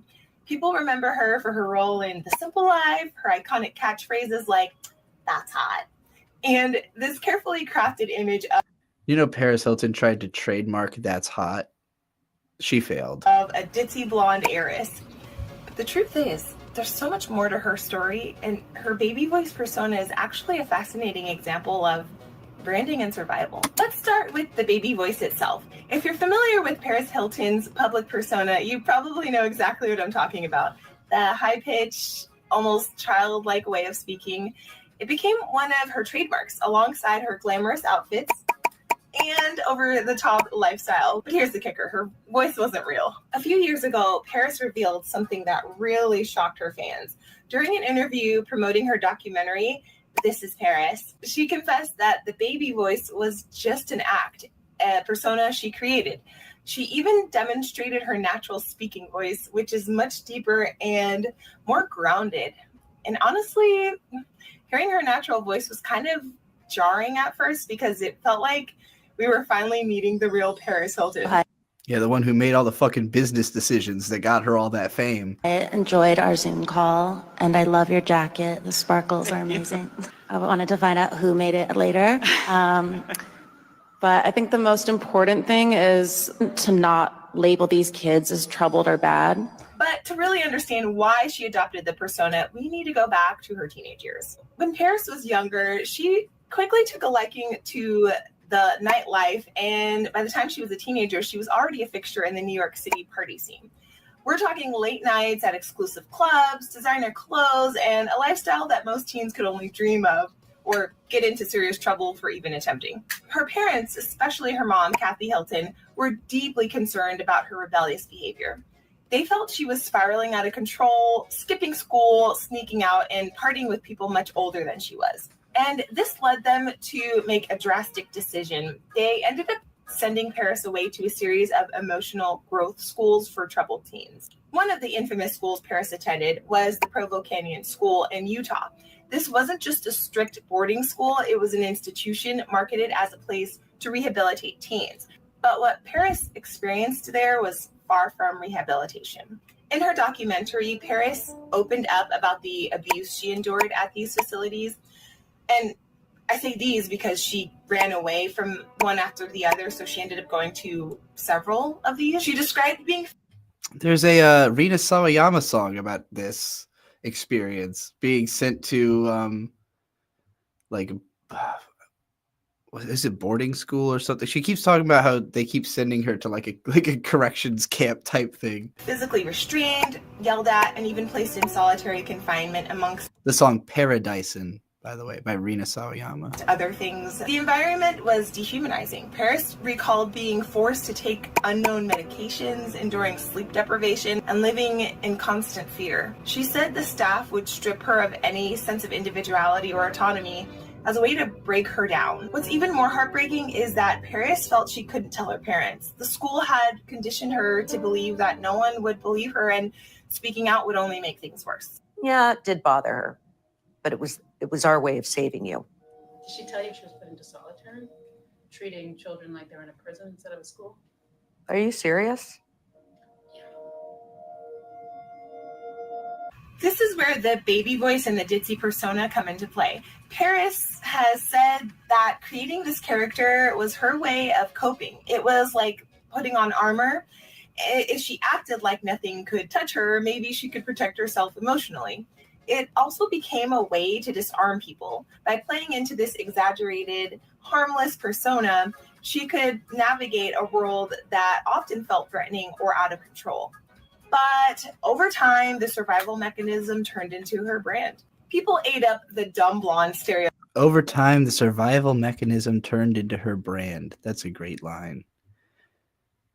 I'm not in love with all these AI thumbnails, but otherwise, this channel is really interesting. Particularly the focus on like the baby voice. Like there's another video, much more popular, 147,000 views compared to the 83 that the Paris Hilton voice has. About Sabrina Carpenter just not having a baby voice at all, like basically just speaking in Sabrina Carpenter has a scholar to break down the reason why Sabrina Not when the where does she play a clip of her? Because I just want to hear Sabrina's sexy ass deep voice. Oh, maybe she doesn't play a clip in here. That doesn't make sense. How would I have heard it otherwise? Whatever. I don't need to look for this. You should go subscribe to this channel. It's good. But Curlyography, if you see this, please, the AI thumbnails, please. No more of that. This channel really intrigues me. Penny Angela. I found her because of this video about David Lynch, calling him the most important artist of our time. Even though it doesn't have a ton of views, it was one that just ended up in my feed because I was watching videos about David Lynch at the time of his death. And she's kind of made all sorts of videos, but I would describe this as basically a self-therapy channel, not very dissimilar from what I do at all. Like actually quite similar to what I do. You'll see what I mean, especially with doing like standard talkie vlogs, but giving them some kind of cinematic element to them as well.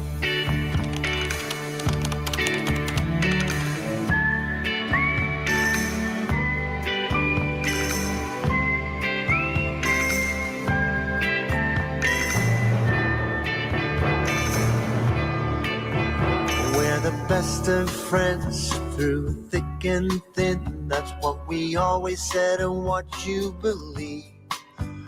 But I'm wanting more, can't help longing for your love. Time and again. To live a life of beauty is to live a life of intent, and I intend to live my life beautifully. Even when I'm walking home, heading to the bus stop, or taking an Uber, shopping at Trader Joe's. It's really easy to live cinematically when you take a moment to smell the roses, listen to the sounds, and absorb the environment. That recovery, by the way, I love so much. You can see her, she's starting to talk, notices the sound of the car, incorporates the sound of the car into the point she's making without drawing attention to it. Brilliant roll through there. Environment around you, to be a participant in your environment instead of a background. A great way to like literally show what you're talking about while you're doing it. Like oh, that's part of my story now too, by the way. That's not interrupting my story. That's in my story. Like to play around with the backdrop surrounding you. This video, I'm going to teach you and tell you how to live a life of beauty. Howdy y'all, my name is Penny Angela. Welcome or welcome back to my channel. If this is your first time seeing my face, I am an artist, a writer, and a creator based currently in Los Angeles, California. Someone recently left a comment on my short film Love Letters to the American Highway about to live beautifully is to live with intent. Life without intention can be dire, grim. I also really appreciate that she makes whole videos in response to single comments, not unlike myself. This video I promoted to my audience as well because she's basically saying, like, I literally have no friends and nobody knows that I exist. Like, as a YouTuber, I'm so small time that it might as well, like, nobody's checking for me. Nobody's like, I'm nobody's favorite YouTuber, you know, is like the point of it. But like, there's also a kind of freedom in that she talks about. And I've been trying to push that message more and more to my own audience of like, the fact that nobody cares is why you should do whatever you want. You know, like you shouldn't be worried about, oh, but what if nobody cares? It's like, it's a good thing that nobody cares, because if they cared, they'd be asking for something specific from you. Ellen asked earlier, is this that guy? You know, that guy. This is that guy Ellen was referring to. Ev Nosam. Unfortunately, he hasn't posted in 5 months. So as far as I know, he's disappeared somewhere into the world. And considering he was very concerned about being homeless, I'm worried. City of Pirates take until I can't even work and then demand I get a job. Let's see here. I am God. This one was either admit defeat to me and say that you are not God, I am God, or else I will make an accusation so far disordered that nobody's mind will be able to piece it together fast enough before my body position and attack is performed on you. And by that point, people will just want to defend themselves, because I will also keep their minds low enough that they won't be able to describe what is fair about their situation. Yeah, so basically this dude is constantly fighting a mental battle and expressing it in YouTube videos. And he's incredible at expressing what's happening in his mind, not making it stop. So the channel is quite fascinating because I'm watching somebody who seems to understand and be very good at articulating like mental discord, not making it stop in any way, shape, or form. Maybe he's cured. I don't know about that, but he makes some incredible music. I'm gonna play this while I go take a piss, smoke a bowl real quick.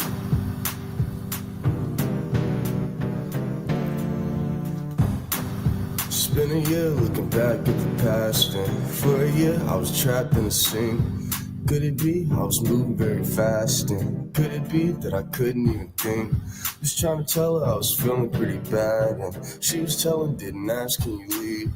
Look at me, I don't have any cash, and look at me, I don't have anything. You don't gotta give me any answers, cause baby all your answers are wrong. I was only ever taking chances, maybe we just don't get along. And you can quit with your dancing, cause I don't even listen to the song. And girl, you've given me cancer, and now I won't live very long. I don't really think I ever liked you, you might have just played me a part. Look, I don't wanna fight you, cause baby I would tear you apart. Yet you think you got it tougher than I do. Every evening I fell to the start. Look, I kinda wanna fight you, cause baby I would tear you apart. It's been a year looking back at the past, and nowadays I just tackle my dreams. Could it be I was moving very fast? Could it be that I couldn't even think? Just trying to tell her I was feeling pretty bad, and now she's telling you can stay here with me. Look at me, I don't have any cash, but look at me, now I have everything. Look at me, I don't have any cash, but look at me, now I have everything. Look at me, now I don't have any cash, but look at me, now I have everything. Now I have everything.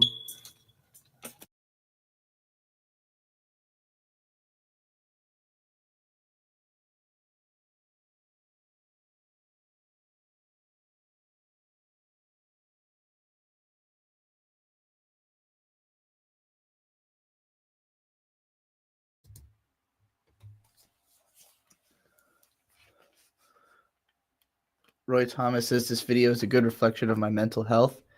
Roy,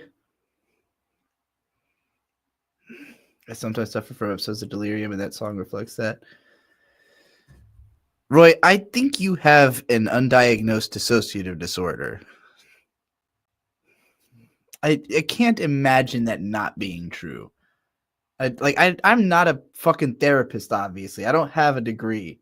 I just don't know how you could possibly not have a dissociative disorder. Hey, Amy, it's your turn. Amy the Android. Once again, a channel that people know about because Gary, I think schizophrenia counts as a dissociative disorder. Or at least it's in the same category. I don't know. Don't quote me on that. I don't know if those two things are the same, but I know they're grouped up a lot. They tend to come up in the same places.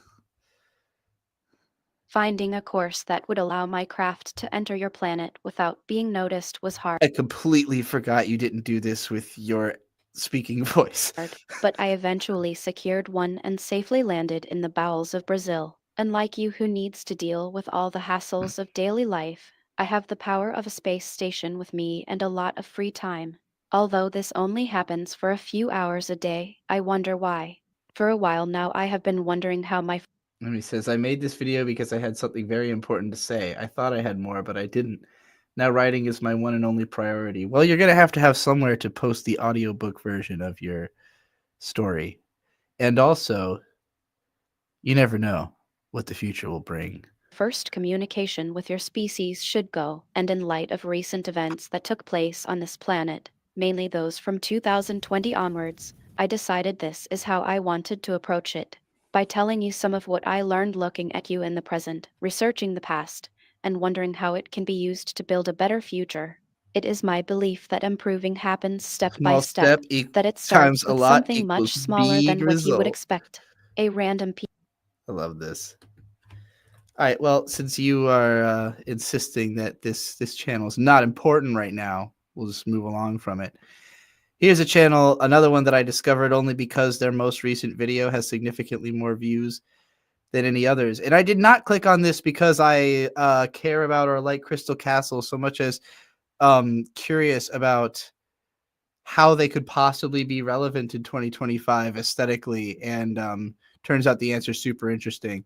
By the way, I want to simulate the experience I had of watching this video for the first time, which is that I got a few seconds in and started reading the description, and then I subscribed based on the description alone. So I'll read this first. With social media, the newest currency is your attention. How many ads can you look at without noticing them? I find that a lot of people love fashion for the wrong reasons, that they instead love fashion for the capitalism side of it. Using clothes as a medium for self-expression is, in my opinion, synonymous with power dynamics. My issue when it comes to storytelling in high fashion is when it's sold for overconsumption.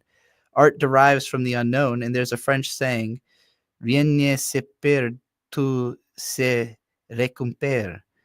There are only so many, I don't know what that means. There are only so many Denma or Martinet Rose clothes that can have an impact on fashion. I see so many small clothing brands making clothes that are abstract when in reality what people want and need are basic pants that fit properly and look cute. Plus, I'm looking for denim bootcut jeans, size 33, can't find them. When it comes to intellectualism in fashion, I think it's cute. The same way that punk or alternative scene feels the need to virtue signal that they're more punk than the others, as if being alternative was conforming to an idea. The reality is that if I were born in a different timeline, I would probably dress in a totally different way. Influencers in general should be more honest with themselves, and these video essays on Rick Owens or Anne Demulemister that pretty much just perpetuate the idea that true love for haute couture comes from throwing big words and random facts taken from Wikipedia or ChatGPT. The same way that the archive community is coming off as performative in the way they talk about Number 9 or Takashi Murakami. I love Jürgen Teller because he doesn't feel the need to overanalyze his own work, just like Andy Warhol. I think art is for the eye of the beholder, and in order to appreciate good art, you need to look at it. Psychology plays a huge part in fashion, and although philosophy is adjacent to psychology, I think it's more productive to have a dogmatic approach to clothing, because it's so easy for brands to make cynical pieces that are offensive to people who have no awareness of their brand vision, like Kanye West recently. All that to say, if you really love fashion, you shouldn't be offended by this video. So if the shoe fits, whatever, man. I just love to make videos, and you guys love it when I talk about fashion. That I do. It's so Brooklyn. You can write anything, and I'll probably read it if you write it like that. I'm so Brooklyn. You think so? You see me, new mic, brand new. I think brand new. I'm the Sam Sulek of swag, and I'm coming out the closet. I go by I put that on. Those are my pronouns now, and y'all need to respect this. My pronouns are I put that on. Out the way, pretty boy coming through. I'm going on YouTube and I'm looking at these people talk about archive fashion. I'm just like, if you wear something that is really popular amongst Gen Z, I'll just assume that back in the day, if you were exactly like those 999 ass, you would be a nice. And I think that trends are fake. It doesn't come from you really. It comes from stuff that you saw online. What do you mean you miss the old Rick? I miss the old Rick. Is he your dad? Like, I'm just saying, because where I'm from, we love clothes because we can wear them, which for most part, I think it's good to understand that trends aren't that bad, because it's like, it's so easy to fall into this trap of being anti-culture and being outcast and being cool and mysterious and stuff. But sometimes it's good to admit that some trends are cool, like this. Awkward. You at the gym, sweating your ass off, and then there's a skid mark of sweat on your ass. What? Oh no, baby. Just wear a short over the sweatpants. Thank you, JB, bro. When I was young, I was introduced to high fashion by Echo 2K. I went to look at his shoes that he wore in that music video where he was standing like this. And I went to look at the price, and guess what? And it's not that you have to just keep consuming. I was traumatized. I never looked back. I saw those shoes and I was like, hell no. 12-year-old me was traumatized. And unless you're a Nepo baby, I don't see how you would naturally be gravitating toward archive fashion. My main point being is that y'all are faking it. There's no way that y'all love clothes this much. I found the perfect fashion designer. Now, I know that's incredibly subjective, but like the perfect fashion designer for me. I make music, right? I'm a fan of photography and I do a lot of stuff that, you know, require. Could y'all even imagine me doing a video that's like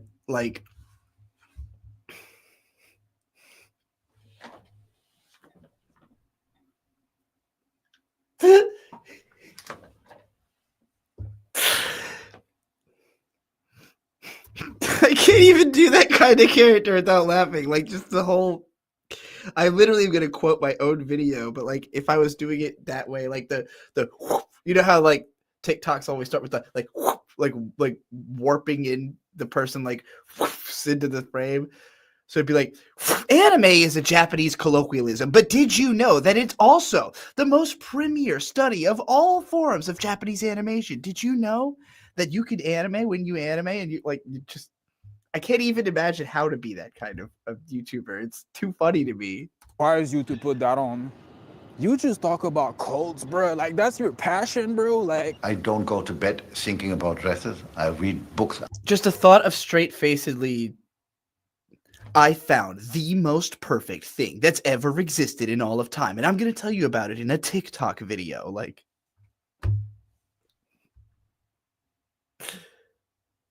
oh boy. Amy with $2. Actually, can you read the text at 6:14 in my vid? Yeah, I could do that.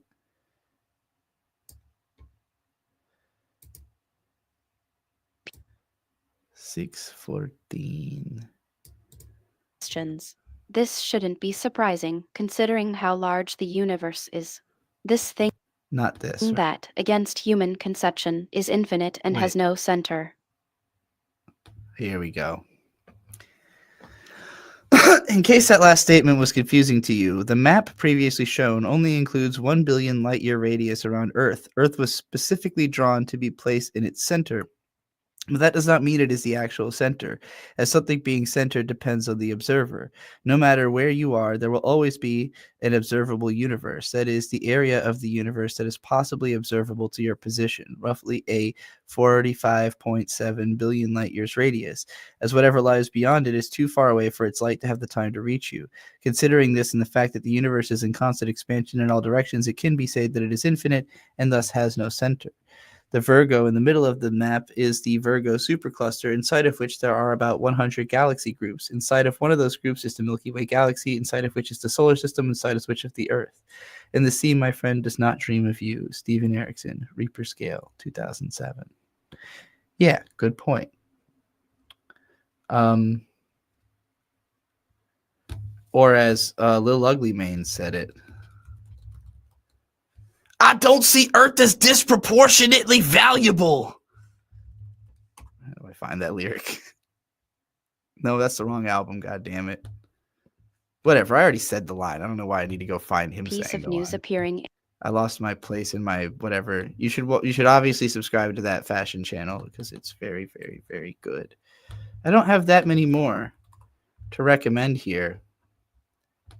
This is a silly comedy video channel that I like because of the fact that I think I found it through this out of context rap lyrics video that had like a lot of views. I just assumed it was a much bigger channel than it is, but actually most of the other videos got like no views, but they're kind of funny. Girlfriend, and you came right as she touched your leg. It was me, Barry. I jerked you off at super speed so it'd seem like you nutted at just a woman's tut. When you look at some of the most iconic villains of all time, one thing is clear. These are just a bunch of hating with too much free time. And the perfect example of a certified hater is the Reverse Flash. Now this dude literally has speed powers, but he only uses them to ruin the Flash's life. But it's not like he's trying to kill his entire family, because he already did that multiple times. And he actually got so bored doing it that he just decided to cripple them instead. But that still isn't enough for this man, so he also does everything he can to just inconvenience and embarrass the Flash as much as possible. Like, this dude was really gifted one of the most overpowered abilities in fiction, and he's just been using it to terrorize. Actually, just to address this, Roy, because you said, I hate this person's voiceover. He speaks too monotone and disinterested. I think what makes it great is how it's the dichotomy between the bored expression that he's using and the extreme, like, intensity of the visuals, you know, like, and other sound effects. Like, it's his voice is grounding it, but there's all this chaos flying around it, which is what it sounds like inside of my head. Is there's one like droning, boring voice that's always going on, and then just fucking shit happening all around that. The same nigga since he was a baby. For absolutely no reason too. Like, this man just does it for the love of the game. Now, if that isn't D1 hating, then this next one sure is. Now, this grown-ass man is easily the biggest hater in anime, and it's all because he was adopted by the Joestar family, where he instantly developed the most on-site beef with his stepbrother Jonathan. But let me tell you now, this man is petty, and no matter how far you take it, I promise you, Dio will take it farther. Pause. Now, this is called JoJo's Bizarre Adventure, so it's gonna sound like I'm making shit up, but that's because I am. Now, because of this Tom and Jerry ass beef, Dio uses this ancient artifact that turns him into a vampire, and Jonathan ends up sacrificing himself in order to defeat Dio. But a few decades later, Dio comes back to life. But at this point, it doesn't matter. His brother's already dead, the Joestar family has moved on. So now Dio has to go on a journey of self-discovery and begin living a life for himself. But Dio says fuck all that shit and spends the rest of his immortal existence trying to go band for band with any nigga that's a Joestar. This nigga literally spends generations trying to slime his niece and nephews. Like, this is generational hating. I ain't never seen no shit like this before. And he is still beefing with these niggas to this day. Like, at this point, the show is literally longer than One Piece. I don't even know how that's possible. The only other niggas I've seen hate on this magnitude is in Spider-Man be beefing with. And I don't even know how a nigga named Peter got ops this severe. And this nigga always finds a way to make the most regular niggas some of the most diabolical evildoers of all time. Like, my nigga Miles accidentally hit this nigga with a... I think it's adorable how much all y'all in the chat like can't give up on Roy Thomas. Like no matter how many times I'm like, you're like firing into a void, you know, imagine Roy Thomas is like Accelerator from Index, like can control vectors. Like, if you fire a bullet, the bullet is, you have no idea where that bullet's going to end up. It's not going to hit Roy. It's going to end up somewhere off in the distance. Like, you're like you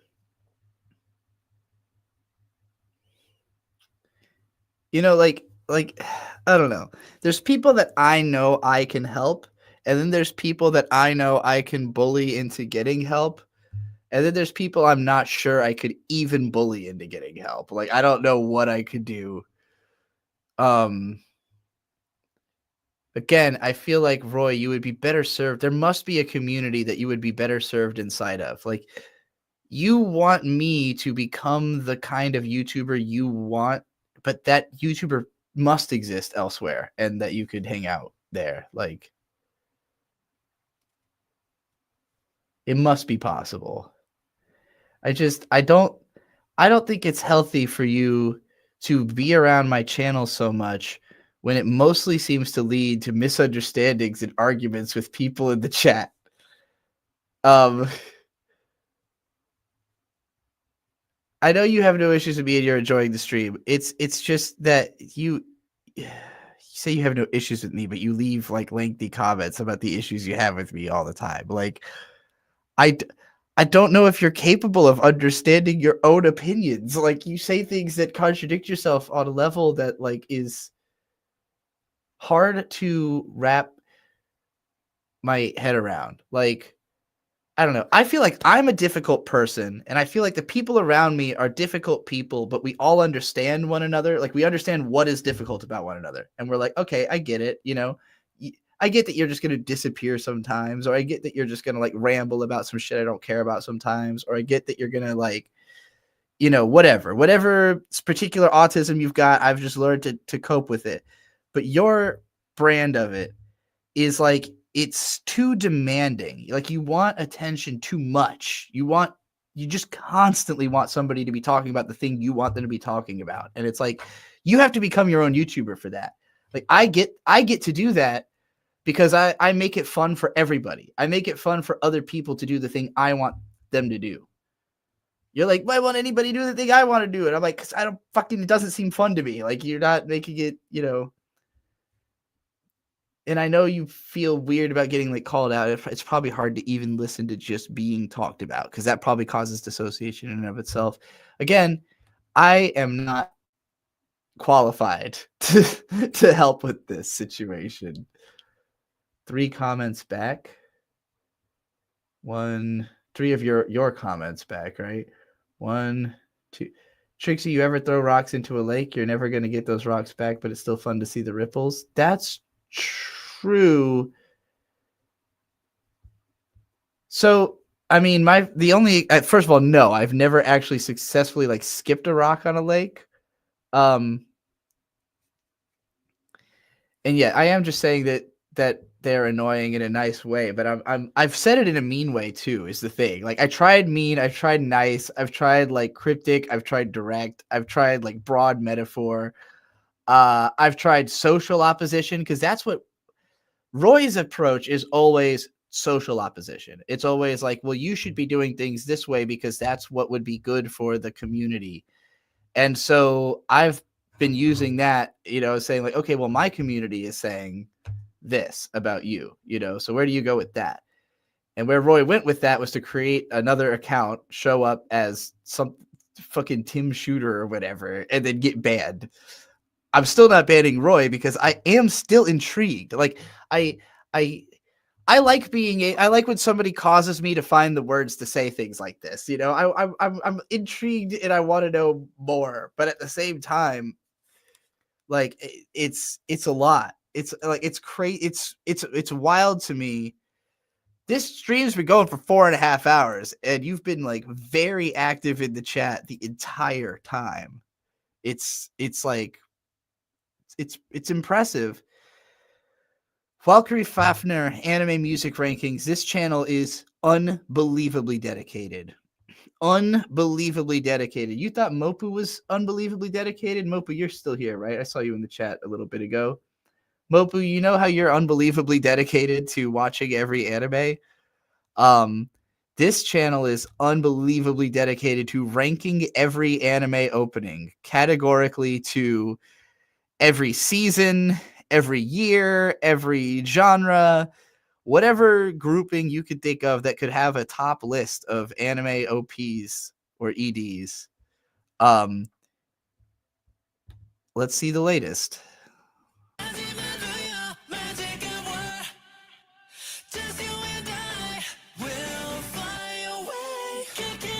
Now, like, starting at number 40, my initial thought is like, oh, let's skip the shitty ones. Then I remembered these aren't they sincerely cut off at some point. Like, this is a top 40 out of what must have been much more. It's not like I ranked every OP of the season. It's like, no, these are the ones that were preferred. Yeah, this was my favorite. Only one I heard, but also my favorite.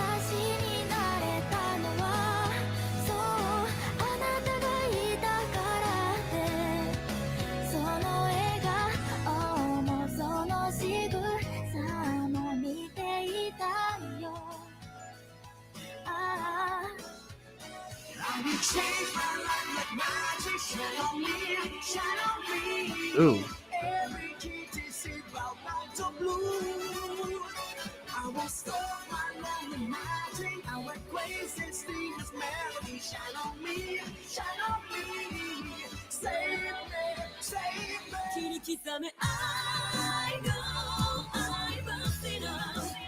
Yeah, anyway, if you like literally ever need anime song recommendations, that's the place to go. Okay.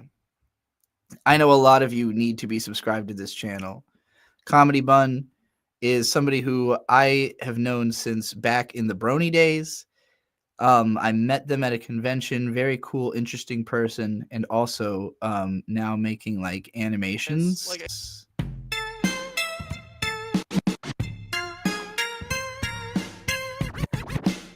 Not fair. You beat me again. I want a rematch. Yeah, alright. Just give me a minute. I gotta go smoke.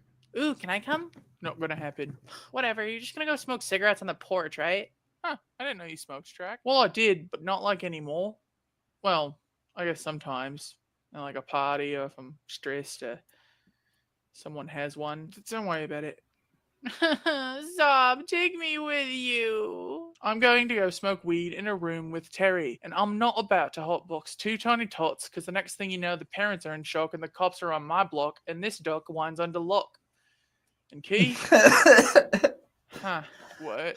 Honestly, I'm not sure where that came from. Your soul, I assume, like all real poetry. Now let me hang out. I don't want to smoke or anything. I just want to sit next to you. God, no. You can wait 5 minutes. I'll be right back. Plus, you have Jadabug. Hey, don't try to Oh my push. god, I'm so far up the stairs. Bye. And she's gone. Harumph. Stupid Track. I just want to sit next to her. I want to see what the big deal is. She's smoking, Chris. Like, I get that you have no intention of smoking yourself, but like, even if you got accidentally high, Track would be in really big trouble. I understand that my cognitive limitations are largely due to my age, but we mature and evolve just as much medically as we do biologically. So, what about my personal learned experience? We are tiny individuals, and just like everyone else, we should be treated as such, not simply as some broad stroke so vague that it leaves most of these rules not really fitting anyone's lived experience. Wow, great job. I'm really impressed I could hear all of that from the high road. Thanks. I used that one to sneak into an R-rated movie once. Track, I miss you. Oh, you gotta learn to respect boundaries, girl. You'd probably follow someone into a bathroom stall without even thinking about it. No, of course not. Why would you even... Oh, don't sound so offended. I've seen you drop trow and literally pee in the middle of the street. No one was around. I was around. You don't count. You're a safe person. What? Like, you know how you don't really talk about gender stuff around your mom because it's weird, so you have to all just like pretend you're totally a cishet boy? That's because she's not one of your safe people. You and Katie and Track and everyone are safe people. I can just be myself around you. And I know it's not going to be a problem because y'all like me for me. Chris, I'm going to try to ignore that you related my gender dysmorphia to your inability not to piss in public because I do get what you mean. And I am thankful that I also have friends who I can be myself around too. Yeah, no, I know, but like with our people right here with me, they don't get lost or distracted or find new, better people and stop wanting to hang out and leave me all alone. Oh, Chris, that's not how it works. No one's gonna just like step out of someone's life without some pretty extreme stuff happening. And I'm fairly confident You'd be that Track surprised. taking a smoke break doesn't qualify. Hang on, I gotta go pee. Oh, yeah, me too. No way. Oh, come on, don't leave me in this cold basement all alone. Let us go forth and bask in the glow of the porcelain hearth and pee together as a family. Nope. I want to pee on my own as an orphan, I guess. Okay. Let us pee together as two separate orphans. We simply stumbled into the same bathroom as a simple twist of fate. Get away from me, you pee freak. God, Chris, no. Orphans need to pee together. See, I knew it. I knew this together. And I'm back. See, Chris, it wasn't that bad. Oh, Jay, please, we have to piss bond. It's the only way we can both heal from our tragic loss of our separate parents, who both happened to leave us as broken foundlings, lost and alone. I love that. Throwing that in my beak. Birthday. Get yourself a new Ram Slam Truck Teen 50. It's all the proof that you need that you don't have a small wiener. Your dad'll take one look at that truck and say, damn, that's a big truck. And all you need to do is replace the word truck in your head with wiener, and you'll get all the respect and pussy that you're owed.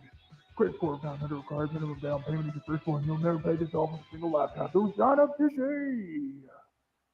Well, that ad was, honest. Well, I mean, art does have a way of letting people bare their souls. Okay, calm down. It was an ad for a truck, not art. I mean, it was commercial art with a purpose and was incredibly limited in what it could be, but like the people that worked on it are still artists working to tell a story. And tell me, who is the main character of this 30-second epic, huh? Us? Well, not us, but like the 20-something who's put more time into perfecting his zombie survival plan over unpacking why his parents got him a divorce for his 18th birthday. My mommy says the male ego is more fragile than even the finest of china. Okay, it was an advertisement for a product. Art is about expressing your truth and telling your story through a chosen medium. It's not... Yeah, and the medium was commercial. Okay, but it wasn't their story. They didn't want you to feel, they wanted you to buy. It had a motive. Uh-huh. A moral. Fire truck is not immoral, Chris. Well, no, the moral is having a truck will fix your broken relationships and give you true freedom and like a bigger wiener, I guess. But that's a lie. Oh, totally. But sometimes you gotta pump the gas a little. Not every cottage in the woods is gonna have a witch in reality, but if I'm a peasant, I don't want my kids going into the woods because, you know, kids are somehow even more fragile than the male ego. Oh, nice callback. Thanks. You can bet every story that I tell at bedtime will have the scariest, most evil, wiener-snatchingest witch waiting in the woods because, like, my story has an expressed goal. And frankly, our imaginations are our biggest weakness when it comes to fables and junk. It's like why monster movies don't show the monster. I wish a witch would come snatch it off. Well, yeah, not every story works on everyone. I with a witch with that. I with a witch with snatch my wiener. I with a witch with snatch my wiener. I wish a witch would snatch my wiener. Yeah, it kind of is. I wish a witch would snatch my wiener. I wish a witch would snatch my wiener. I wish a witch would snatch my wiener. I wish a witch would snatch my wiener. I wish a witch would snatch my wiener. I wish a witch would snatch my wiener. I wish a witch. So what? We're supposed to just respect every ad for any product like we would the Odyssey? What? No. Do whatever you want. It's just an ad for some truck. I ain't holding your leash. Unless... Ugh, Christine, don't be weird. What? All I'm saying is art is like nature. Sometimes you experience it in a forest, a space where it's able to grow and spread and express itself, free from external factors. And sometimes you see tree roots and flowers growing through the cracks in concrete, finding small and subtle ways to express themselves, even in the most limiting of spaces. I'm bored. What are you all talking about? Storytelling. Wieners.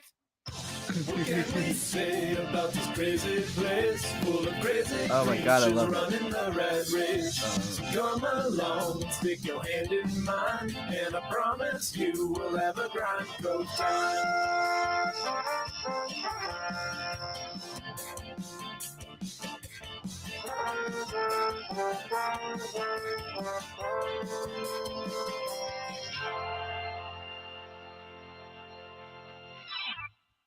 Okay, now this next channel, I have literally played their 7G, the fight for phones, multiple times on stream, and I suspect that this person is that the director is working on something else,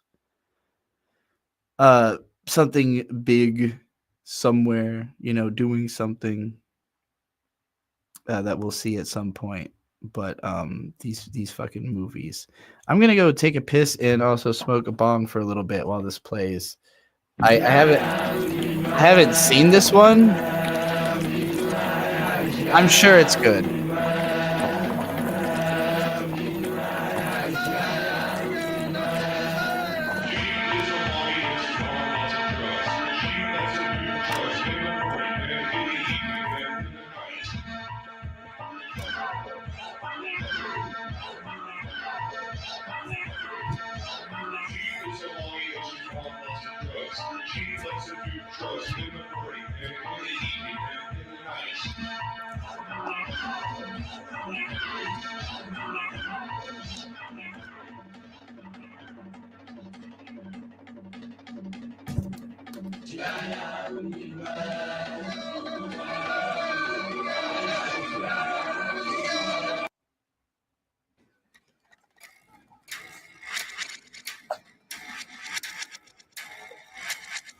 Hey, Frank.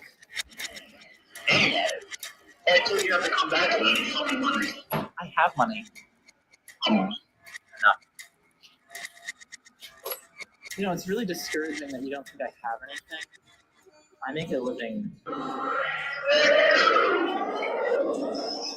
just like you. I want the ICP kinds.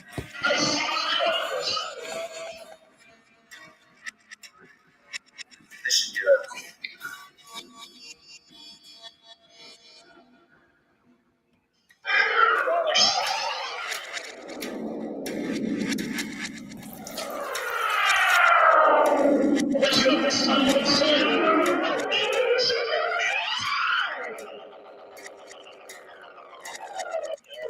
What about those teams? Yeah, they have movement. Those sets of I'll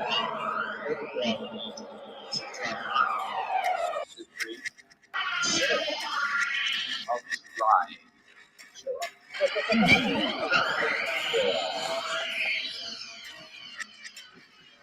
Maybe I'll be able to show up.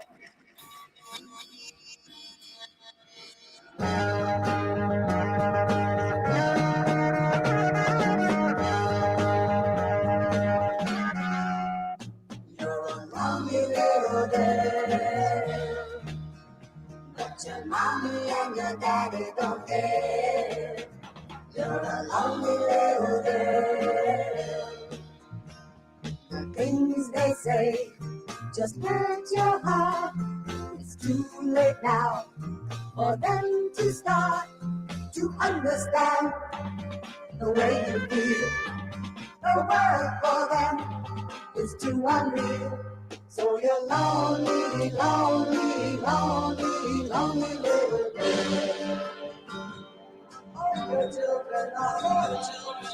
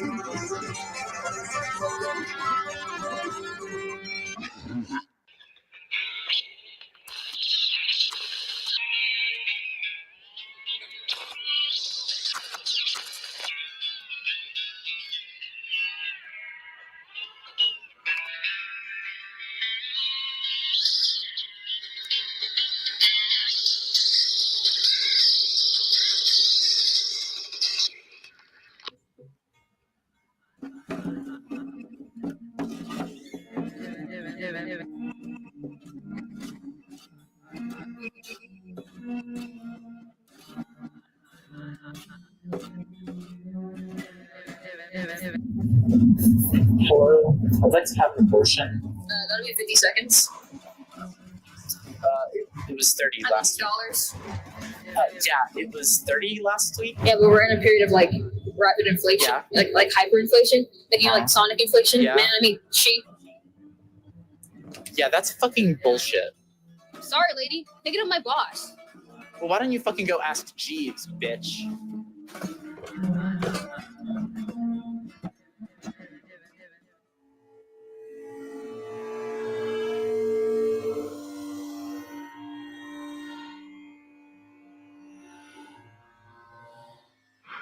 $20 for an ounce of substandardized beauty. We should kill the master. You already killed the babies that were half-fed. Anybody around here has a clowns we smoke. Kill the bastard. Live on your earth and kill the bastard. Kill the bastard. Kill the bastard. Kill the bastard. Kill the bastard. Kill the bastard. Kill the bastard. Kill the bastard.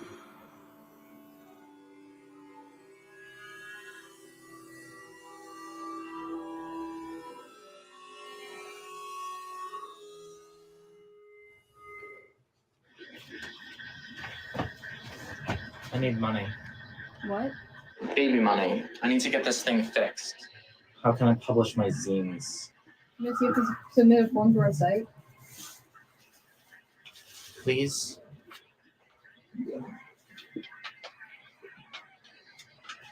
I don't think it's gonna be a good fit for our store. What? It says queer. I'm a trans woman. That doesn't mean you automatically have to accept your submission right off the bat. Are you sure? Have a look at this one. Fuck, this is like really good. Yeah? Can I like keep this? Yeah. $6.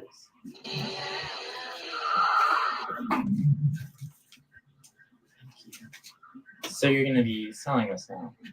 No, this is like just for me. Uh-huh.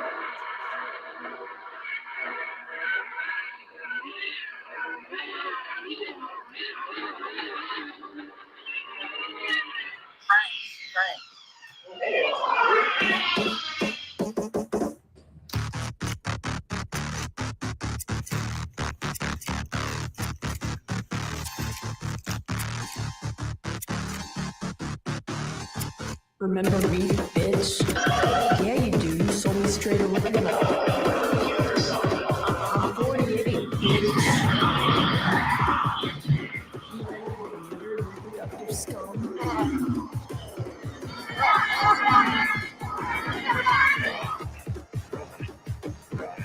Sit down here, you useless little squirter worm.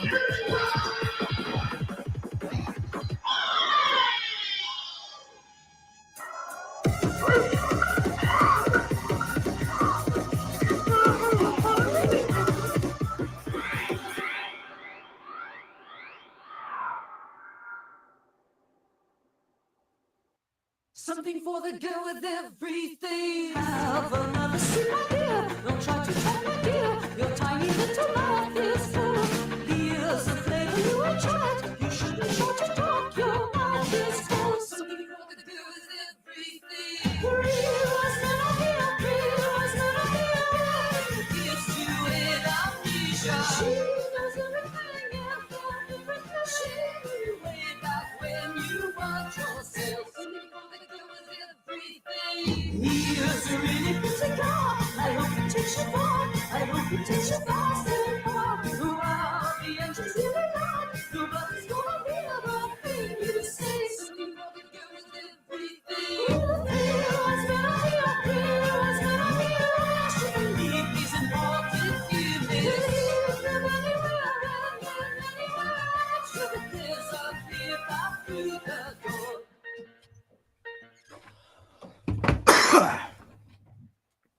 Holy moly, I watched that through my phone while I was smoking drugs.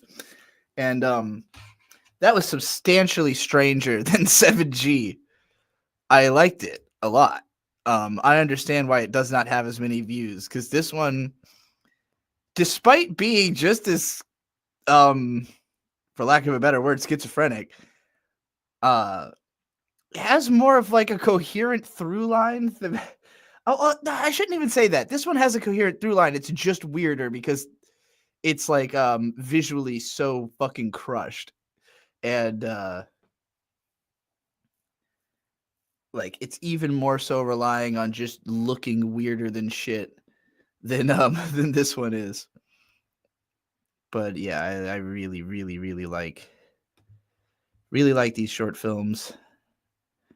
I think we've covered actually everything except for my own other weirdcore channel, of which I've only made one video, but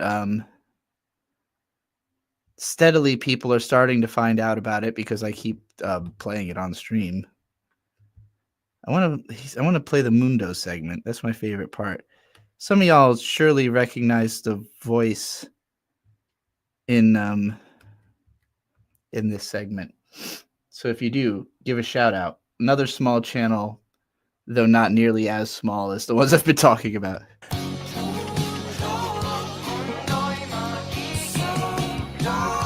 At one point, I just tried digging downward forever. Since we're in creative mode, I found out you could go past the bedrock, and I thought it would be funny to build a staircase that leads all the way down there. But once I started building it, it became something much stranger. I don't really know how to explain it, but the stairs quickly transformed from a novelty joke into a weird sort of autobiography.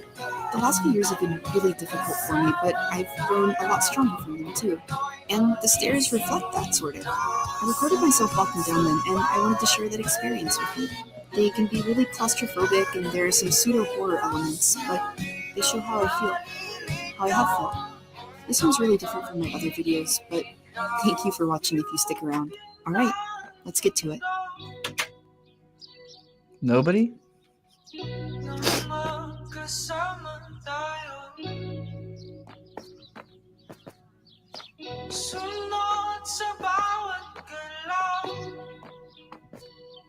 Maybe you all got knocked out by the last video.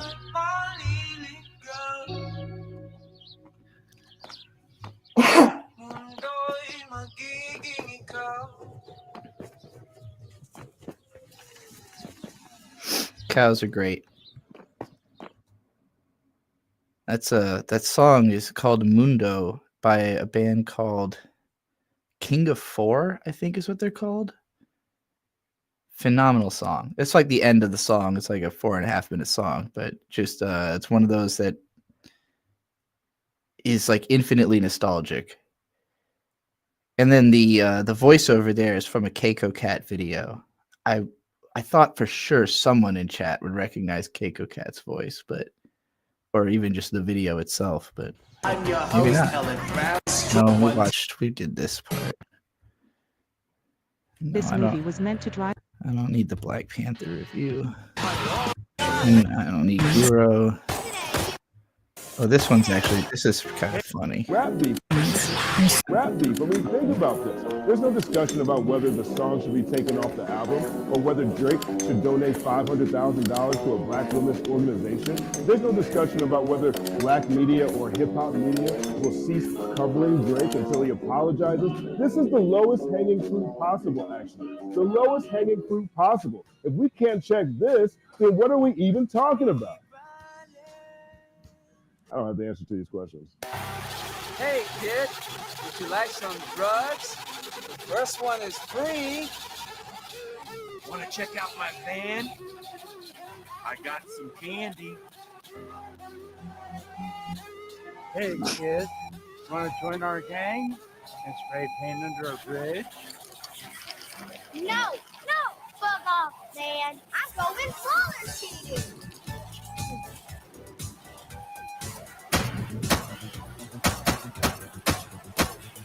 I want to be addicted to roller skating, not track. Because I roller skate today, we will go to college tomorrow. Prison is full of people that have never roller skated. I'm Brad Armstrong, owner of Roller Kingdom in Reno, Nevada, keeping your kids off the streets since 1999.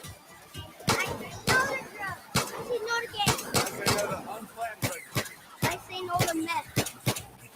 I say no to reefer. I say yes to roller. Man, this roller kingdom is really putting us out of business. You said it, man. This feels tough. But you know what? Maybe we should give up this microcrime and start roller skating.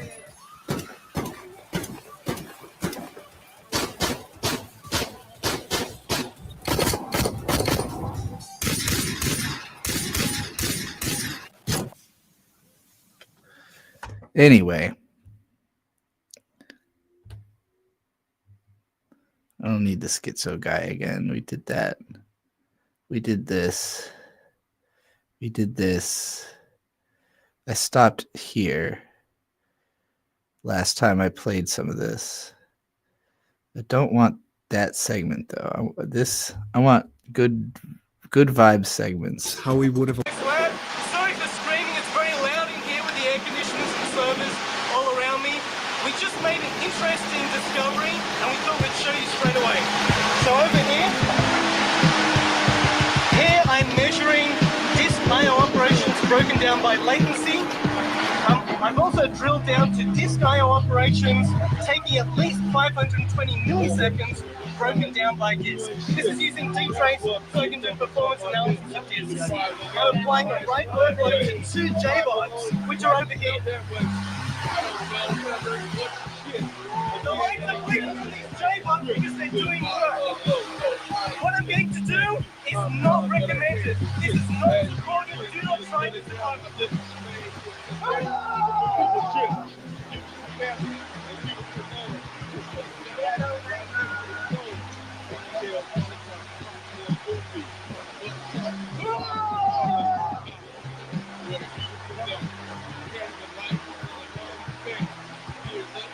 not special effects, this is real.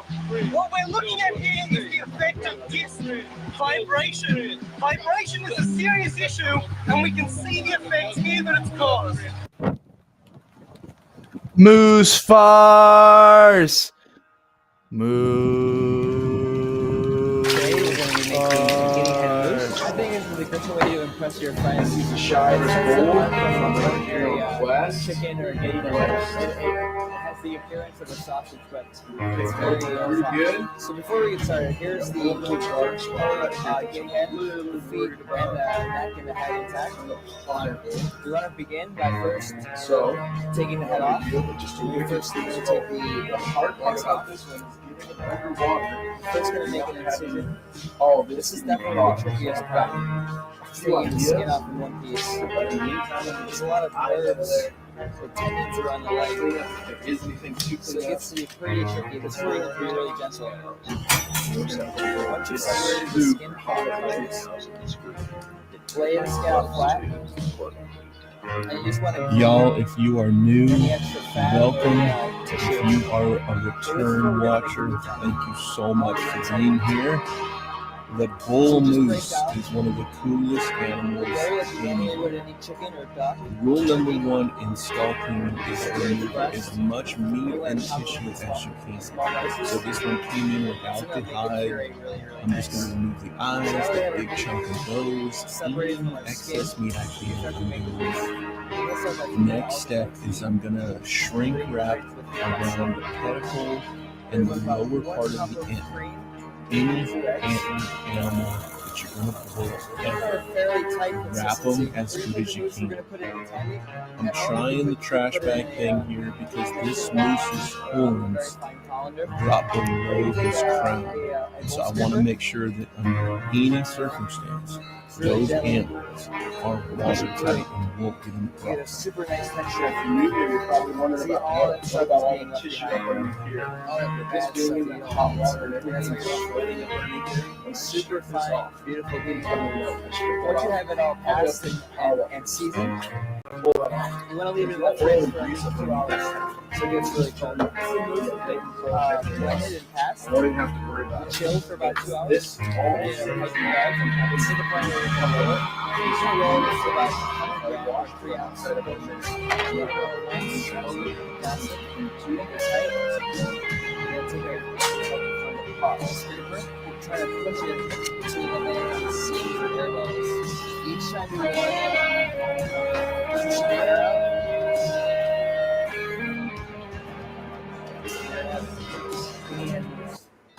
The Last of Us is almost exactly as good a video game as Skyfall is a good movie.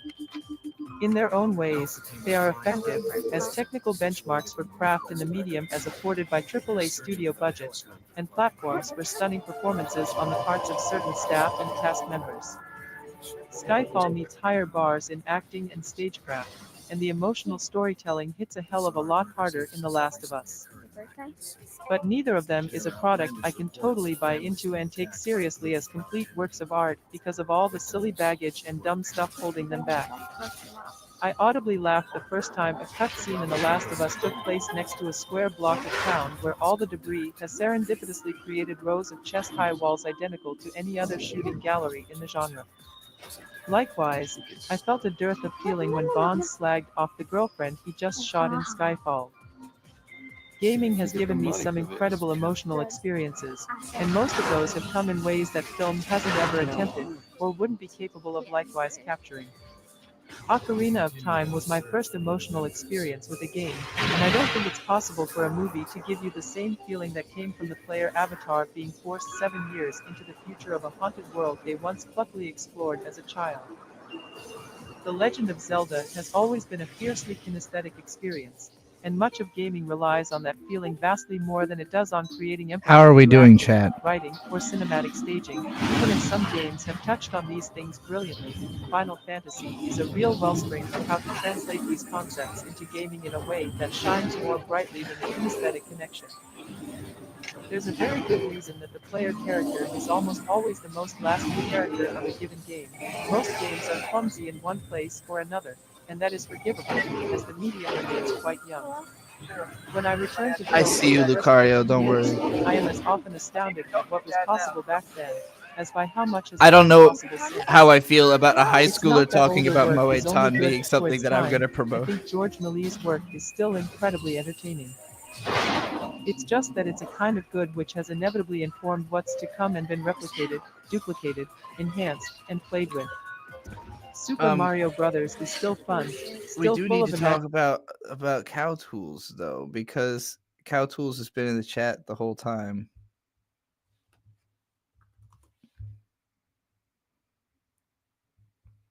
This is Cow Tools. What should I click on here? Dance. What am I getting myself into?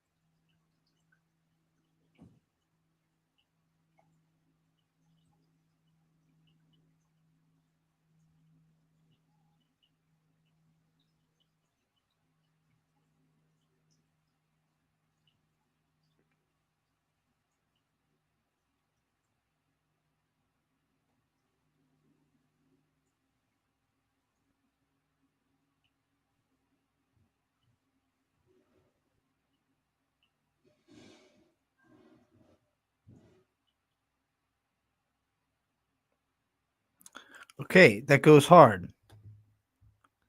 Let's do another one. Milk cup POV. I haven't had anything to eat this morning. I'm gonna start my day with a cup of milk. Reasonable.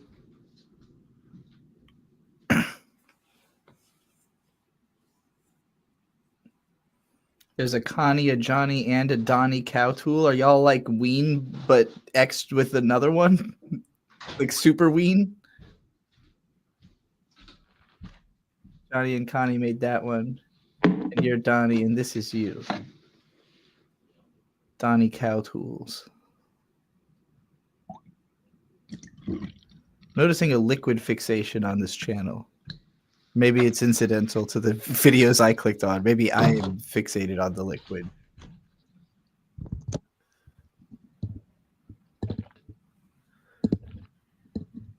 Get that milk.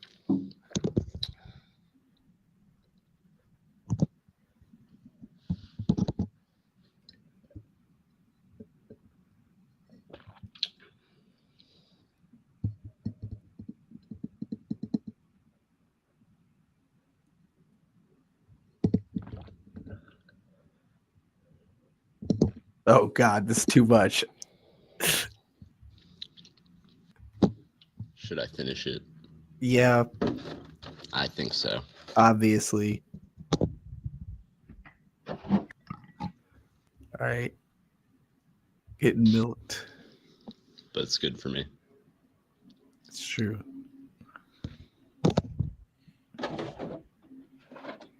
Still milk.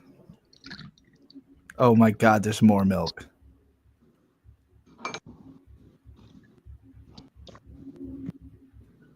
There we go.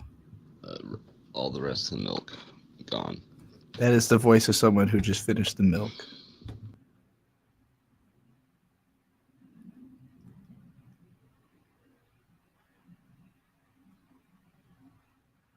Vinyl record collection buckbag. No, that's 45 minutes long. Skyrim boob grabbing glitch. This is a Skyrim boob grabbing glitch. Yeah, as indicated. Boob grabbing glitch.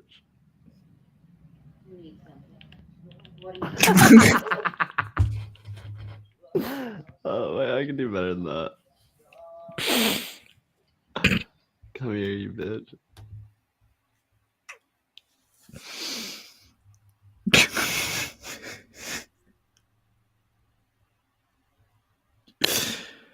Okay, most of these are very long. So,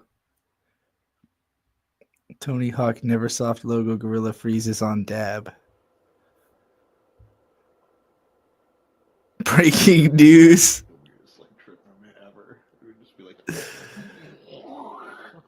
I could see it not doing it. Yeah, right?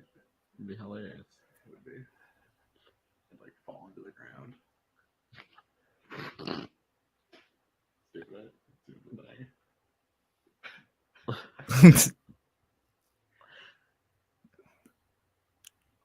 No, no. He dabbed. He fucking tapped. Oh, and it's done. Well, incredible. Okay. All right. I've been going for 5 hours, and I've recommended a lot of channels. What's going on here? Is this a channel with under 7,000 subscribers? No, this channel has 10,000 subscribers. But her videos are definitely underserved. I mean, this one did really well. But hey, new video. Depicting the world's greatest athletes on screen as 10 shades lighter with none of the energy, athleticism, or intensity they have is a disservice, and I hope one day that we stop accepting it. For the people who think that Challengers was written for Zendaya or with her in mind, it was not. The writer Justin Kritsky wanted the character of Tasha Duncan to be played by a black actor, and when Zendaya expressed interest, he felt it was a perfect match because of the cultural space she occupies. Hollywood's acceptable version of a black girl. When asked in an interview if the story was always about a black woman and 2 white men, he said, "Yeah, absolutely. She was always a black woman. Art and Patrick were always white boys. Patrick was always a very well-to-do Jewish guy, and Art was always a somewhat well-to-do WASP. Certainly, the reason for Tashi being black is that we can't really tell the story of American tennis over the past however many decades without telling a story of black women. It just kind of felt ridiculous to create a love triangle set in the tennis world with 3 American players and not have one of them be a black woman, because that is the story of American women's tennis if you look at all of the big superstars from the past decade. I knew that instinctually. It was also, again, a movie that was partially inspired by me watching this match between these 2 very different black women at different stages in their careers. The black women being Serena Williams and Naomi Osaka. I want to make it clear that I think everyone deserves representation and that there's room for all of us, but acting like there's no distinctions in the experience of black people and biracial people does all of us an injustice. Think of it like a Venn diagram. There's definitely overlap, but there are 2 distinct experiences. Also, this isn't just a black issue. Emma Chang Cradle did an amazing video on Asian representation that I highly recommend you check out, and I'll be echoing some of the same points here. But some things are specific to the black experience, and I'm going to expand on that today. By the way, this is the only disclaimer I'm making for this video. I found that people who don't like boundaries or distinctions typically want the advantages that come from taking up your space. Now place your bets as to who that benefits. Staying silent about these issues only serves to benefit those who are complicit with the erasure of monoracial black women, and surprise, surprise, I'm not one of those people.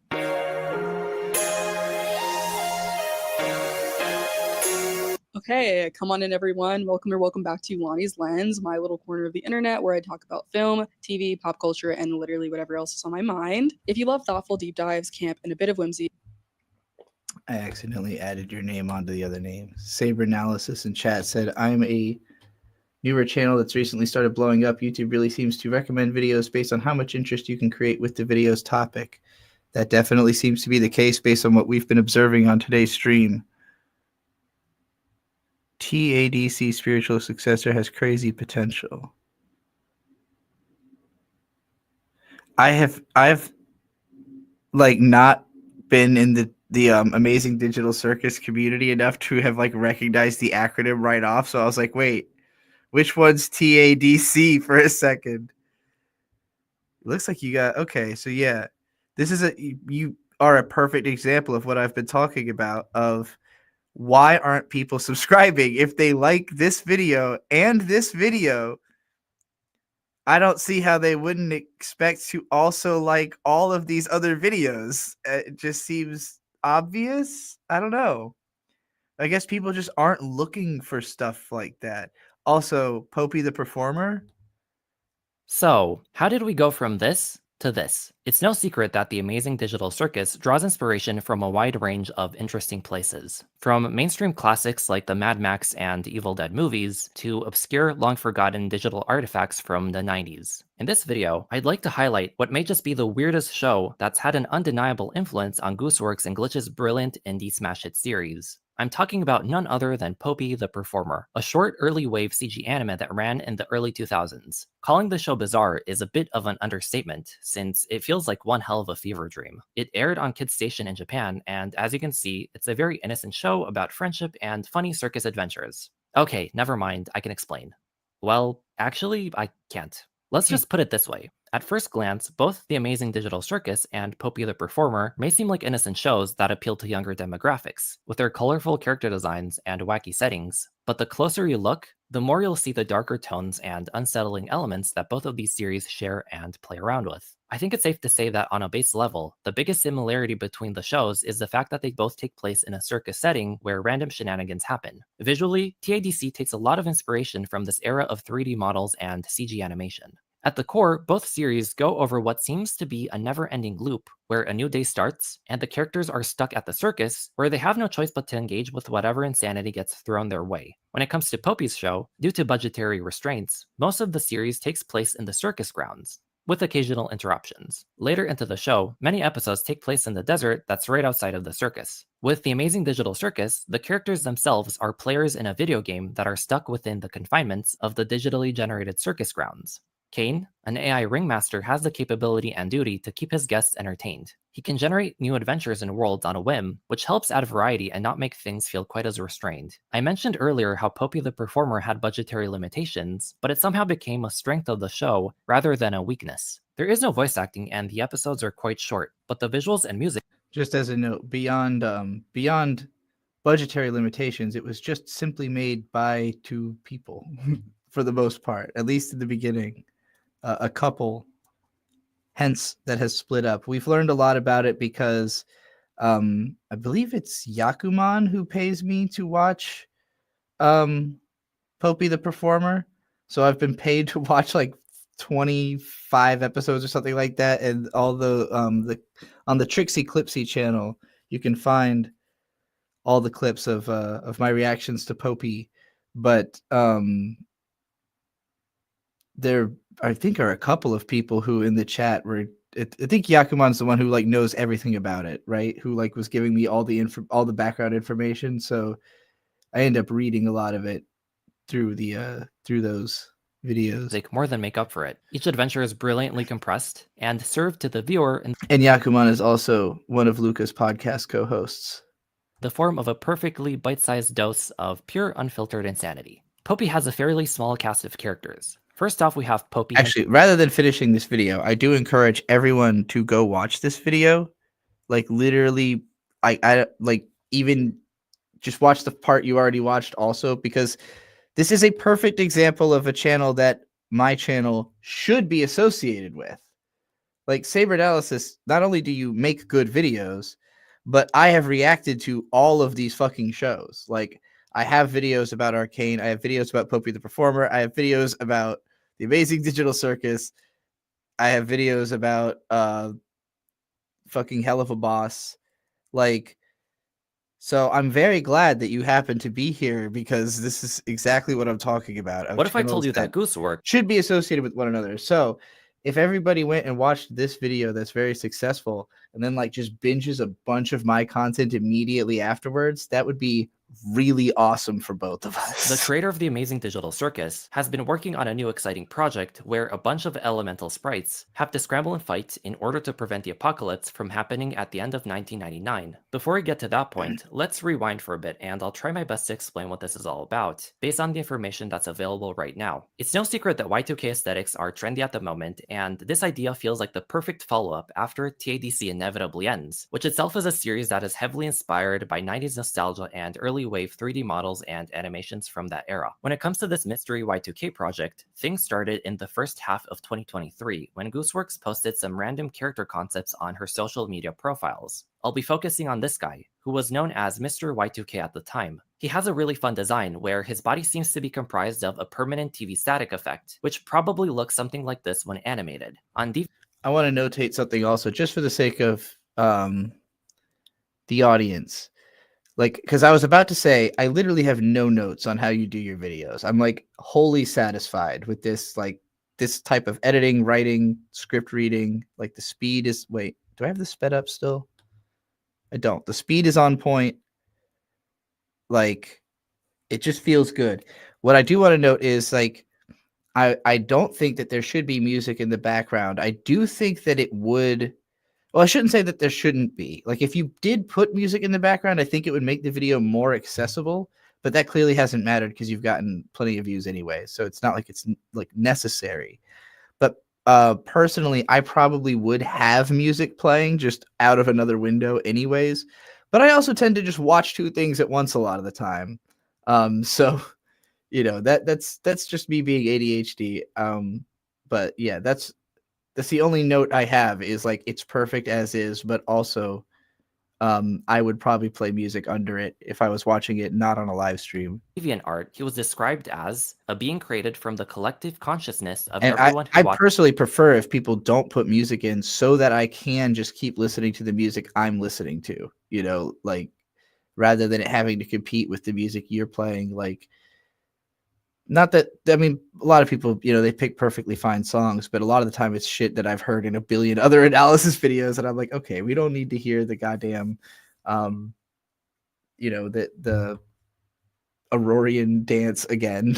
Like we could retire Aurorian dance from videos forever. Watched television in 1999. The next big update happened in late 2024 when Gooseworks or FD Signifier, who plays the that one song, shit don't change till you get up and wash your ass. I don't remember the name of the song, but he plays the instrumental from it like on loop in every single video that he makes. And like it does kind of create like a certain psychological effect I think he's going for, of like you just always associate that song with the channel.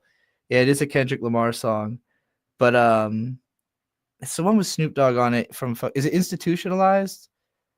I think it's probably Institutionalized from To Pimp a Butterfly. But he plays it in every single video, and it's like it's kind of like a song, like it's a, I guess a sobering song would be the word for it, which is kind of the tone of his videos. But sometimes he's just like having a good time or like talking about something kind of casual and normal, and it's still that song, It's always that same like dramatic atmosphere, even when he's like talking about something, fairly, I don't know, not dramatic. teased that she was brainstorming a new Y2K inspired story. Initially, Point being, I'd prefer to play my own music. I get why he does it. I think it's good branding. I think it's good for him to do that. It's just like, for me, I'd rather be able to play other music over it. two new characters were revealed. An office lady that has paper elemental sprite powers, and she apparently has to team up with a mailbox twink in order to save the world from the rebirth of Mr. 1999. A few days later, a full color. This is a very interesting cast, and I really like him. She's kind of got the Waka Kozake girl's face. She's got more of a nose, but it's that weird roundness to it, and being an office lady also. But yeah, she's really hot, and he looks fun. almost certainly going to be voiced by that same motherfucker who plays Angel Dust and goddamn Bunny sheet Man. with even more characters was posted online. Here we Heck. also found out that things take place in the year 1999, before the end of the world. On the left side, we also see a familiar face again, but we'll get to him later. Not too long afterwards, Gooseworks posted an even bigger character sheet, and this time it had speech bubbles too. We eventually got a color version. Oh, it really doesn't have a name yet? That is impressive, actually, that you managed to get a video with this much attention to something that does not have a name. Also, this fucking scissor girl is awesome. And this dude looks straight out of the Big O. Just straight up right out of the Big O. As well, which came out in the year 2000 also. And on top of that, a bunch of short teasers and snippets of info were being posted about the characters themselves. Here's what else we know so far. Or maybe it was season 2 is in 2000. No, I think I'll start with the it mailbox was one around on the then. left. His design is reminiscent of the character Enna from Joel G, which by extension was inspired. The way that girl looks and moves reminds me a lot of Skullgirls. Left. His design is what character? Squiggly? No, the Painwheel. She kind of has the stance of Painwheel from Skullgirls. reminiscent of the character Enna. Also, this face is definitely a reference to a painting, because it if you look at it one way, it looks like two faces kissing. And if you look at it another way, it looks like just one face. I think my parents have like a replica of this art somewhere. From Joel G, which by extension was inspired by old Picasso paintings. His Oh. official title is Mr. Mailbox, but most people call him Pen Pal. He's the mailbox sprite and is described as a loyal soldier I've seen one that looks more exactly like her face. of Mr. Time. I don't know if it Also, was he's always wanted Picasso. to work with a paper sprite because he thinks they'd be able to do lots of cool team moves together. His dialogue shows his unwavering loyalty towards his boss, since he's seemingly prepared to do anything. I don't understand. Why would anybody turn down such an amazing opportunity to solve Mr. Time's problems? This is my audition. I'm forever a loyal servant to Mr. Time, and I'll do whatever he asks. Shit. And I'll do whatever he asks me to do, even if it hurts me and doesn't make any sense. Anything that is asked Hire of me. him. Next, let's move on to our unassuming office worker. I don't think her name has been revealed yet, but we do know that she's the paper sprite. Plus, she's an aspiring writer as well. More interestingly, when her powers are activated, she seems to be quite literally made out of paper, with the ability to expand and morph her limbs on a whim, and her pigmentation vanishes. I assume the biggest inspiration for her concept must have been the Paper Mario series. If we move to the middle of the sheet, we have someone else who also seems How goes that novel you're writing? Which rewrite are you on now? It's in the double digits, right? Just gonna read for every character. to work in an office setting. Her name is Lydia Pyrite. She's described as an evil black market soul trader, and she's the bearer of the scissors sprite. When she uses her powers, her color scheme Oh, it's the same girl. That makes a lot more sense. changes, and more importantly, she transforms into a cool scissor lady. This obviously reminds me of Ryuko and Nui from Kill la Kill, who both use scissor blades to fight. Next up, we have Mr. Time himself. He seems to be the big boss of the series, literally. I adore his design, and he looks like he could straight up be cousins with Death himself from the Soul Eater Oh, yeah, manga. that's also He a seems great to operate on comparison. day and night cycles, and his Hold on.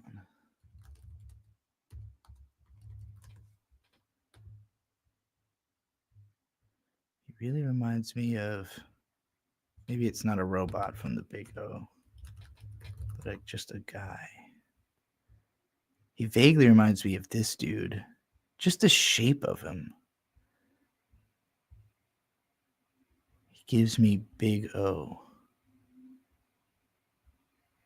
Just the whole vibe of the Big O. Like if you combined all of the Big O into one dude and then also combined him with Death from Soul Eater,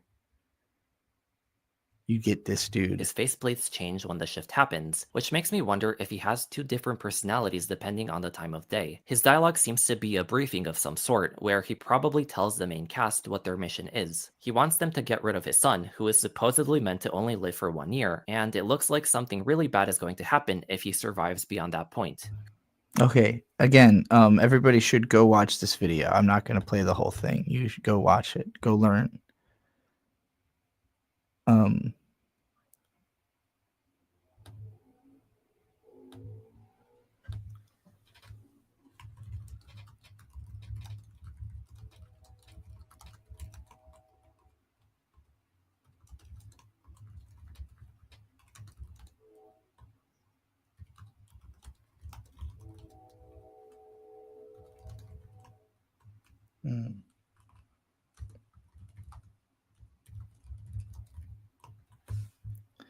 Did I spell Popey right? Whatever, I don't care. Yeah, good channel. Good job. Well done. Thank you for the suggestion.